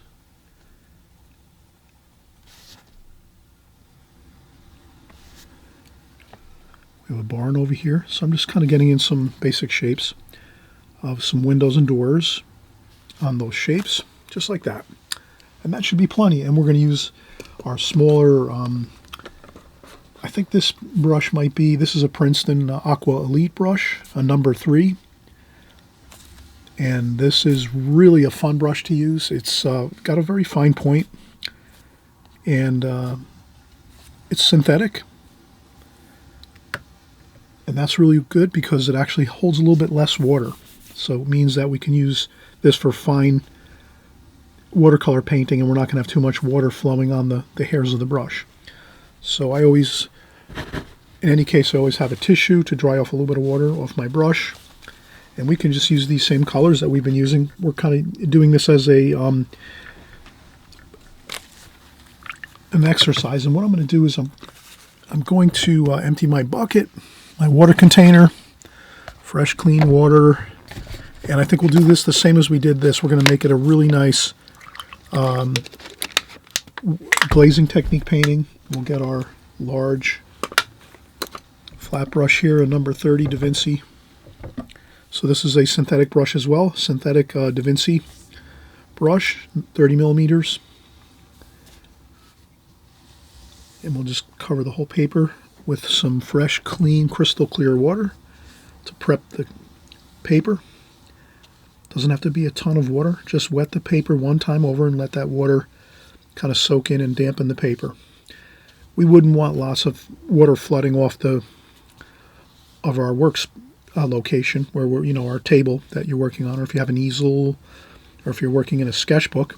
Just fresh, clean, crystal clear water across the paper to dampen the paper. And then what we'll do is we are going to use these same colors. What I might do is limit it to two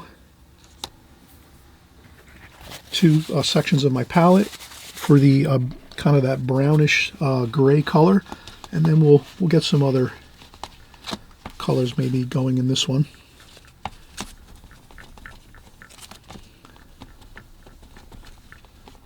So we'll utilize some of these grayish colors here.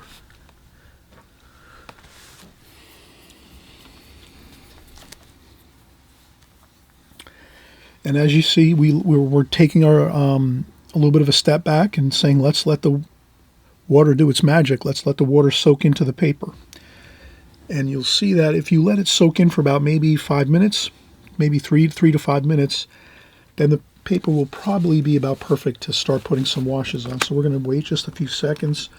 And while we wait on that, I'll take some cobalt blue and we'll get some paint ready. Cobalt blue, maybe a little bit of viridian green for the sky colors, then some raw sienna over here, some raw sienna.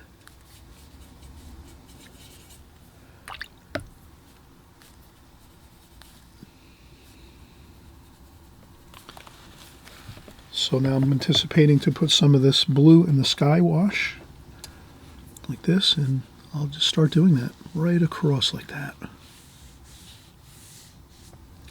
Just a light touch of some blue like this. I'd leave some white paper in there for clouds.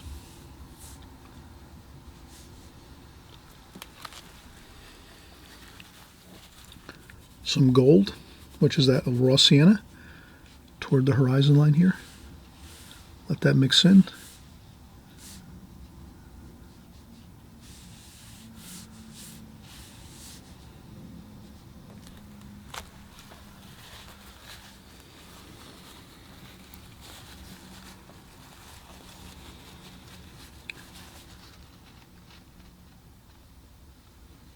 Okay, looks good. And I think we are in great shape to start putting on some other washes. Maybe I'll shift up to the number 8 again, the number 8 travel brush we've been using. And then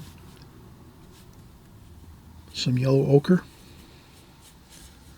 mixed in with some of that cerulean blue.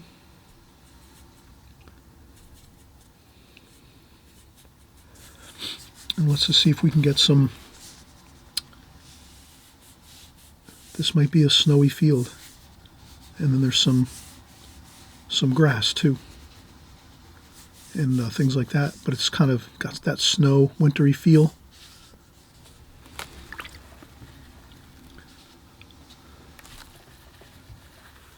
coolness of it. Maybe a touch of purple. We'll make a little bit of purple wash so we can kind of integrate that a little bit into the washes, just a little bit.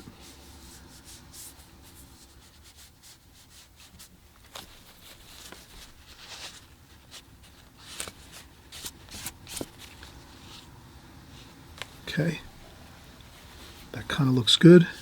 Gives us a feeling of movement of the picture like this. So we're kind of moving into the picture like this, following the lines. Some snow on the ground. These fields here, we have some snow.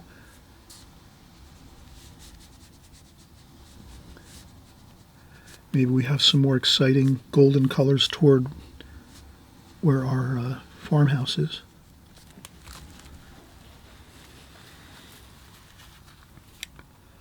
Maybe a little bit of green.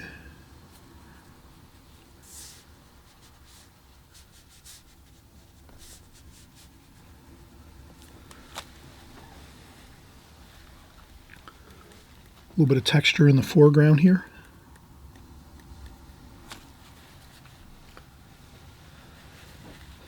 And then we're just letting this kind of dry as we're working. But this is a good point now where we have the first wash, that first light wash completed. Let's let that dry 100% now. So that's the perfect time just to take a quick 5-minute break or so. Again, you can always use the blow dryer to quicken the process. Probably looks a little better if you let it dry naturally so that the paint soaks into the paper a little more. But let's see how this goes. We're going to let this dry again 5-10 minutes. And then we'll see, we'll do a few more additional details to this, and then that should be fine. We'll have a nice kind of farm scene using a lot of open space, that really vast feeling of space going across the picture, a long field going toward the distant farmhouse, and we'll maybe put a small tree or a couple of twigs and branches over here in the foreground just to give us that feeling of space and dimension, and steps back into the painting. All right, we'll just get back rolling again in about two minutes. All right, so we're going to have our detail brush here. We'll get some of these darks.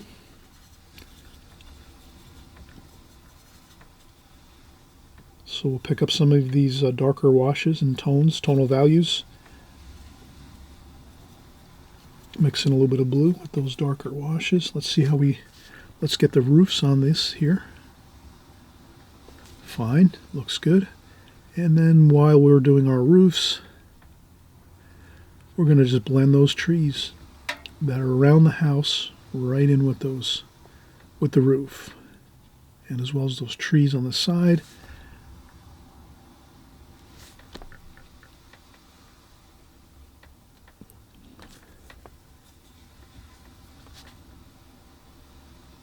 And I'm just doing some small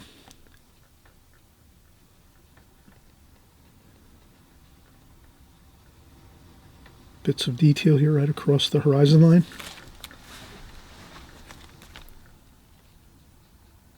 The other roof here adjacent to the other section of the house. And then I'll put those windows in very carefully, but not taking too much time, just we have the door here. Another few windows. Then we have a barn over here, two barn door, and then maybe a loft opening for the loft up top. And we have some more trees here. Maybe this one's a little more kind of like a bookend over here.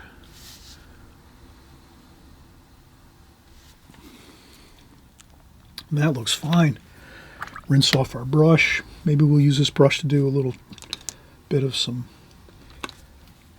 twigs or branches, maybe a small. So we could do a small tree here. Let's just do a small tree like this and just some branches going up.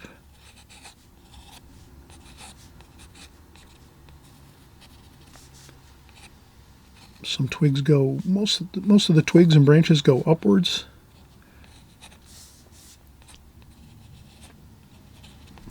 Some do kind of angle downwards a few here and there, but for the most part, good. And then what we do is let's take our fine brush here. We can use this one. We'll try this one, see how this, and we'll just make a thicker bit of trunk of this small tree. And then as we go up, the branches get thinner and thinner.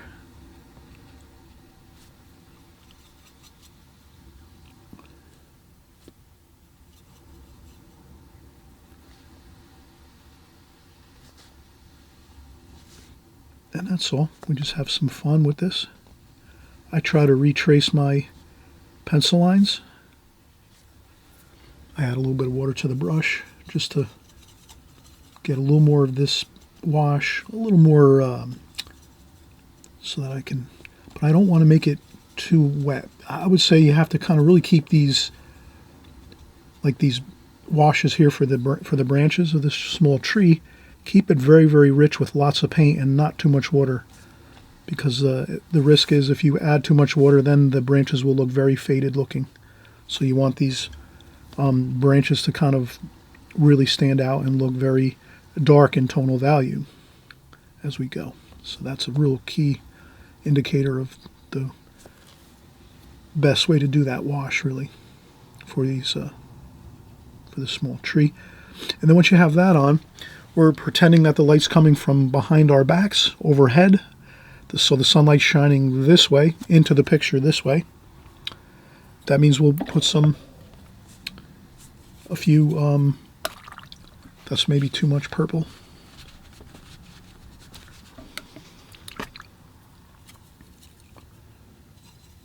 So we'll just we'll muddy up our purple there a little bit. We don't want to make it that strong, super strong purple, but we want to have that purple look for the shadow, that kind of a cooler shadow look. And we're going to pretend again the light's coming this way, so that's going to throw the shadows this way. And then from here, it's just a matter of having a little fun, doing some shadowing, and it's really at this point really fun. Not too many though, like that.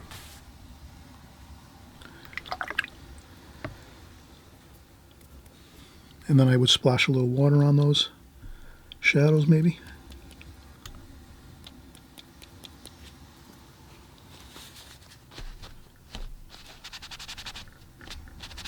Just maybe soften them up a little.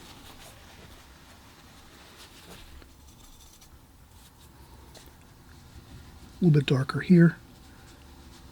And they get lighter as they go this way. But that's basically just some fun things to do. A little more texture with some of the splashes. You get some really good fine splashes and speckles with these smaller detail brushes. If you want really large splashes, you can use a larger brush. But that looks fine.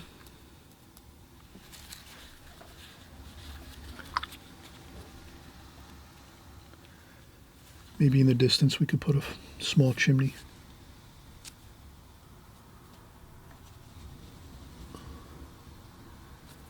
In the house here. Like that, and maybe a little bit of smoke.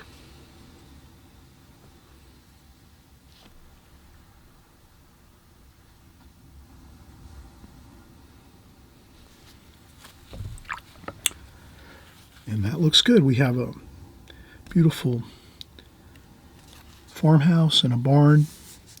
We have our little small tree here in the field, big, large, vast field going across. The feeling of looking way into the distance, that really is a powerful three-dimensional quality in this composition that you'll see. And you could even put some fence posts in too, to make your eye slow down a little bit instead of zooming right over there to the farmhouse like that. Really, you could put maybe a fence post here, like this, like that. and then add some shadowing to it as well. And the shadow would go this way, same way here. Like that.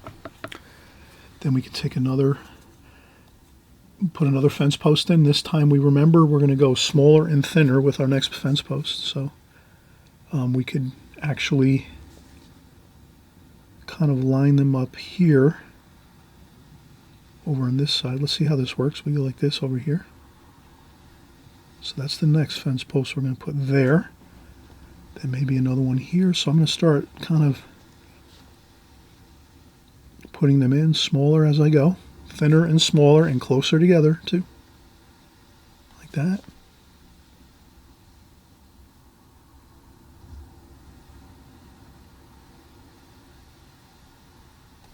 And eventually they kind of just fade a little bit. We don't see them anymore. And then we take that purple color. So they're slowly getting smaller. And I just keep those same angles for the, like that.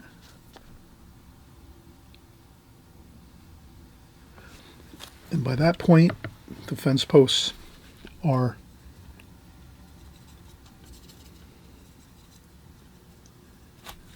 getting more and more diminished and smaller in size, so we can do a couple little wires here.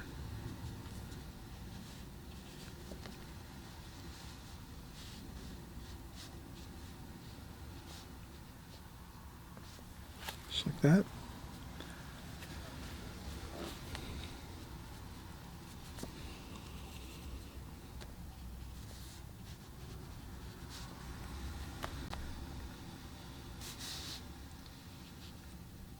And maybe you'll just make that tree a little bit larger, like that.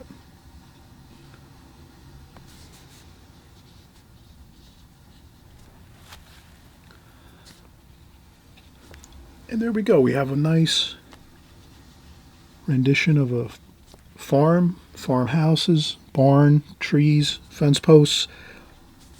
Really beautiful field. I think it works really well. Fun to work on. Working on that really nice three-dimensional quality to the painting.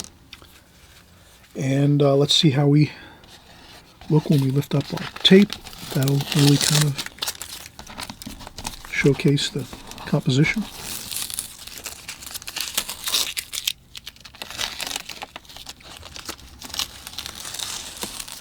Okay. And we're looking good. That was number 40.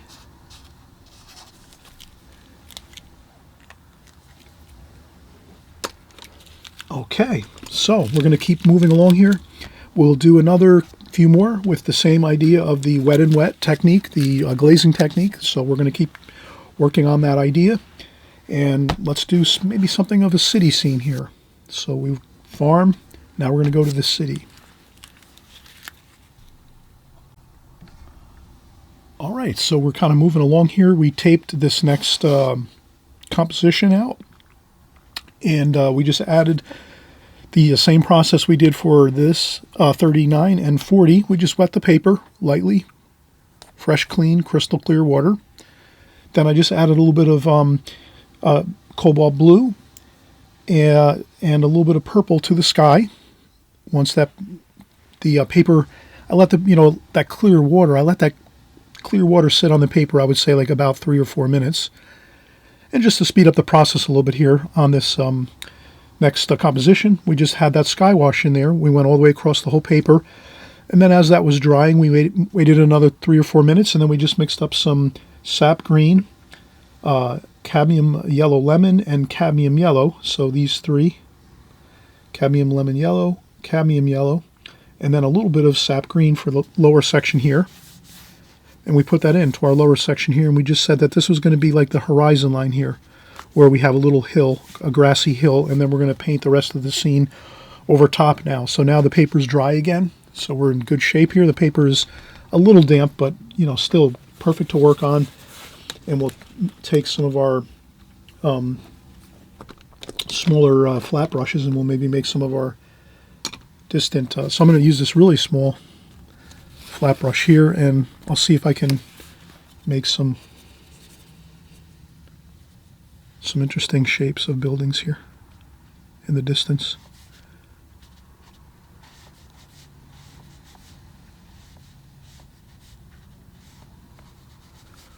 Like this. And it doesn't have to be perfect, you know. We're just going to do some buildings here.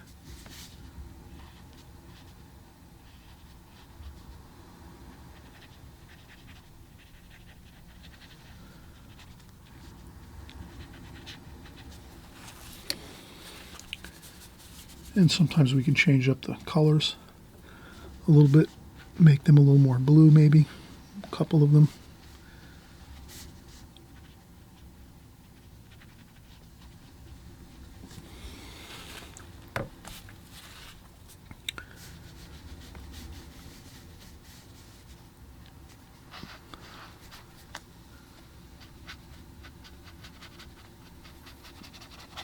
All right, that looks pretty good. So that'll be some distant buildings.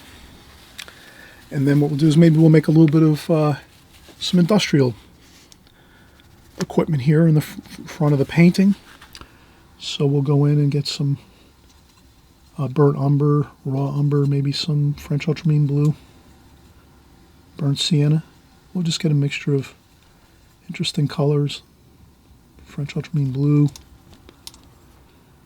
burnt sienna. We'll make it kind of a redder, interesting color. And I think we'll just put maybe, we're going to make a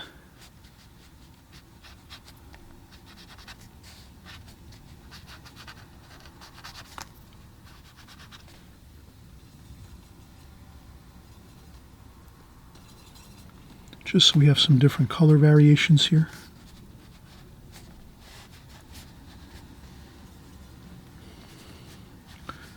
And just some ideas of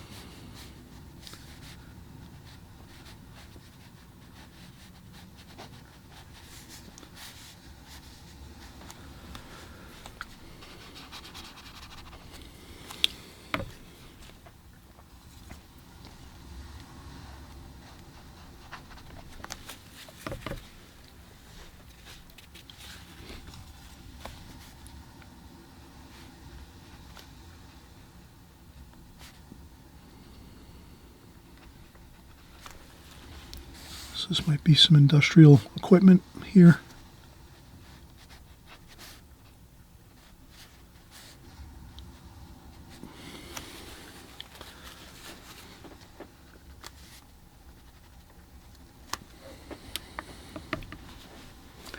And maybe we'll have a little more over here too. Maybe we'll have a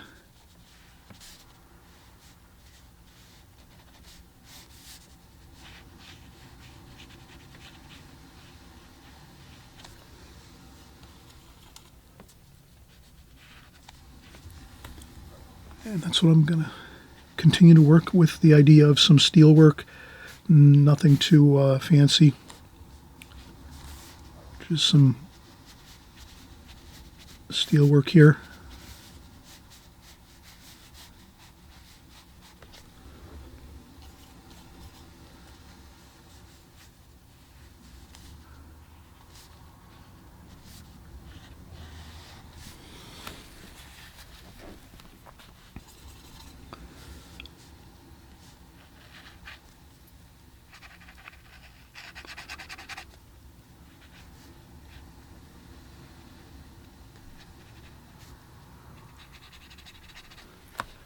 A little more French ultramarine blue, make a nice dark here, burnt sienna, burnt umber.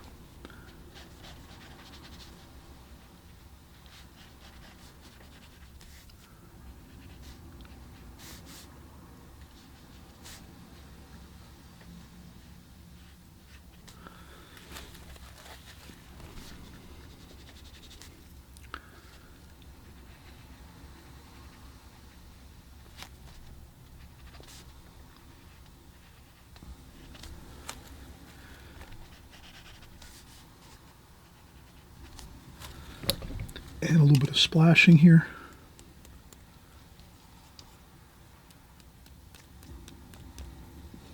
the foreground.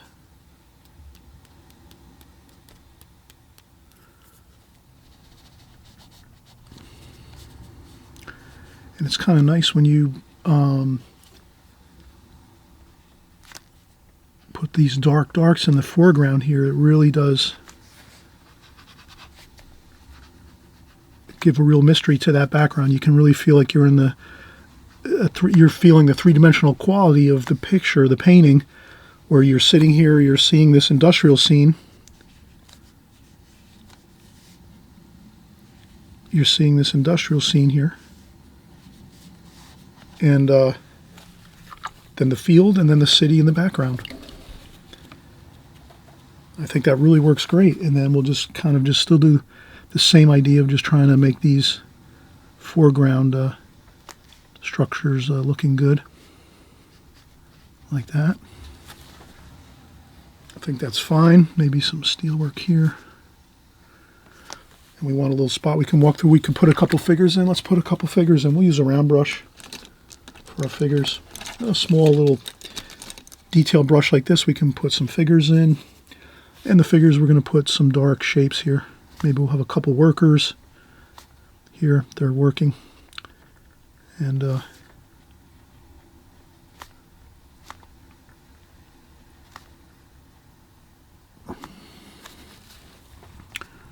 maybe another worker over here.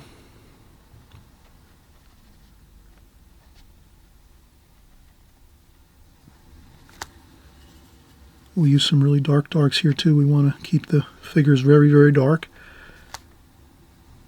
The light's coming from in front of us.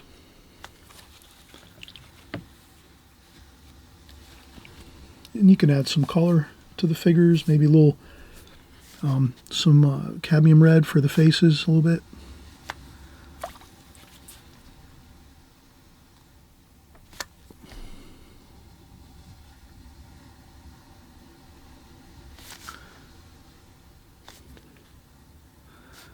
Put some arms there. And that's all, and that's pretty good. Maybe a little bit of cobalt blue, cerulean blue maybe, cerulean blue. For someone, a little different colors for the clothing, if you want to add a little bit of variety in there, but I think that looks pretty good.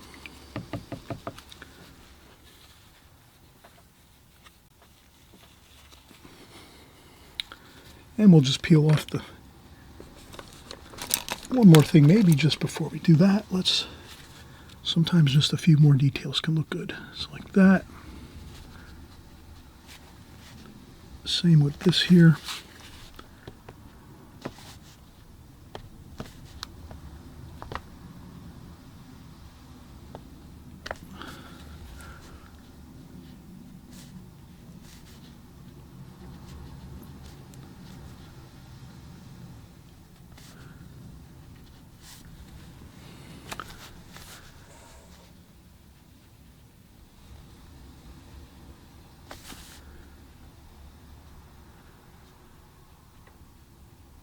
Some ladders here.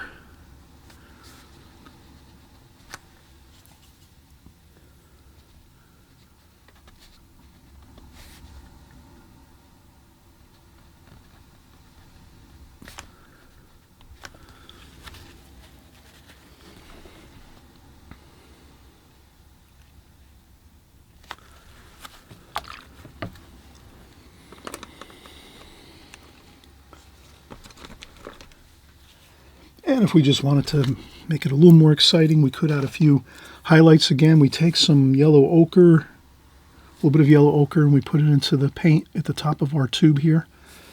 Our titanium white. So we have titanium white. A little bit of yellow ochre on the top there. Mix it around a little bit. So you just want to add the ever so slight amount of yellow ochre in there to give that white a little bit of a warm feel. But other than that, that's it. And then we can just put some highlights here. There might be some sunlight bouncing around, and we have our maybe the some light on our figures just to highlight their clothing a little bit. Maybe there's some light bouncing over here across the.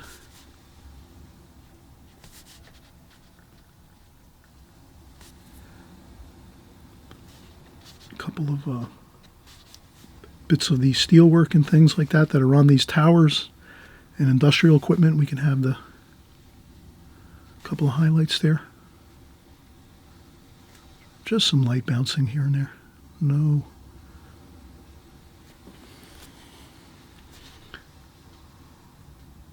Just like that. Okay. So I'm hoping we're having fun, enjoying this. Again, more of a city feel. You know, we have the countryside there. Now we have some factories and industrial areas with some beautiful grayed down in the distance, the beautiful grayish looking blue, cool, distant buildings. And of course, you can take any of these compositions and make them a lot larger and make them into full paintings. It's just a matter of working out, you know, adding some more structure to them, changing the format, of course, of maybe making it a more of a landscape view. These are all pretty much portrait style compositions. I just wanted to kind of do these small vignettes for everyone, just so we can kind of have a fun time going through a lot of different techniques and methods we use in watercolor on an ongoing basis. But yeah, you can change the configurations of any of these paintings around to suit your own taste. You're the artist, you're going to figure that out as you go forward. But anyway, let's get started with our next one. So we're at 42 now, so this is 41. This we're at 42, so we're almost to our 50 mark, and we'll pick up the pace a little bit maybe. We'll do some more fun things. Let's keep going.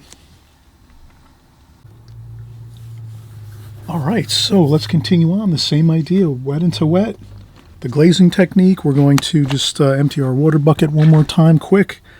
Keep our idea going of when you're doing the glazing technique, your first wash is always going to be light, and you're going to have crystal clear water as you go for your first wash. And then we just take that wet, clean water, put it on the paper, let it soak there for a few minutes. Just one good pass with the brush with a nice wash on there, and we'll let that sit. Maybe I take a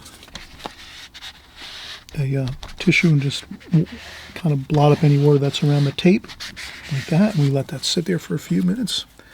This is probably a fine time.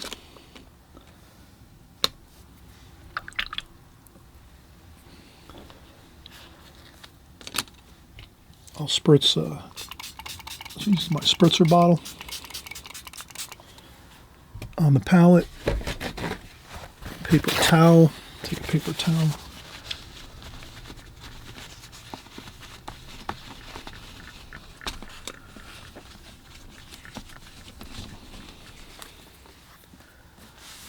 And then we're going to go in and maybe we'll just pencil in a few ideas. I think we'll do, I just want to quickly start out by thinking, all right, up here is where I kind of want to start some of my buildings. We'll do another city style.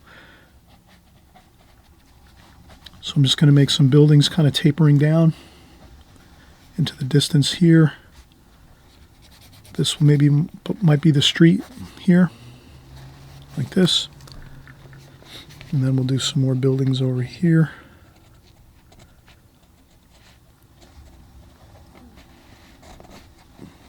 And that might be another building there. So we kind of have some buildings like so, just to get some shapes in there.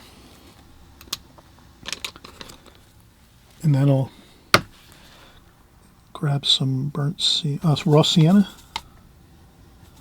Raw sienna. Alizarin crimson over here. And some cobalt blue here. And I'm just going to start putting in some really nice washes here.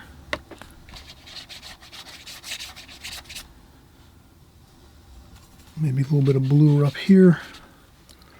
A little more raw sienna towards the bottom here. Like that. And I just scrub on the paint onto the damp paper and let it just kind of work into the paper, the colors. And that'll be our first wash.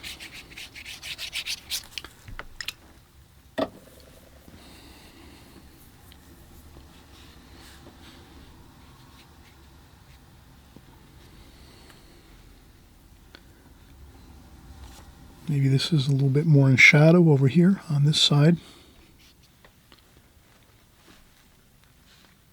And this might be more in light.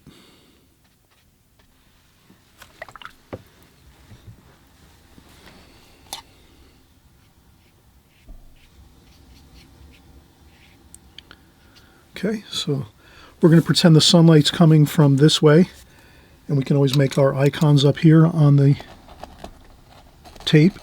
So that's our icon there, our spotlight.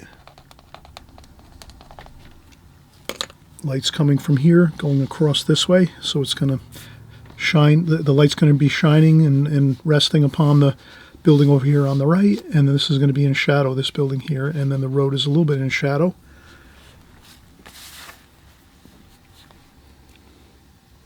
And now we just wait. We have to wait till this dries, so we give it about 5-10 minutes, or we could use a blow dryer and speed up the process.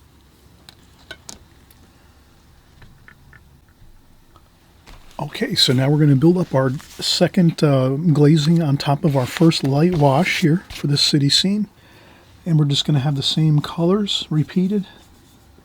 French ultramarine blue. We have some raw sienna here.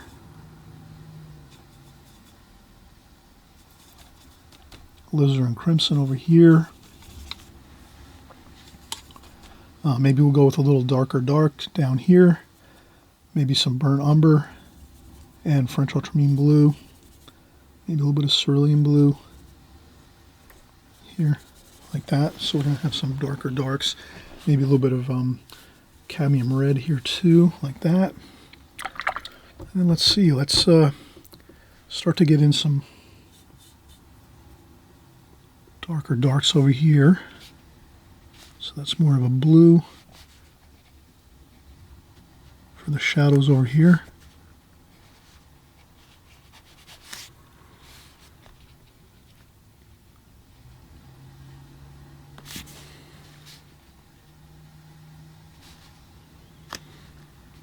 Okay. And a little bit of red mixed in there.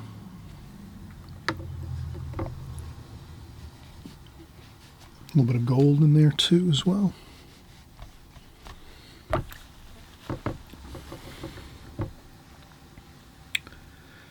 And then across we're going to go with some more of a warmer yellow ochre and raw sienna kind of a feel. We'll get some,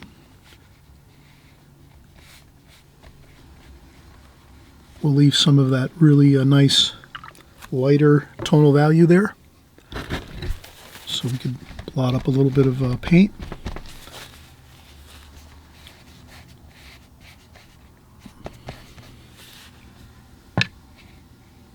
Like this. Maybe a little bit of splashing for texture. Like that. Same over here. A little bit of splashing.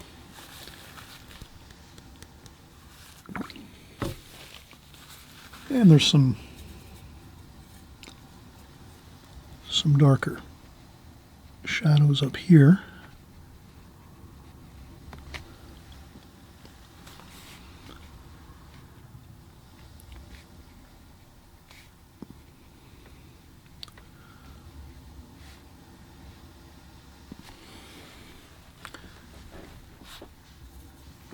And the same thing here, a bit of some darker shadows over here.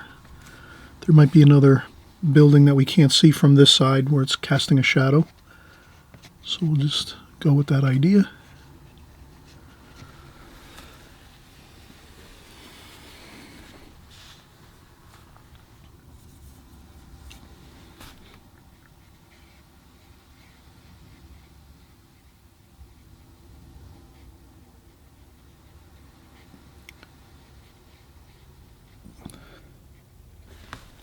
So these are the medium tonal values, and then we can start breaking into even some really good darks. French ultramarine blue, burnt sienna, maybe a little bit of purple here too.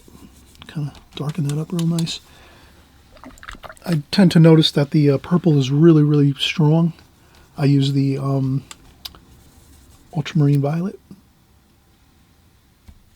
by Winsor Newton, so that does really So I'm just going to do some shadowing over here, the cast shadow of the building. This way, like so. Onto the ground, and then that I'm going to bring that up into the building, like that. So that shadow there.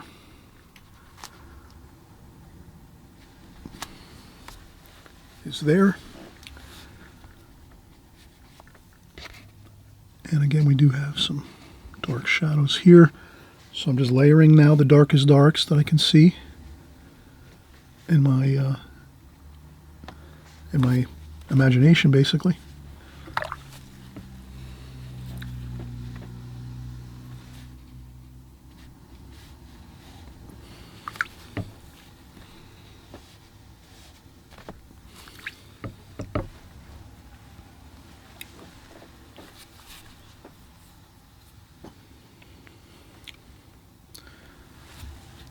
Okay, so now we see we have the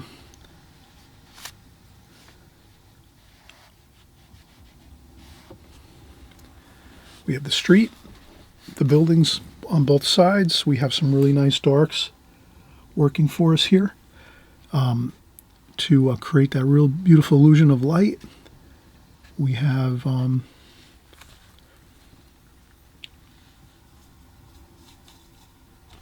we'll have some windows up here, so we can start putting in some windows loosely, though. I wouldn't make them too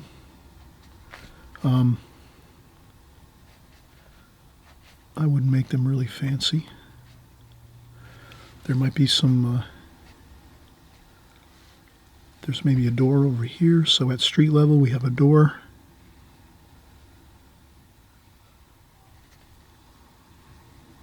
Like that.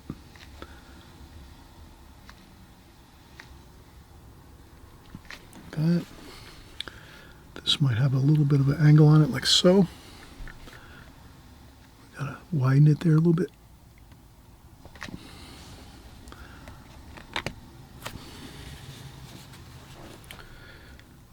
And so I'm just trying to build up some different details here, just a tiny bit.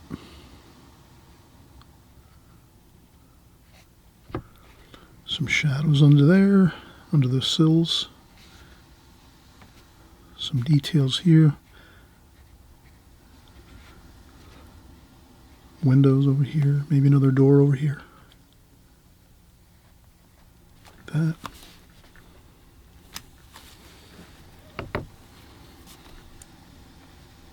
And as you can see, it's just a matter of working the details as we go. Then over here we can have some of the cadmium red. We'll make some windows and doors over here. Some windows maybe there. It's in shadow.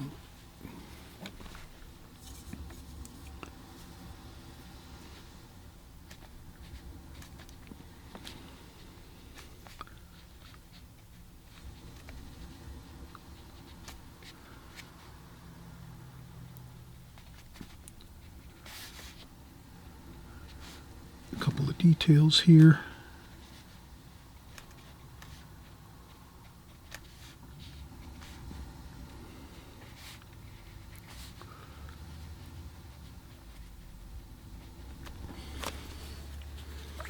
A couple of directional lines to help us to get the feel of perspective here.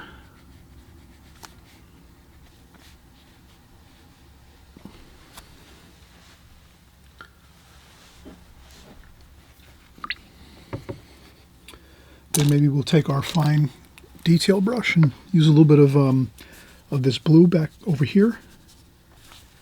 Dry off a little bit there. Maybe we'll make some distant buildings over here. We want to go a little bit lighter though.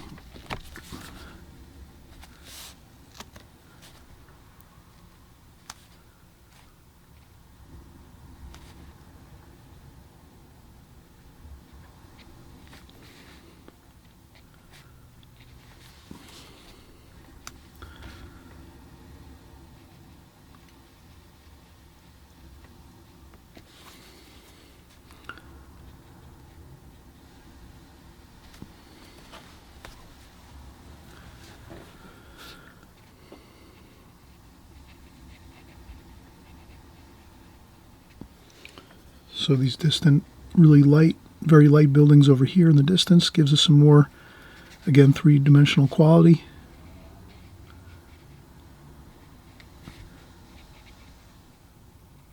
Like that.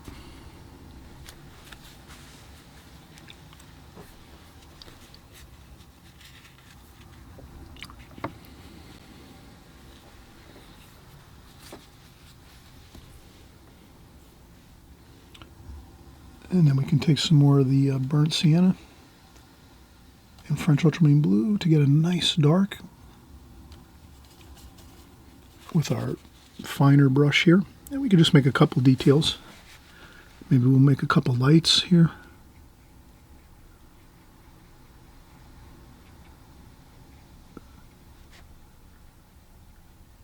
A couple lights here, street lantern lights.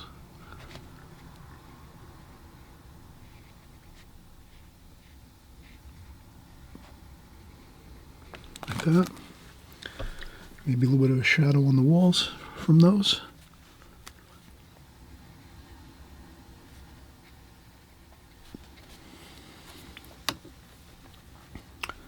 Maybe a little bit of titanium white with some yellow ochre for some highlights here. Maybe a little bit of highlights for the lights here. The lamps.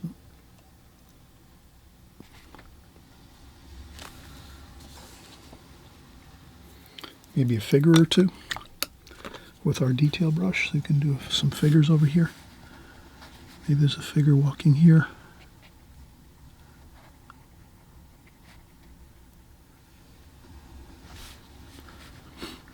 Maybe another figure here.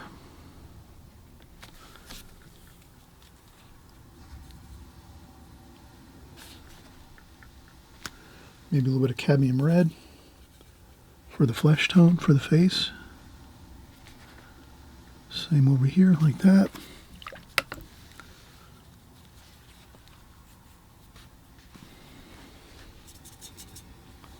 A little bit of a shadow for the figures.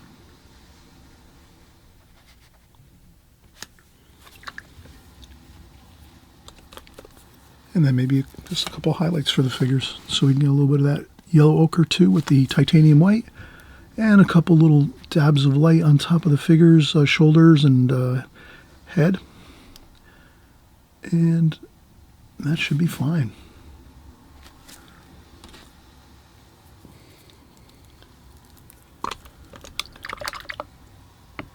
We could even do a few more details up above. On tops of the buildings, there might be a couple of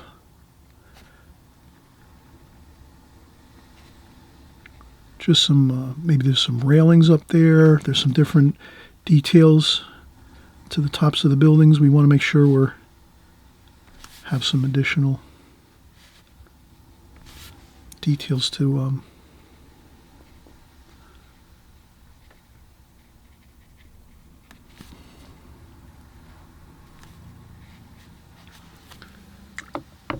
okay.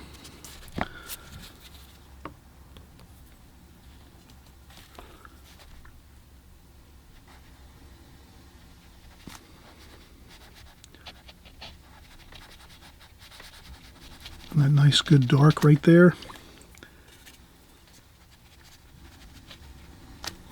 A little bit of the blend of some red in there into that shadow there.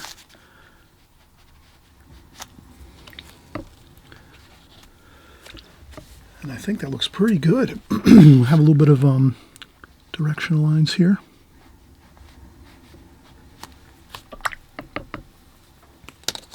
Let's see how it looks.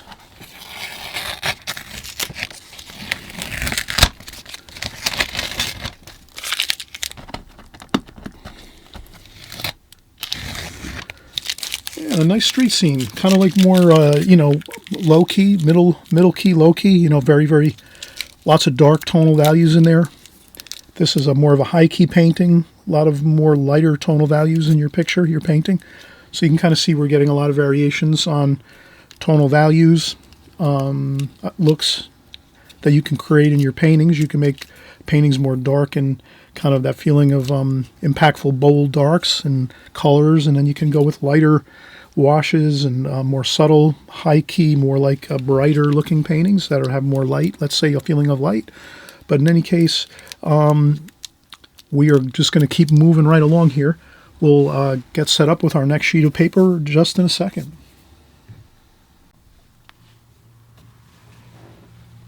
And so we will. We'll get moving on. We're going to use our next sheet of paper. We'll set that up just like so.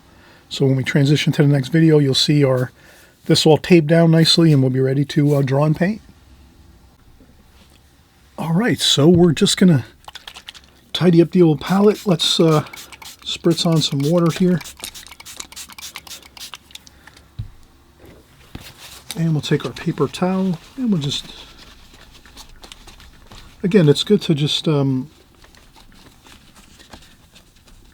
sometimes can be a little bit of an issue when there's a lot of different colors mixing on your palette, and then it begins to, all the colors get blended together so much that it's, there's no like identifiable colors to it at all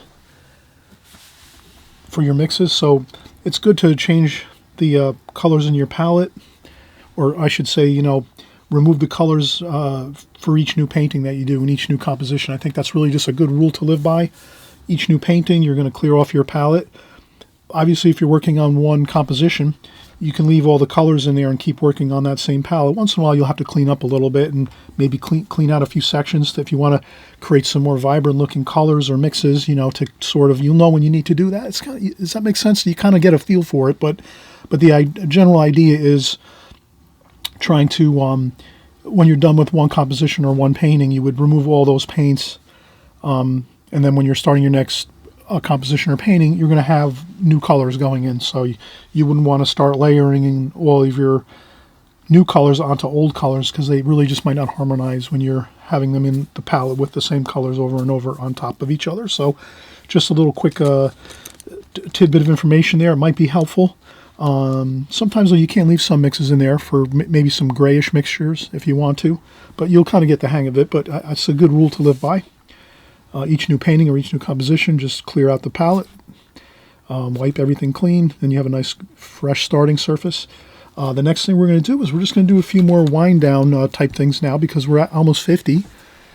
We've had so much fun doing these 50, and we're going to do another series just like this very soon. So now this next one, I'm probably just going to try to do some simple flower shapes maybe. And we'll just see the fun of doing some glazing and alla prima painting at the same time. So what I'll do is I'll just maybe make a nice flower shape here. And we'll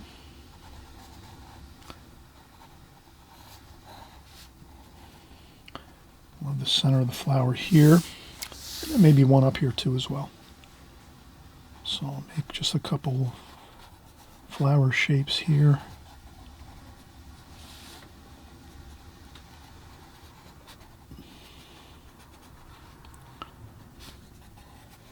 Like this. So I'll just maybe make that. And to make it even better, let's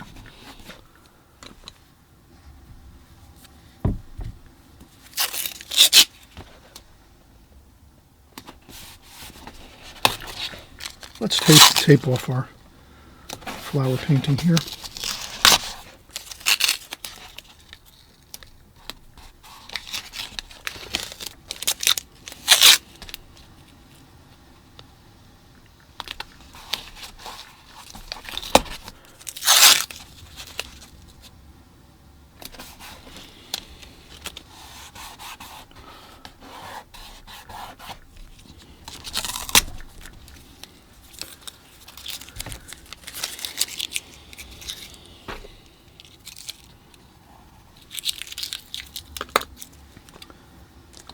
And we'll do the number 8.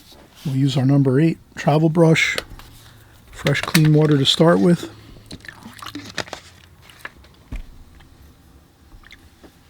And I'll just wet my paper around the flowers here. Maybe I'll go into this flower up here a little bit with some wet paper. But I'm going to try to leave the damp paper around the petals of the flower, like this. And that will make it a little bit easier for our wash that goes around the petals of the flower from infiltrating into the petals itself, because we're going to leave the petals white, very light. And that's good, and I think we can just keep working. I might put a little bit of damp there, damp paper there in the flower, and then I think I'm going to do some raw sienna and cerulean.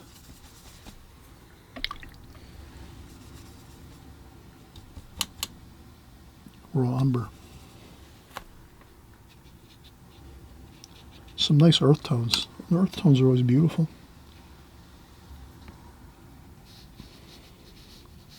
I'll just go right around there. Maybe there's some cerulean blue for some shadow. Maybe some purple, just a little bit of purple in there.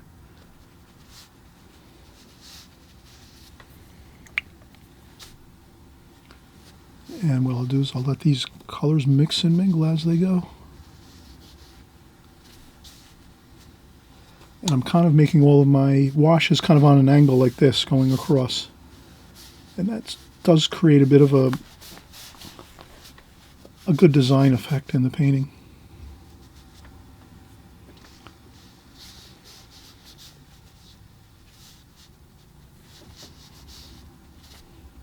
And then some more raw sienna here.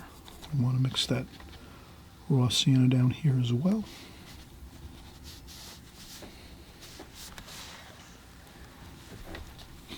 And then we can go in around the petals of the flower carefully.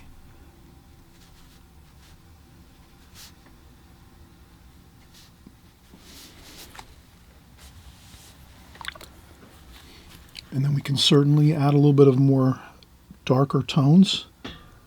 We could go in with a little bit of French ultramarine blue, burnt sienna, alizarin crimson maybe.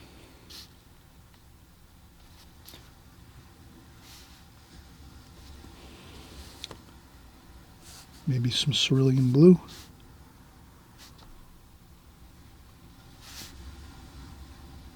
Some green, sap green.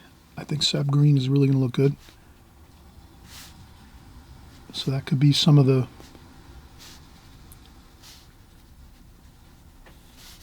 sap green could be some of the greens, like leaf forms behind.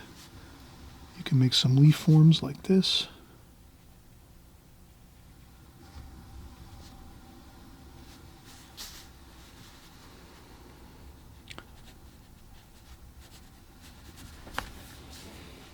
Sap green, burnt sienna, sap green, a little bit of French ultramarine blue. So you can add some really beautiful darks to this, and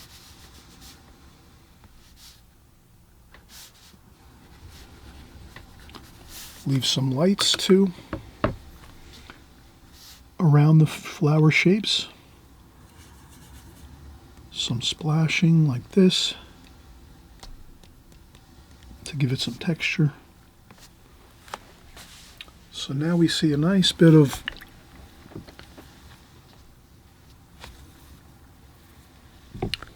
soft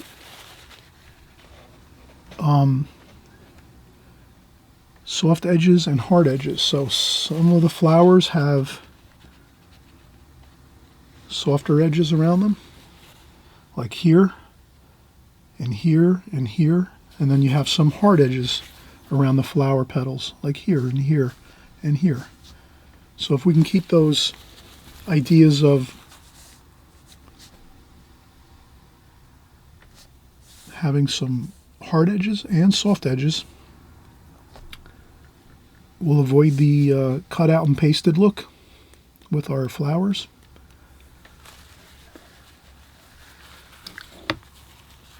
And then we can also put in some cadmium orange and raw umber. Cadmium yellow, I should say. just put some of that there for our flowers. Maybe this has got a little more shadow in there, like that. Maybe this has a little more light.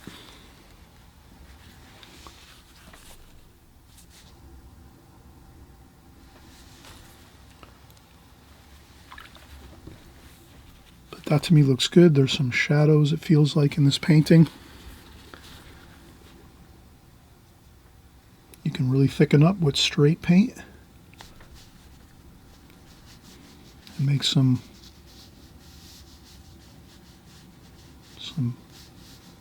feeling of some leaf forms. So that could be some darker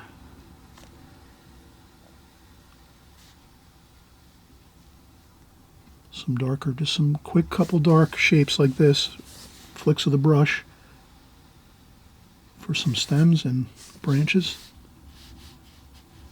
like that.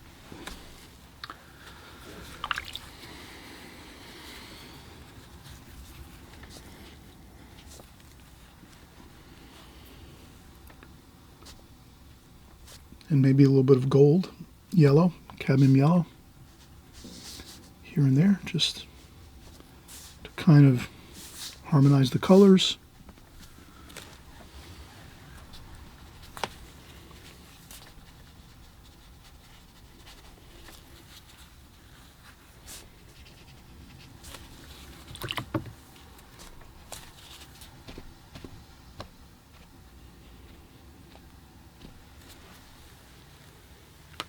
Okay,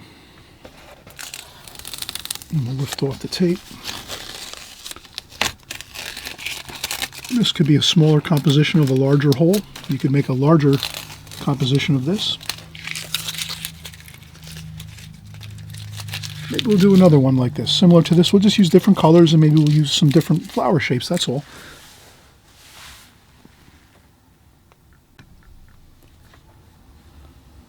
All right, some fun ways to loosen up. Let's talk about that too. Sometimes when we're painting flowers, very delicate, very, over the years, maybe some of you have been painting flowers, bouquets, still life paintings with bouquets of flowers, or maybe painting landscape paintings with some flower shapes in there and plants and things like that. So we all, as watercolor artists, we're always kind of, confronting the fact that we have to learn to paint flowers because they seem to be in landscapes and still lifes, and they're very much prevalent in daily life. So what I was thinking is let's maybe practice up on just some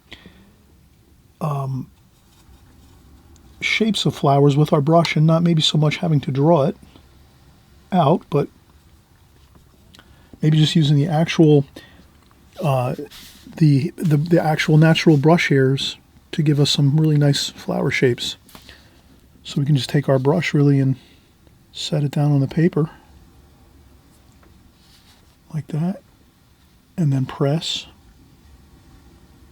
like this, and then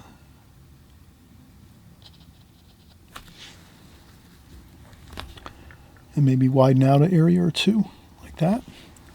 So that's a fun exercise to do. We can do some of these. Let's try a few of these.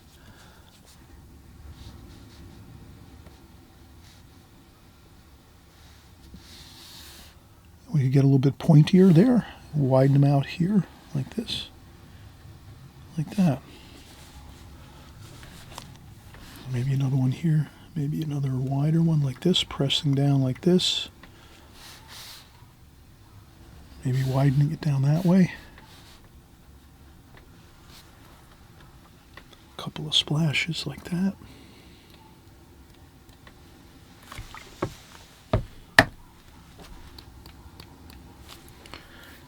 And we'll try a few more here. Let's make these, let's go with more of a greener, lighter, fresher look. Let's see if we can get a few of these. And we could just start there, like this, and widen it on out, like that. Come back in like that. Just some simple leaf forms. I'm not worrying so much about drawing it out. you know,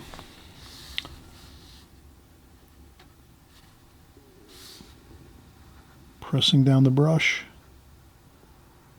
and then lifting up, and that really instantly creates the leaf form. That's very effective.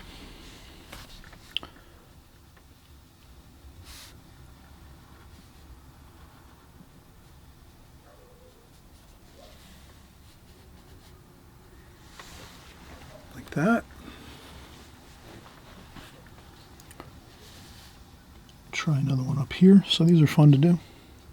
Just for loosening up, you might try these before you're going to create a floral painting. And press down. And then lift up slowly as you go downwards like that.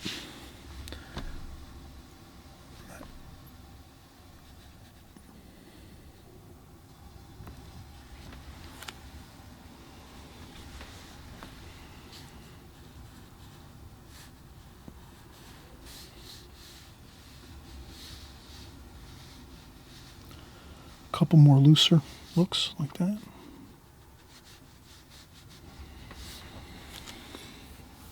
Okay, so that's a little bit of a fun exercise to do, just using the brush. We can also use a smaller brush, and maybe we'll use our number 8 again.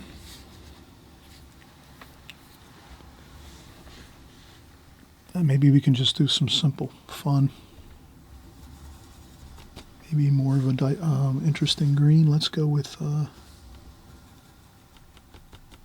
what else can we use here? Maybe some Viridian. Let's use some Viridian green.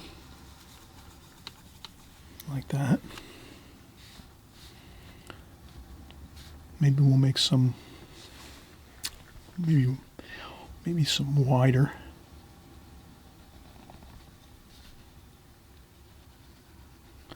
So we can use 2 strokes like that.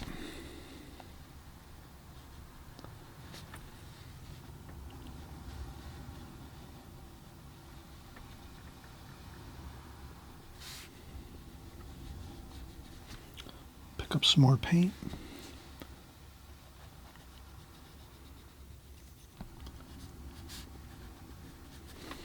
Like that.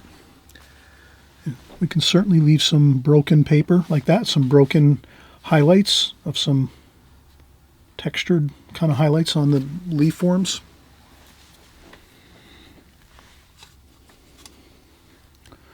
Some splashes there. And maybe just another one here.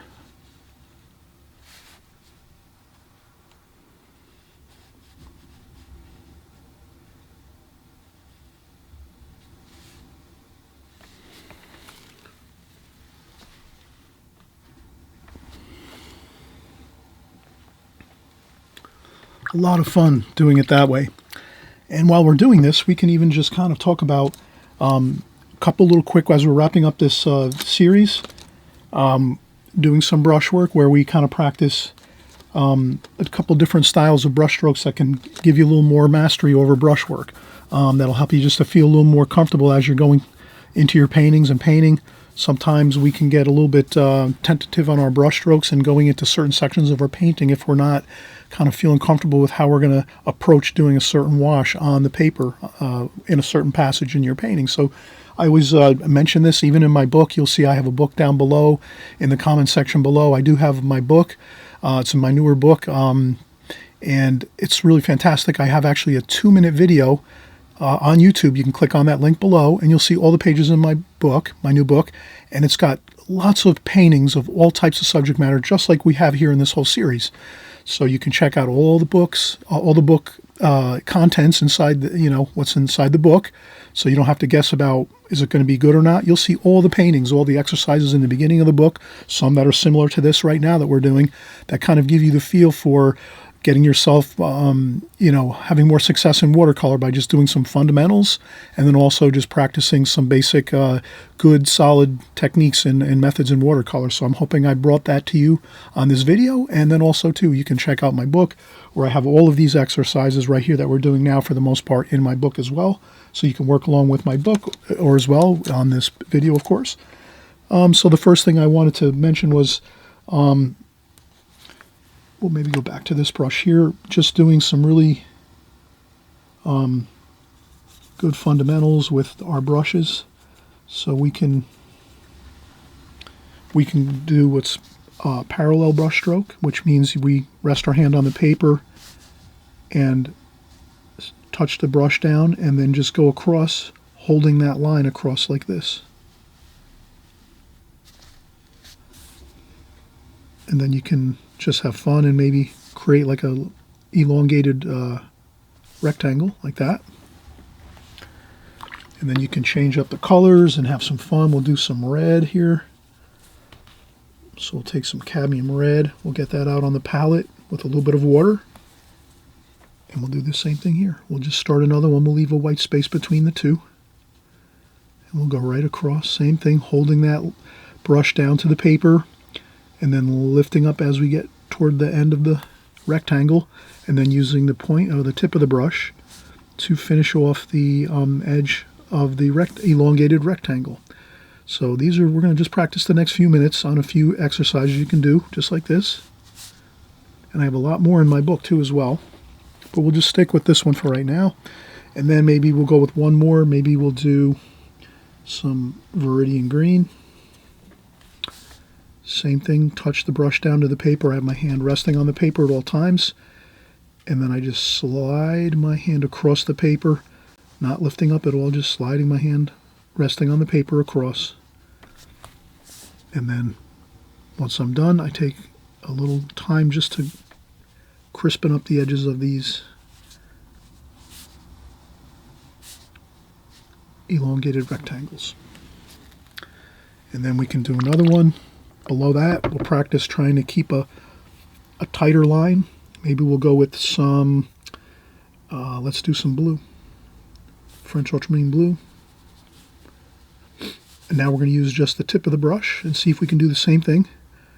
And just hold it like about maybe a quarter or a third of that line. So we want to press down, but not too far. And then we try to do that. Try to get that line about a half of the width of this one, or a third. Like that, and then so this would just be practicing brush control and brush strokes. And then we can do the same thing vertically. We can go vertically here. Maybe we'll use a different color. Let's use maybe some yellow ochre. And we'll try to do some vertical. Press the brush down and lift up, and we'll make our rectangle like so.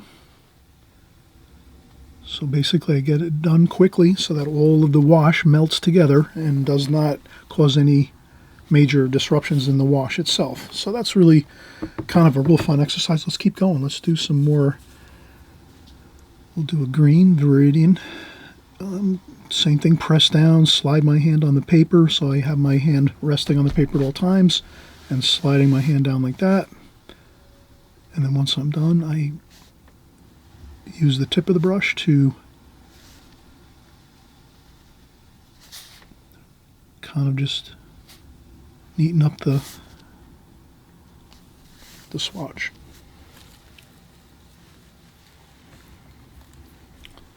Then we can maybe go with a purple.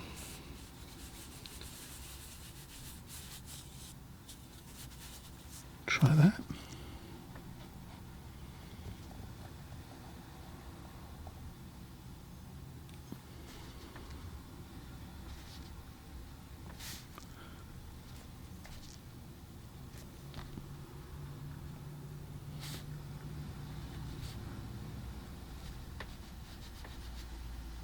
Okay, and let's do one more. Maybe we'll try some yellow here. Lemon yellow. We'll just go straight in there with straight paint.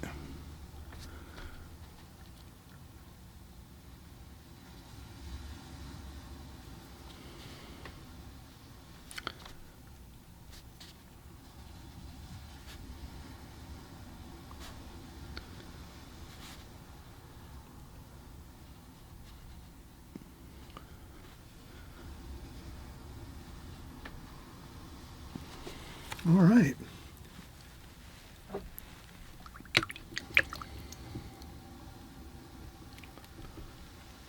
And then maybe some fun, just maybe some blue and green. Maybe we practice some of those broken edges like we were talking about. People love, I know a lot of you that paint watercolor, you really enjoy the seascapes, the ocean scenes, the beach scenes, the water. So we could practice that. We take some of the blue and green. We get a blue-green mix with our brush. And then we, not too much water though, just a little bit of water. You can see that there, right? It's not it's not a lot of water in there. There is some water there, but it's not puddled up in like large amounts of water in that. So that's the key here, to keep this somewhat of a mostly paint, a little bit of water. That's really the key right there. And then you can just take the brush and go across the painting like this, just gently dragging it across, and you get a nice effect like that. And if you keep going, you'll notice that as the brush starts to have less paint and water on it, you'll get those beautiful broken edges. So that's the way to practice getting those beautiful broken edges of maybe some light shimmering on the water as you're painting a seascape. And you can come in here and get a little bit of Viridian green like this on the brush, some Viridian green, just a little bit though. And then toward the bottom here,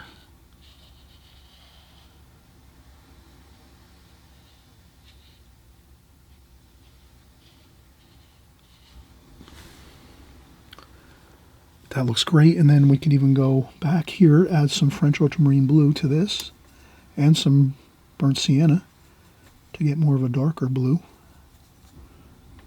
A really nice rich dark blue with maybe a little bit of sap green mixed in there. And then we can go right to the top here and just make a darker wash up here and blend it on down into the water like this. And then once we get that top portion with that dark wash in there, then we will take our brush, rinse it off in the water, dry off the excess water on our brush, on our tissue, and then go with a damp brush across here and blend that on down.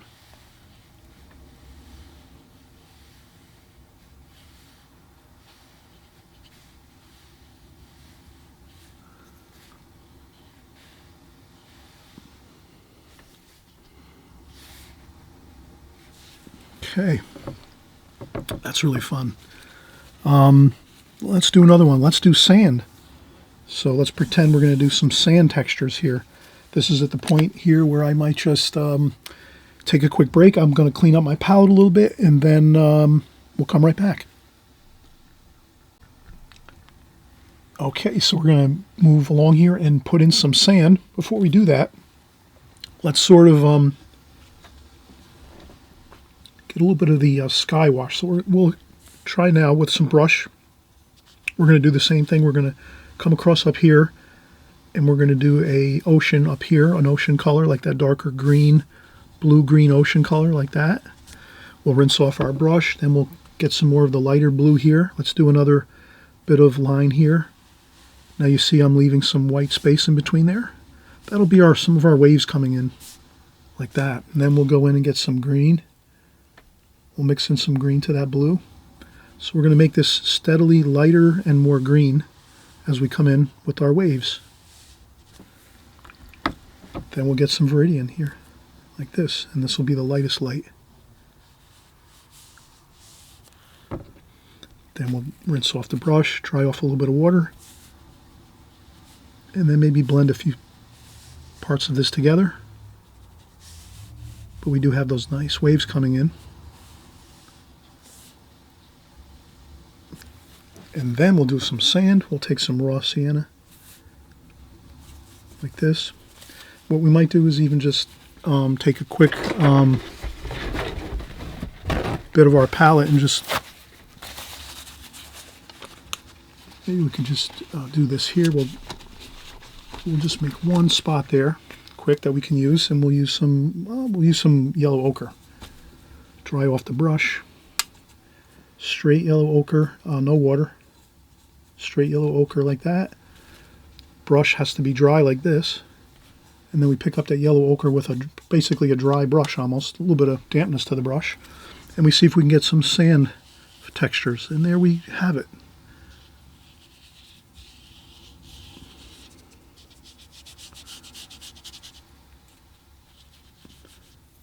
And that's just about controlling your brush with how much water's in your brush, how much paint you're using, and water.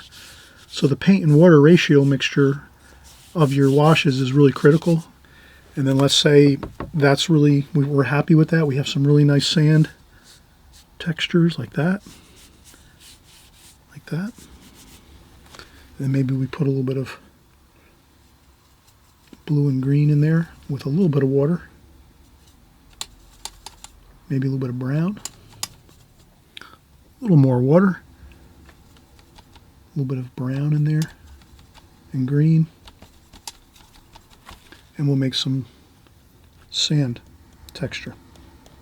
A couple of little splashes of sand. Like that.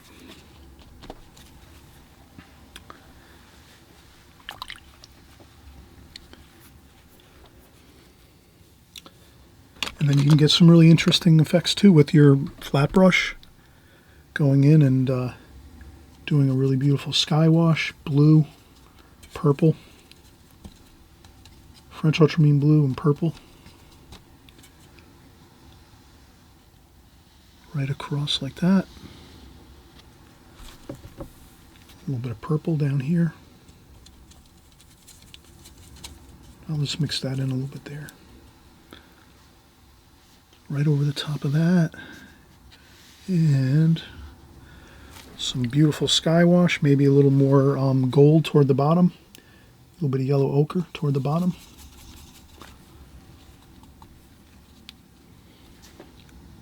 Blend that right in.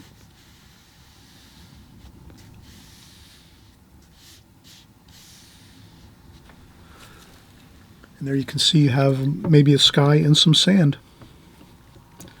Or a sky with a little bit of a sunset type feel at the bottom. And then we could put a little bit of red at the bottom. Create some exciting color at the bottom there. Maybe a little bit of more dark blue up top. A little more paint, not much water, just mostly paint. Like that. Then we take our brush, maybe we dry off a little bit of the water. Damp brush now, dry off a little, rinse the brush, dry off a little bit of the water.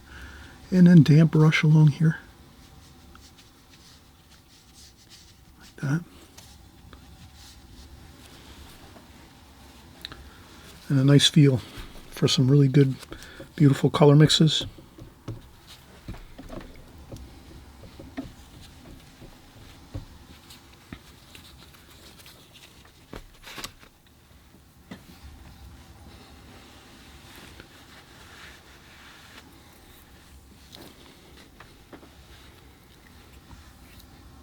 Okay.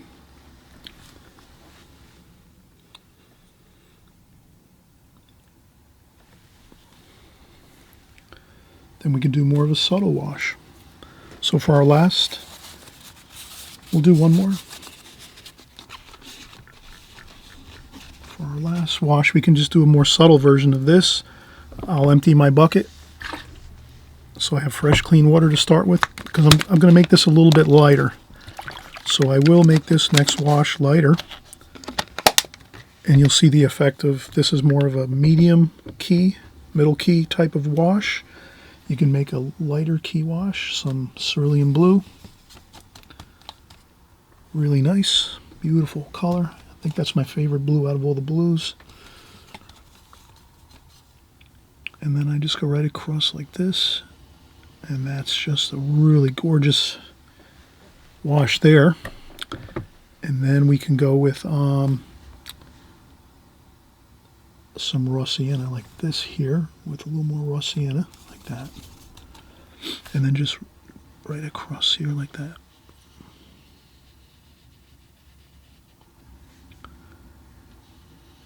So you could see that you can make some really subtle washes, some more impactful, more dynamic washes, some lighter washes like this. That could even be some mountains in the distance. So you can, again, a lot of times we could kind of think of watercolor as it's a very fun medium, and it's also very helpful for us as artists, like to work with the watercolor medium, because sometimes just putting down a little bit of watercolor wash on a paper, just in itself, it looks so beautiful. Sometimes it becomes like the beauty of just the colors and the beautiful washes that are created with just the water and the paint. So I hope you've had a lot of fun. I've had so much fun doing this, and we're going to do this very soon again. Okay, so everyone, we'll see you on the next video. Again, please, if you have any questions, leave them in the comments section. Thumbs up if you like this video, and I'll do more like this. Let me know. If you want me to do more videos such as this, give me a thumbs up in the down below. Also, too, feel free. Don't miss any new videos. I'm always making new videos. Besides these longer format videos that we have done here, I also do every weekend. I'll be on YouTube on a constant basis creating the usual half-hour, 45 minutes to hour videos where we're going to just be creating one single painting where we cover every type of subject matter you like. Flower paintings, still life paintings, ocean paintings, beach scenes, landscapes, seascapes, trees, figure painting. We do everything here, watercolor, so I'm hoping you'll continue to come by, and please don't lose the track of us. If you just click the subscribe button below, you won't miss a thing. And we're going to keep working together and getting better at our watercolors. Okay? All right, so we'll see you on the next video.